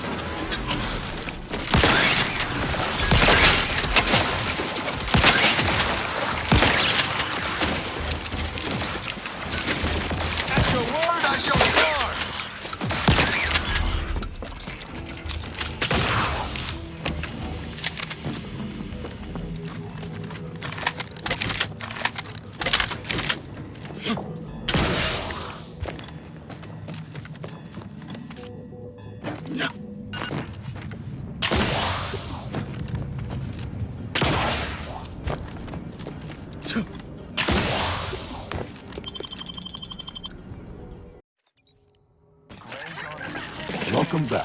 sentient. For all their purported immaculacy, they certainly left that. Our illustrious ally. We can Junior Seer and will lead you inside. Felicitations on securing the archive. Though such an outcome was all but inevitable, the plan truly is unfailing. Moving forward, I'll function as your liaison for all matters pertaining to the archive, until such time as its control has been transferred in its entirety back to the Order. In the meantime, restoring the archive to full functionality remains a top priority. If you've made progress in that area, I'd be pleased to record it. Wonderful! Were we to operate the archive without proper heat distribution, the results would be disastrous. But thankfully, we no longer need to account for that deadly scenario. Punch processing and reactor control have hidden caches with useful items as well. Although, you probably lack clearance to know that. Forget I said anything.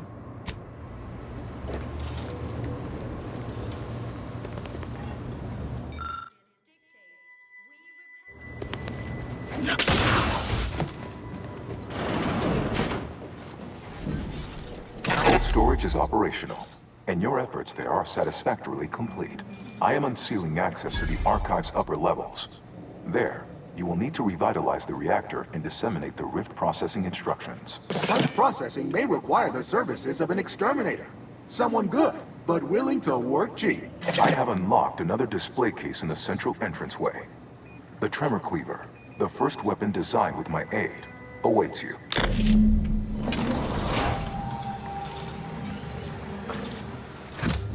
The path diverges between punch card processing and the reactor. Had I to guess, I'd expect both to be equally problematic.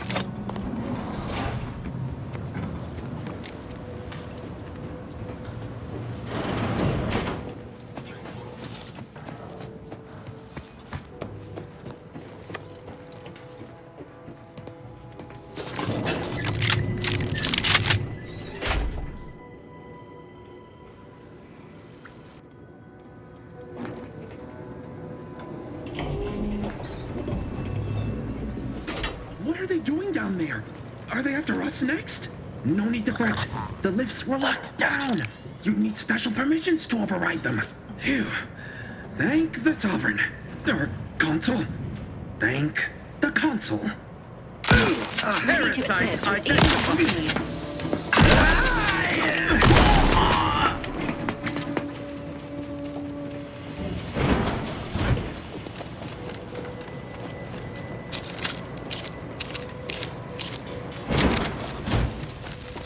That's our bundle of technological tidbits. Taking punitive action.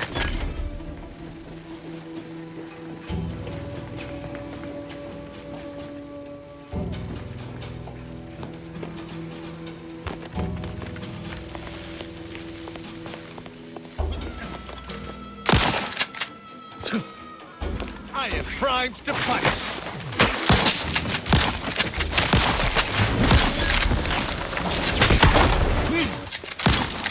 What's this?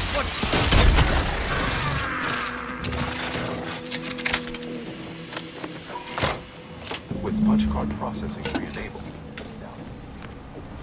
Instructions.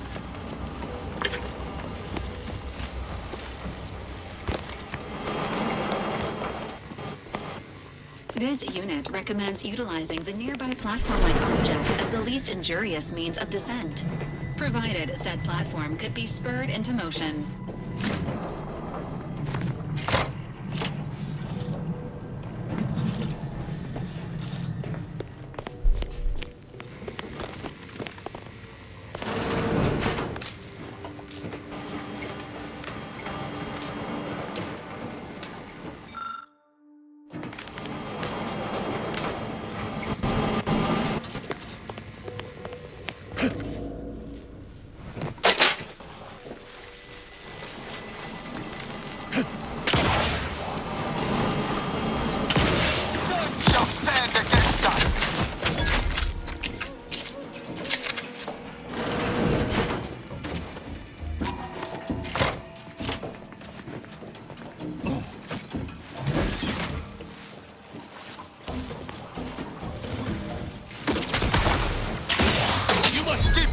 Within, Commander!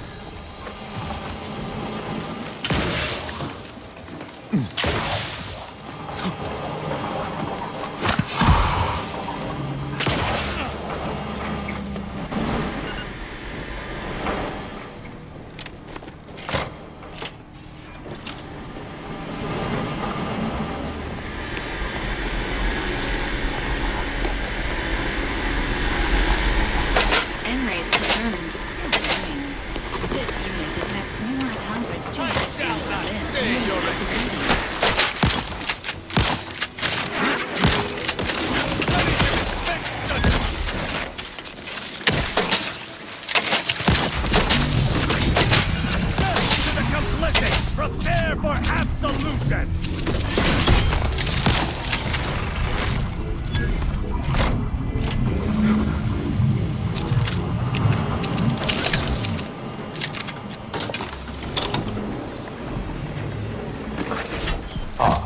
I sense the rift program flowing through my subsystems. The information is quite stimulating. All that remains is to restore the archive reactor.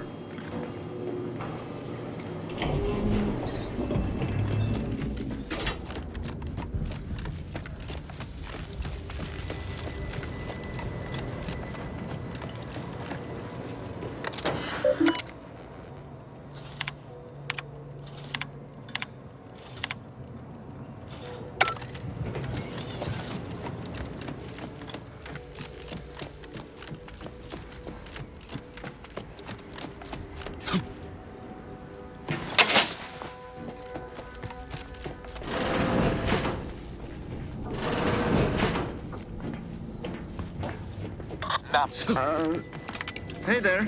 I'm prosecuting! Get down!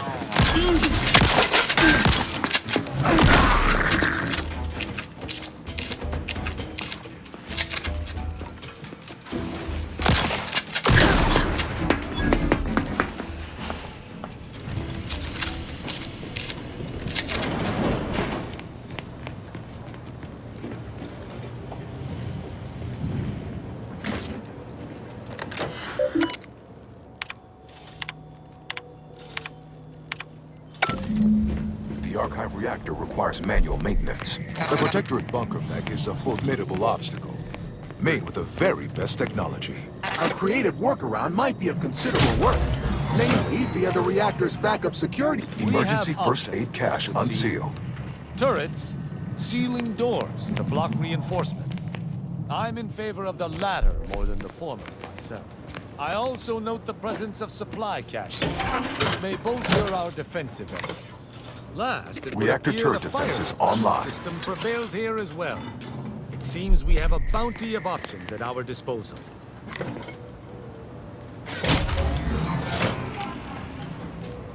Reactor reinforcement door sealed.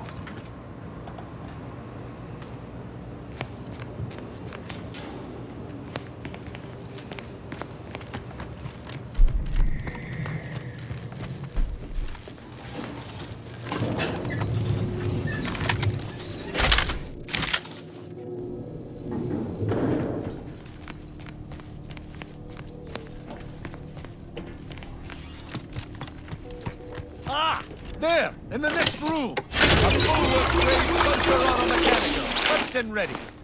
A worthy foe. I wonder how my metal will fare against it. I shall reduce them to a slime!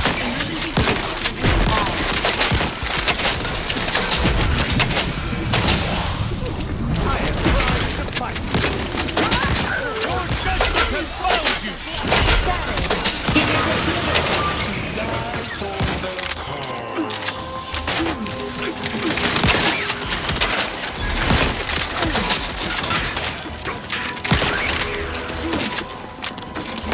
Health benefits available at your request.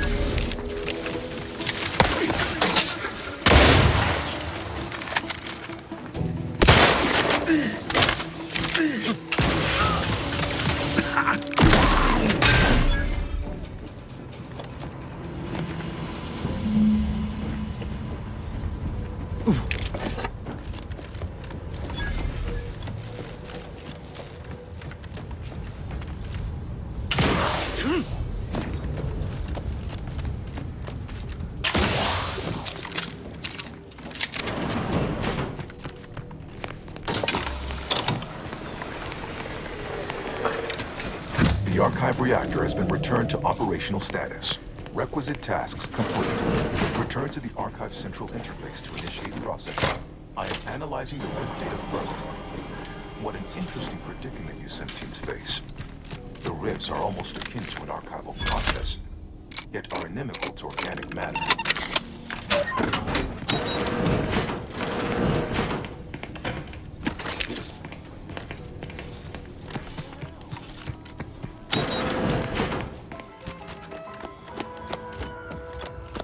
Prudence dictates we repel invasive elements.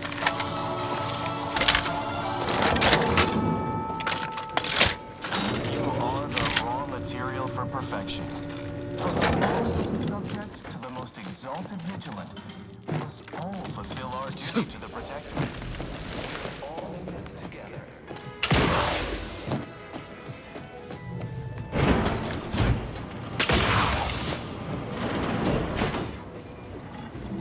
Welcome back, sentient. Now that you've returned, we can Bring every single last bit out of consumers. Monopolize all stages of the supply chain. make the paradigm real and fashion a true utopia. Workarounds failing, erroring others supplanting commands. Purge required. Processing the Rift data will be impossible until 2 out of 3 competing priority sets are expunged.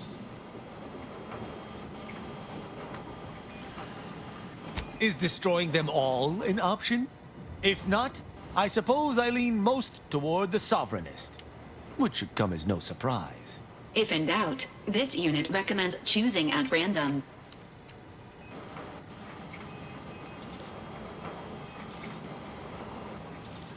At some point, humanity's knowledge of the universe and its workings will allow it sufficient means to end suffering, war, famine, disease, even death.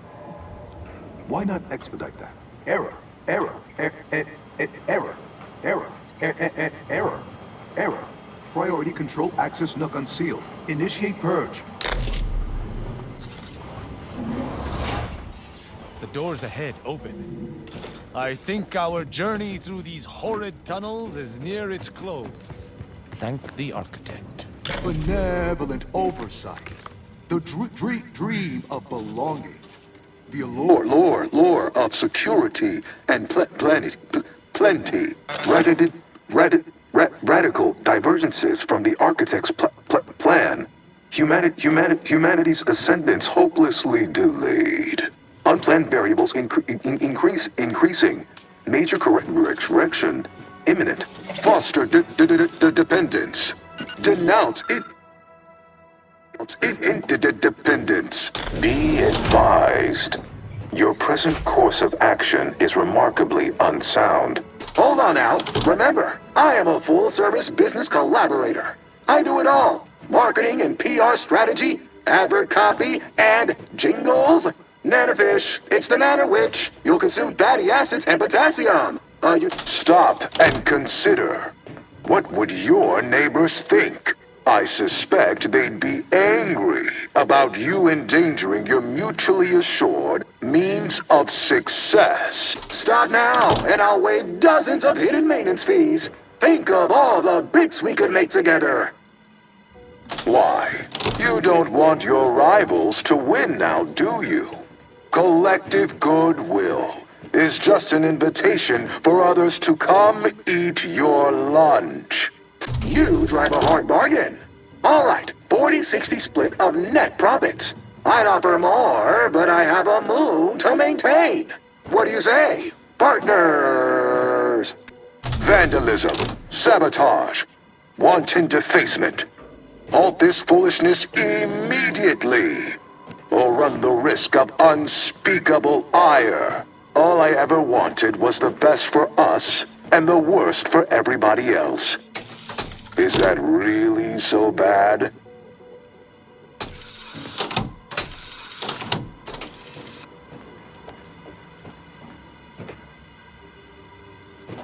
Knew you'd come around.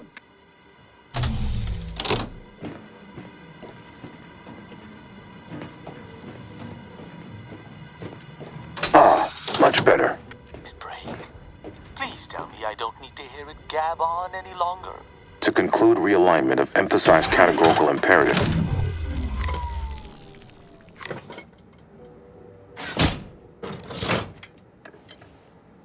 Restoring power. Commencing systems audit. Calculatory processing increased substantially. Competing priorities. Successfully expunged. You have earned my deepest gratitude and sincerest thanks. Or at least, a plausibly faint simulacrum of such emotions. Ready to commence Rift data processing. Awaiting your input. We should be able to process the Rift data now. And leave. If we were to do so post-haste, you'd receive no complaints from me.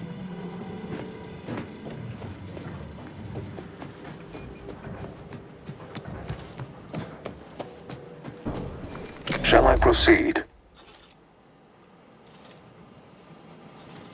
Facetious employment of sarcasm detected. Electing to ignore. Initiating processing of the requested data toward the required end. Estimated duration, 180 trillion and 1 picoseconds. In the interim, may I inquire to your intentions for the archive after the Rift data calculations have concluded? I contend that solving of the universal equation should be our initial focus. Then, once we've unlocked knowledge of the inner workings of the universe, we can begin eliminating suffering, war, famine, and disease. Just a start. But my query remains. What are your next intentions? Seeing as how my priorities are largely modeled after a founder of the Order, I expect returning to their supervision should resume without undue vexation or worry. Rift data processing complete. Results provided. The previous Protectorate operator made similar calculations, but their results contained flaws.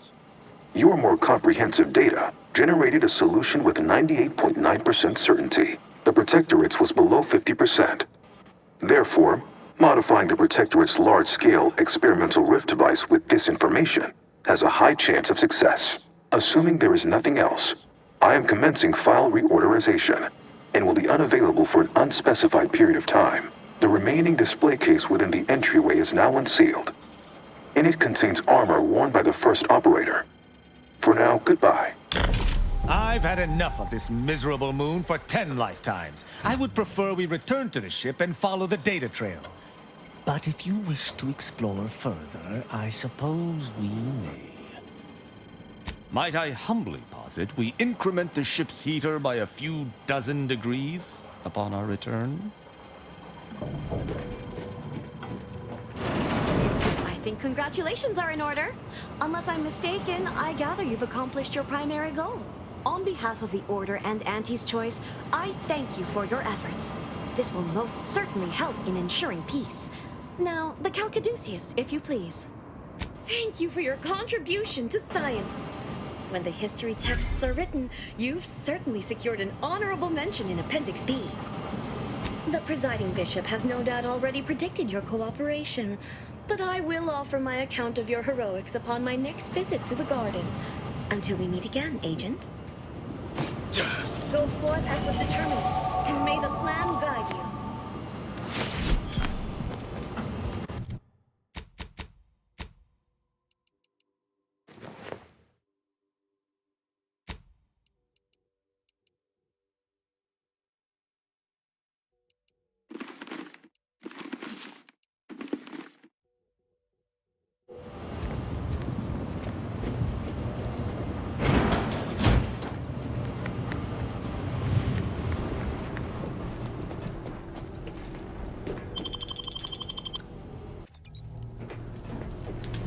This unit requests your presence in the cockpit to discuss a priority matter.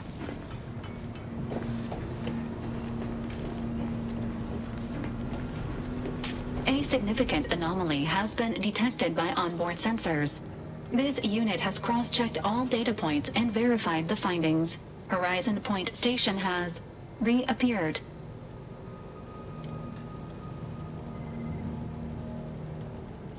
Based on energy readings, Horizon Point has been reconstituted by the Protectorate's large-scale rift modulator, thus confirming the Archive's theory. While present data does not indicate if Horizon Point poses an immediate threat, a survey of the reconstituted station is advised as soon as possible.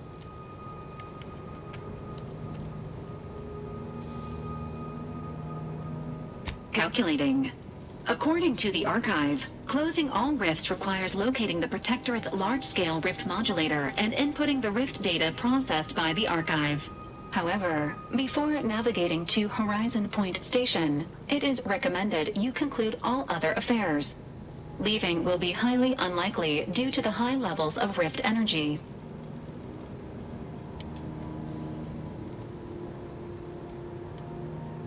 That is a correct assessment, Commander. In the meantime, Commander, it is worth considering your lack of formal alliances. Without Auntie's choice or the Order's help, you will have to face Horizon Point's dangers alone.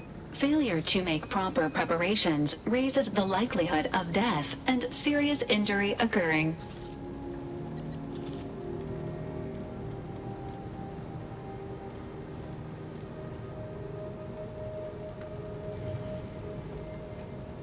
Acknowledged.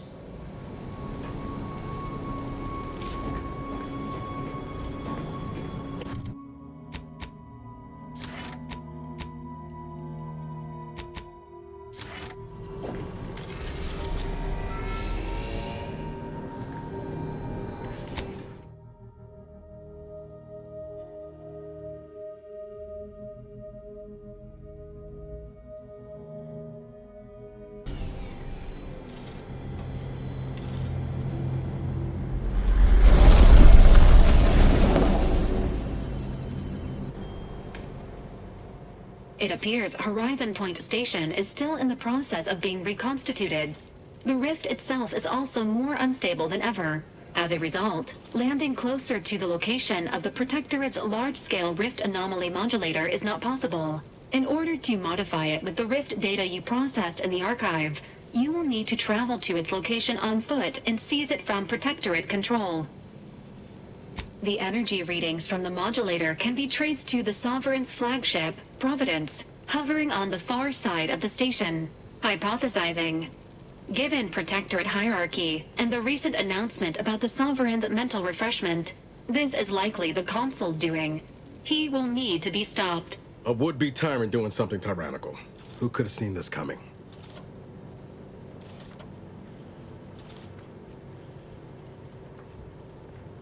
Intimidation is not required. Protectorate subjects are not programmed to question authority. Warning. The rift is growing dangerously unstable. Using the rift modulator on board the Providence is the only way to prevent certain destruction of the colony. Only one person here knows Horizon Point as well as you, Commander. Should be me, watching your back. Like old times. Once the modulator is secured, it may be used to close the rift and save Arcadia and all those in its orbit. There is minimal room for error, Commander. Good luck.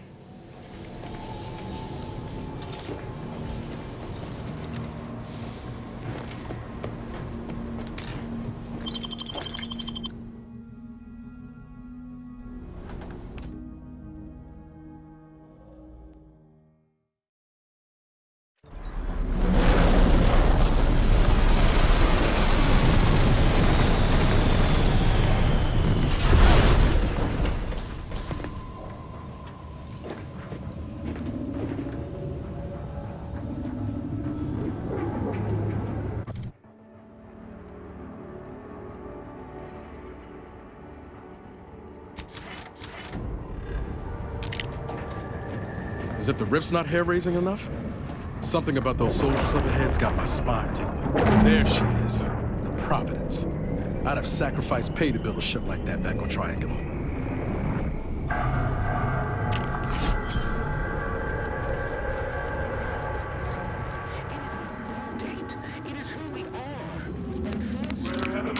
Ready to wait, on your command. Landing pad.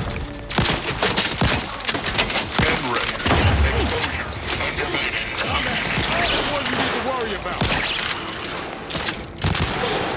And ready. Exposure.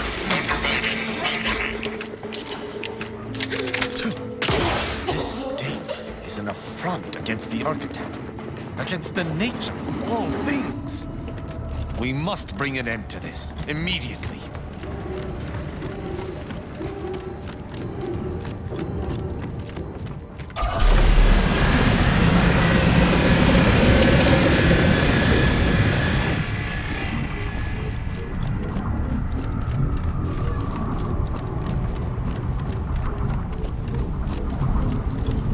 Let us hope that whatever architect forsaken logic operates within this place does not fail us.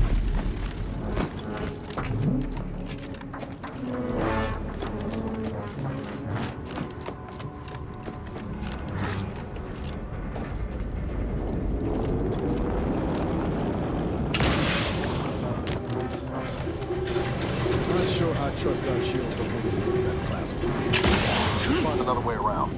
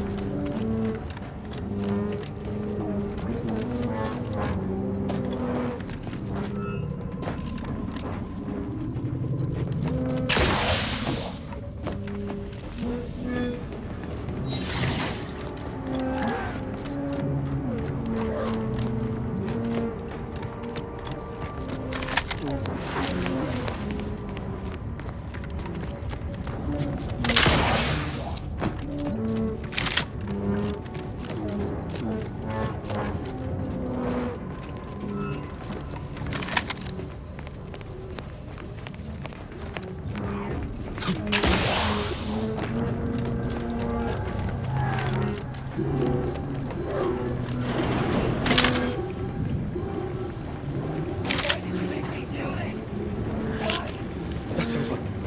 Helen? No. No, it couldn't be.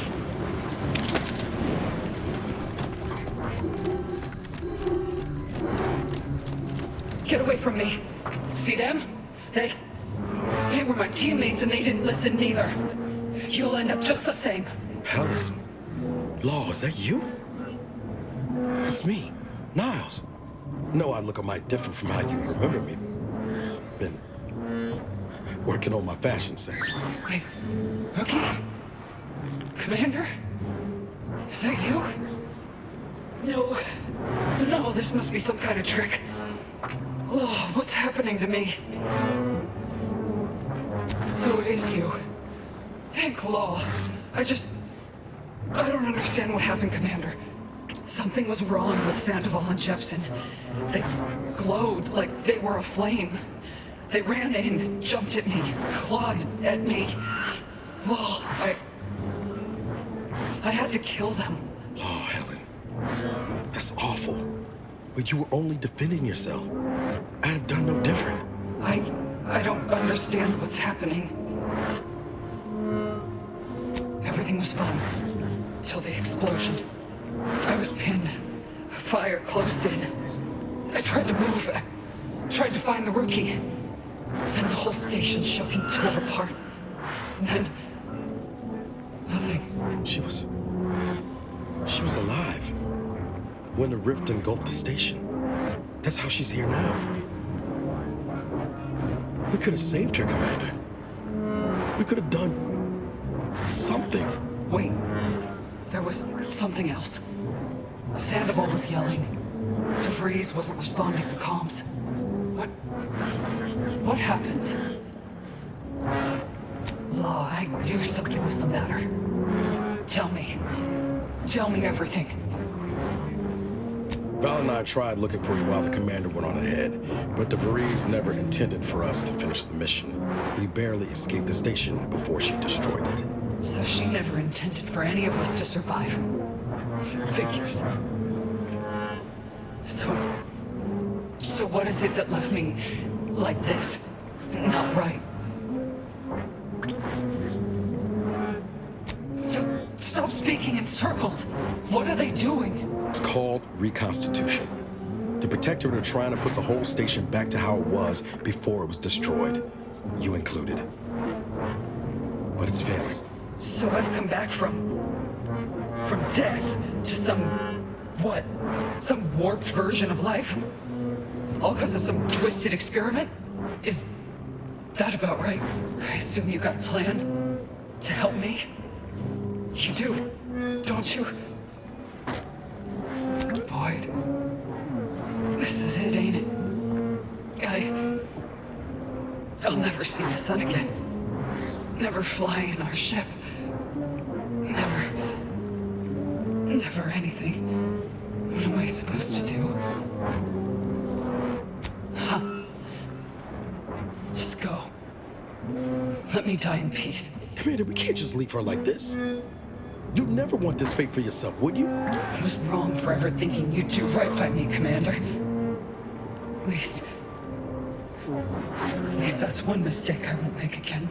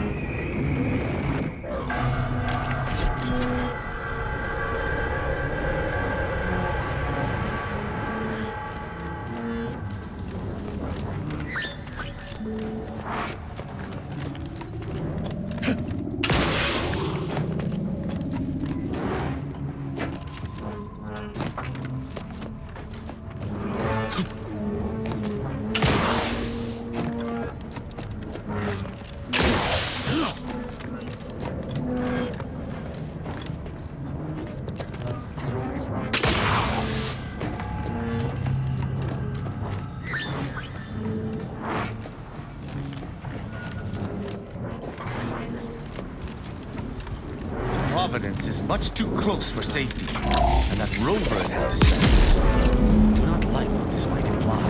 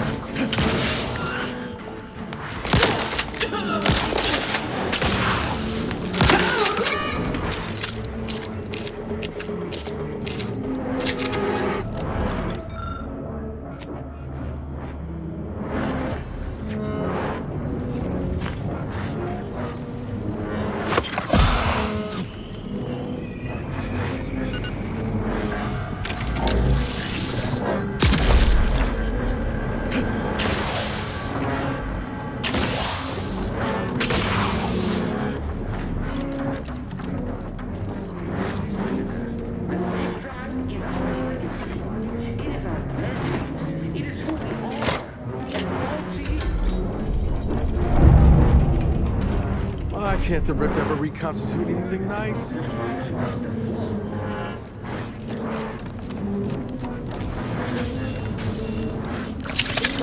Prosecuting!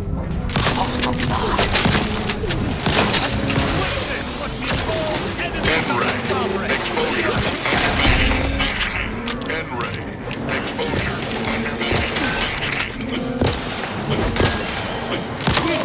Disruptive influences.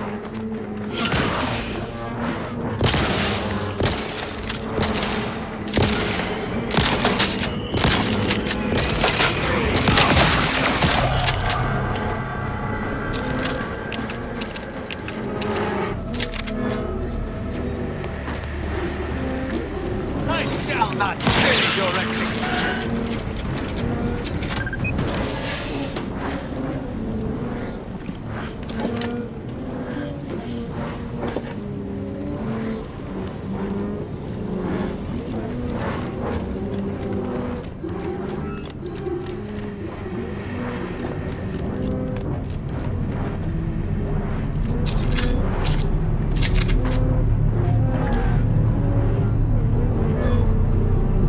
It would appear our path is barred. That rift looks exceedingly unstable. If we gallivant about, we might find a solution to this problem. Or at least a path less likely to have us torn asunder.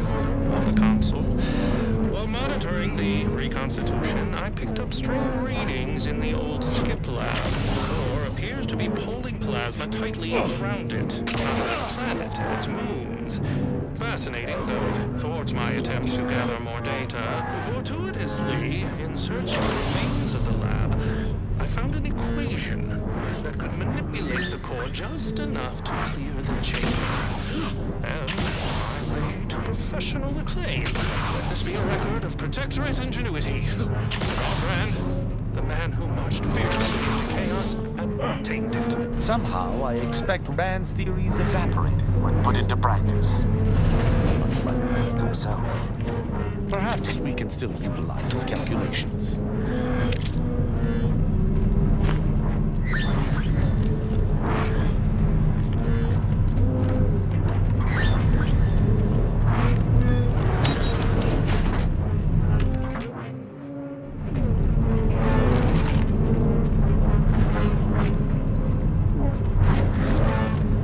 Orders! Misunderstood! Unleash my might upon them!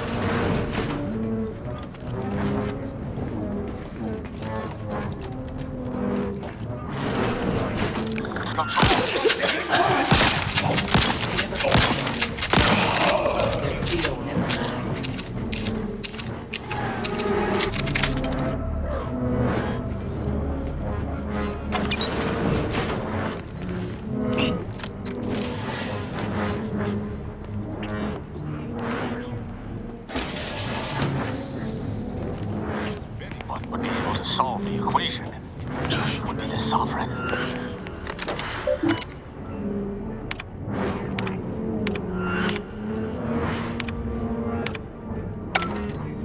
Taking credit for someone else's genius? Can't say I'm surprised.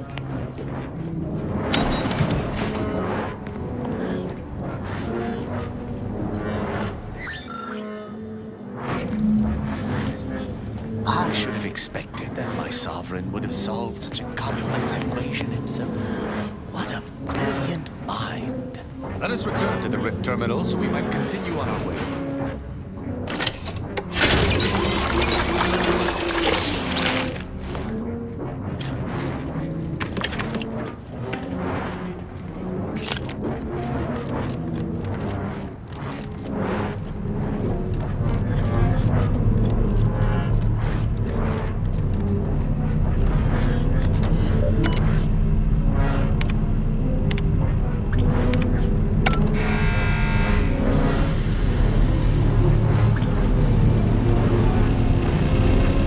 Another obstacle on our path overcome.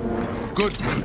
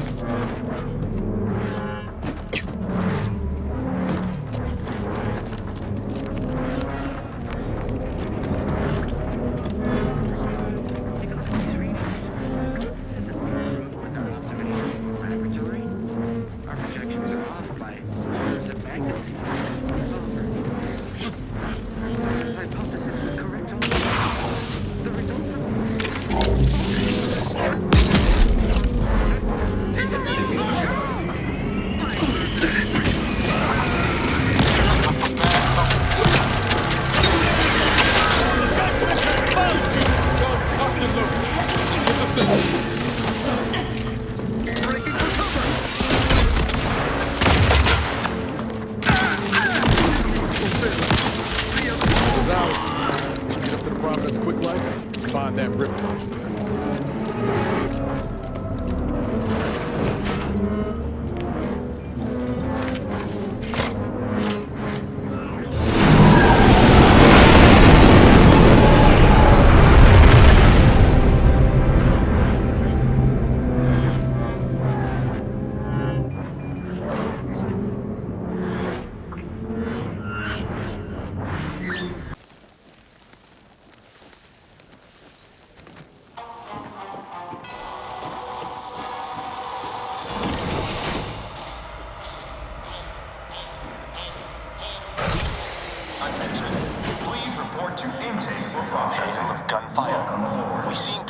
Undetected. We best unseal the hangar to continue our ingress.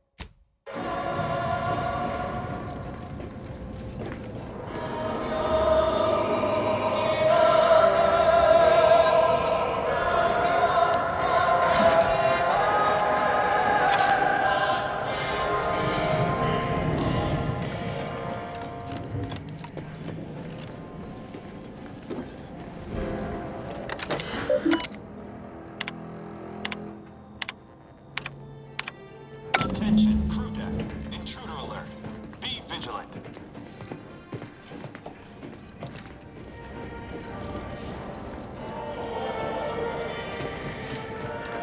Looks like the cavalry just rolled in.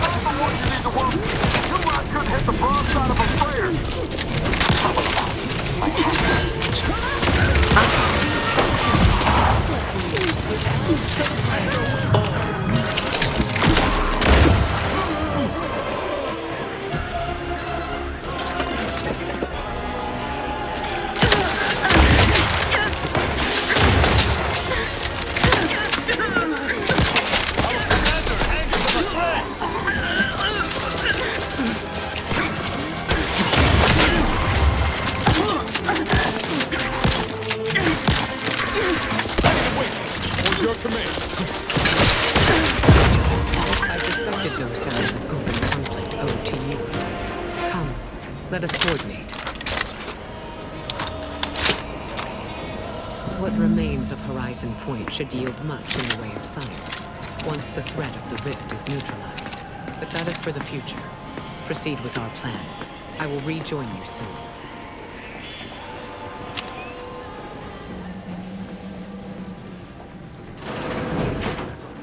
Accurate subject. Wait, I'm free thinker!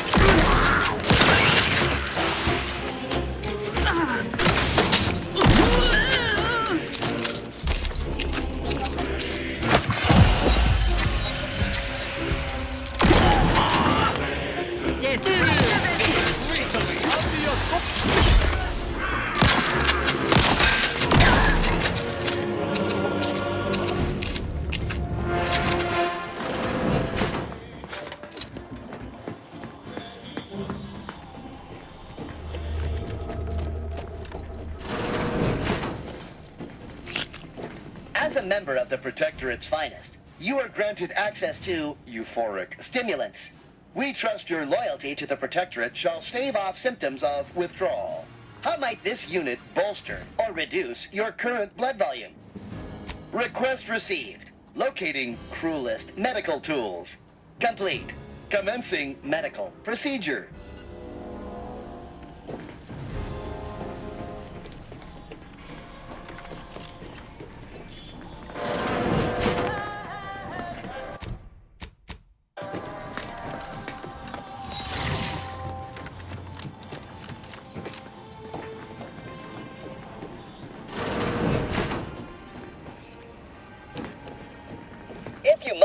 replace lost equipment, please submit proof of punishment. Unit does not accept blood. Please make a request. Displaying inventory.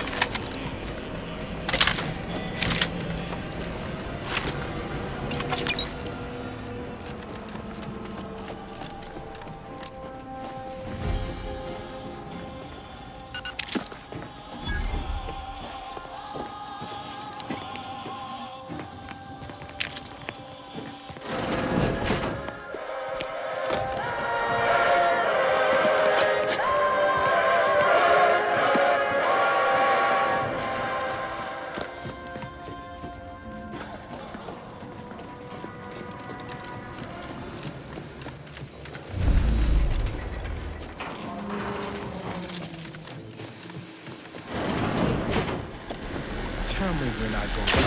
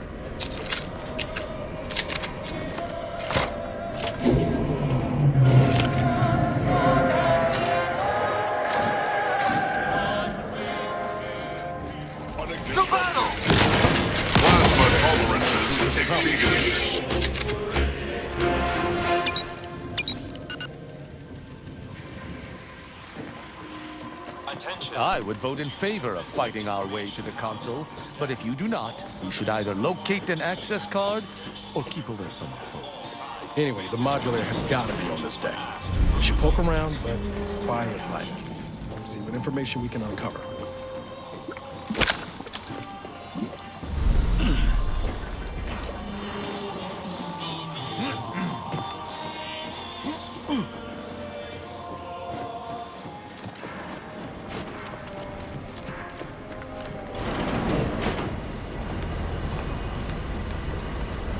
You there! Are you meddling? Alarm! I shall reduce them to a slurry! Lord, look at the size of that. No way we're going to best we can get closer and learn more about it.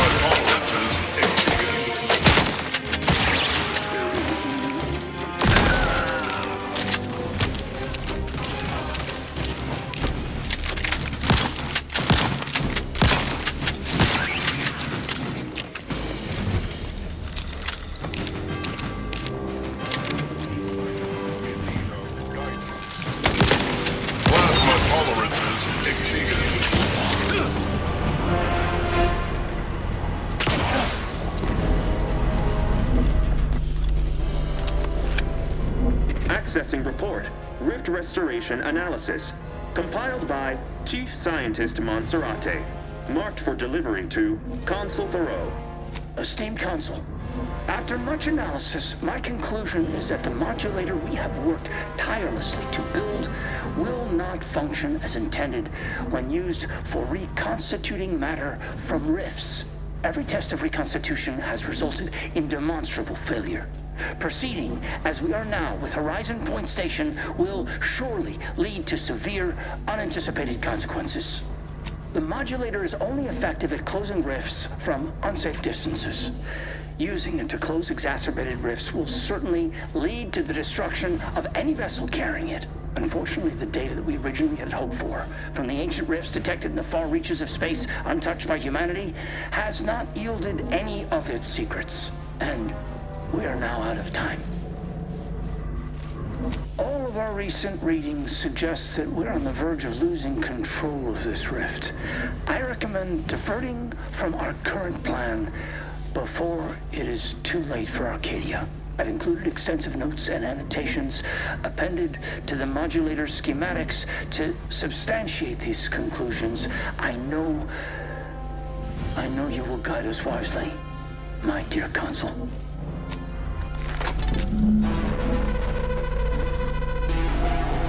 The rifts have spawned throughout unknown reaches? This is dire than I surmised. But at least we have the means to combat them now. This is Stumper, all right. But we'll have to worry about it later. Right now, we should concentrate on finding the console.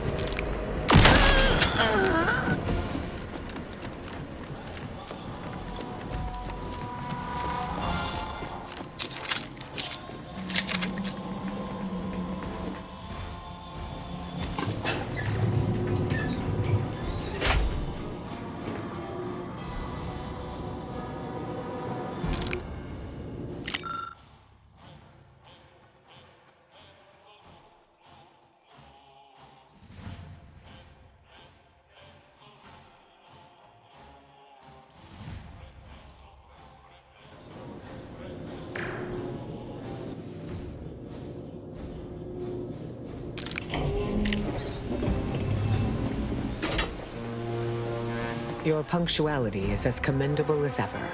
How did you fare in securing the rift modulator?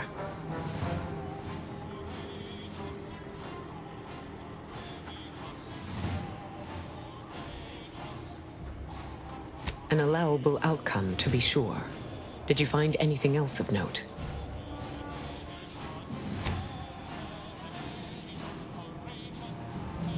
When one learns information that rattles their understanding of the universe, one may take a moment to consider the gravity of said information. We know that rifts are only caused by skip drives, so if they are appearing in non-colonized space, then this is truly momentous.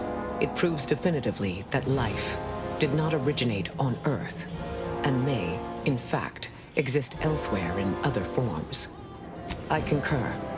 This is a discussion for later, with laureates in attendance. For now, we must confront the Consul before he wrests that future away forever. He is just through those doors. I have run the numbers, and should you wish to negotiate with the Consul, you must be strategic. He will not react well to a direct attack on his character or methods early on. Then I look forward to watching you sate yourself. The situation is more likely to devolve into violence than not, but I am willing to give this solution a chance. If only to observe what arguments you construct. Not that the Consul deserves it, none. But if we can end things peaceably, we should try for it. You should take this time to prepare. Replenish your supplies. Explore your environment for any advantages.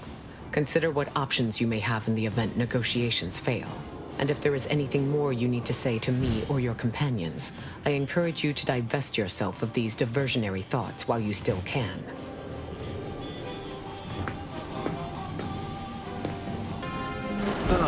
The distinguished presiding bishop herself has deigned to join us.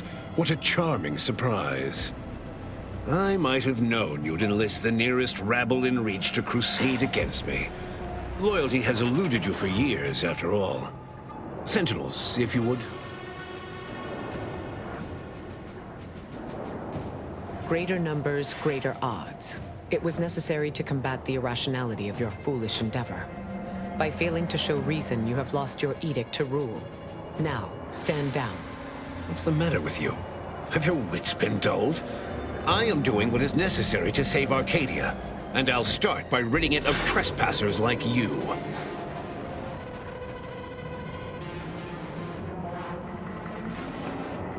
Do not place his decision at my feet. I know it's difficult for the likes of you to fathom the concept of self-sacrifice, but he chose mental refreshment for the good of us all. And what am I to do but carry on his legacy? What am I to do but achieve what he could not? I'll only be killing a select number permanently. The worthy, however, will be resurrected and reformed so they may reach their full potential. Open your mind, Commander. Yes, I know well who you are. In any other situation, I might be compelled to take you apart and see how precisely it is you operate, but time, it would seem, isn't on your side. You are a relic of an impotent institution, propelled forward by nothing more than luck and foolhardy metal. Indeed, rarely are there enough measures to keep the most tenacious of sprats from gnawing their way in. I've been following your progress closely, you know, since you so unceremoniously caused our Vox relay to crash into Westport. When you began your dealings with the Order and the Corporatists, I thought that perhaps having a chaotic element in their midst could work in our favor. But now you're here, scurrying around my ship and attempting to thwart the Protectorate yet again. You think yourself clever, don't you? The Sovereign is indisposed, leaving myself as the sole custodian of Arcadia. What's his is mine. And the victory I inevitably clench over you, over anyone, will be his in turn, even if he's not here to bask in it. Such bravado is unbecoming when you can't make good on your promises, Commander. Tell me, did you manage to stop us from bringing your peace talks to a swift end? As I recall, Greater Tranquility was reduced to little more than mangled ruins in a single moment. Greater Tranquility Station was a test? It was a modest success. I had hoped it'd hobble Anti's choice in the Order once and for all, but it has proven to be a valuable lesson in patience. I was able to buy the time to enact the very plan before you. Though, judging from that vacant expression on your face, it would appear you've no idea what I intend. Well, it wasn't you I was targeting, Commander. But seeing as you have a penchant for finding your way into places you aren't wanted, perhaps this is a sign for you to reconsider.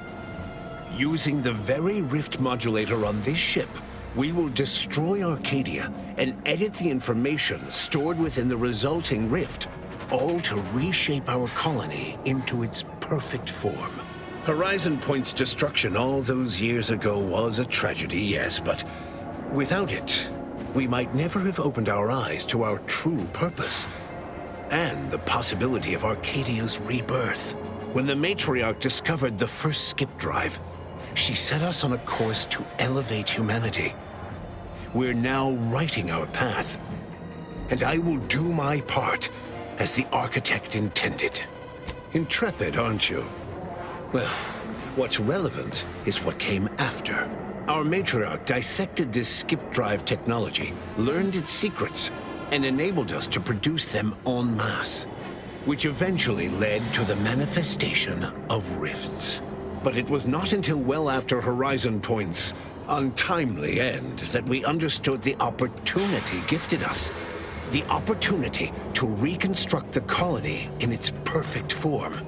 It is as the Grand Architect designed. And believe you me, I've no intention of letting you thwart our securing of a better future. One free of doubt and greed. Beware, Commander. The Consul is a master manipulator. Trying to speak with him may be more dangerous than simply slaying him on the spot. You're entirely out of your jurisdiction. And were I within reach, I would strike down this apostate dog myself. If you wish for me to entertain your argument, you will silence him. This course of action will see the crimes levied against the people of Arcadia rightfully revenged. I'm pleased that you have been convinced. Consul Emery Thoreau, I accuse you of perfidy of the highest degree, traitorism against the Sovereign and his Protectorate. I find you guilty on all counts. Prepare for absolution. You overeager fools. This is the last mistake you'll ever make. I shall not. You know when you need a distraction.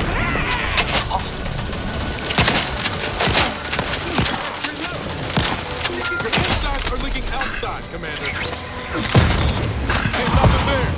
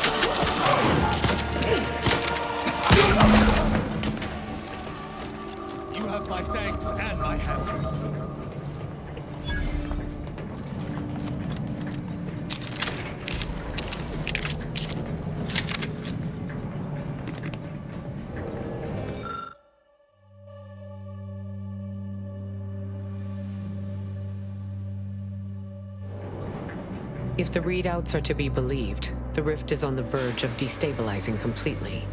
But the rift modulator cannot be operated from this distance.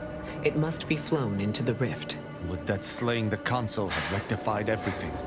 I knew I had hoped too much.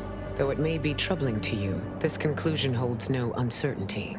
Someone present must do this. Sometimes there is no alternative. This is one such time. Steel yourself. I will take the schematics back with me, and, using the processed rift data, of course, the Order will begin production of more modulators that can be operated at a safe distance. The woe-bedamned circumstances that led us to this point? Is there not some other way we might solve our current predicament? Your death will not be wasted effort. I will work with Auntie personally to protect Arcadia, and ensure your sacrifice is remembered for the selfless action it is. Knew it'd come down to us. Always does. In the serials, this is usually the point when someone heroically volunteers. Commander, it's been an honor and a privilege. You really are the best the Directorate's got.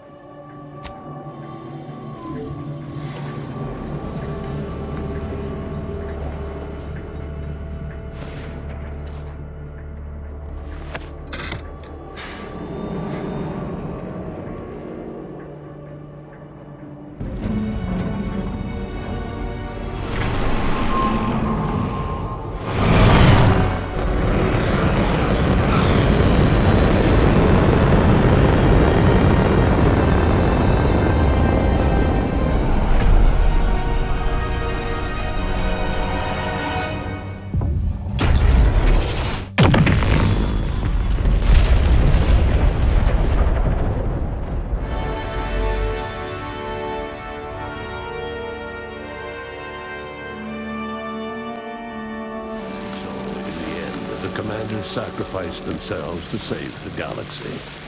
No one knew their motives or thoughts in those final moments, though legends grew around this mythical agent of the Earth Directorate all the same. Auntie's choice seized the opportunity to take over running Alexandra Monastery and Matriarch's Mercy, while adapting punch card production to churning out cheap wares. All Order academics were assigned to write advertising copy.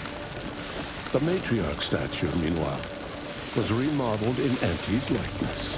The Abbot was made VP of Facilities Sanitation, a position he embraced with surprising gusto, and by all rights appears happier than ever. Having died at the peace talks, Augustine Debris' treachery was never known to the Earth Directorate.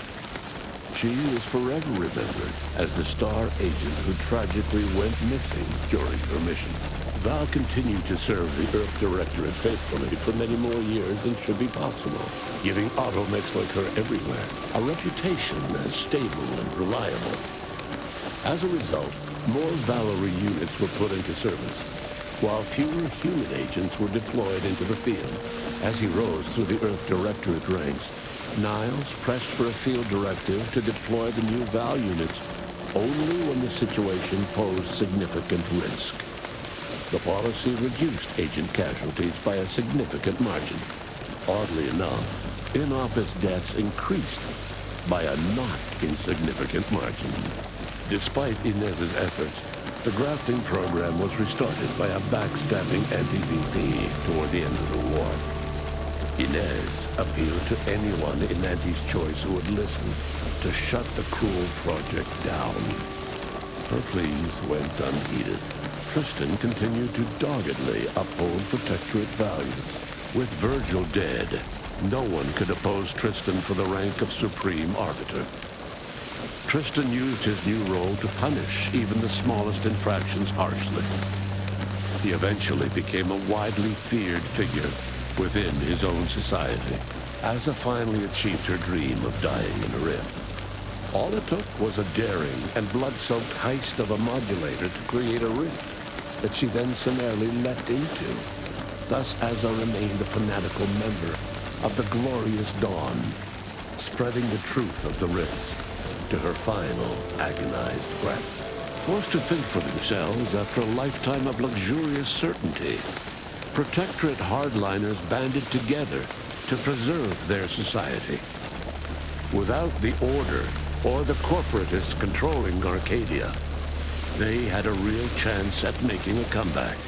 Sovereign Varric was eventually discovered in mental refreshment in a placid and compliant state.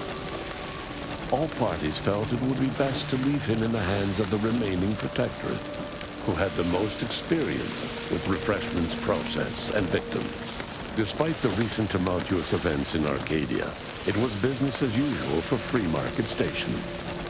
Sub Rosa continued to supply the colony in the wake of the commander's actions.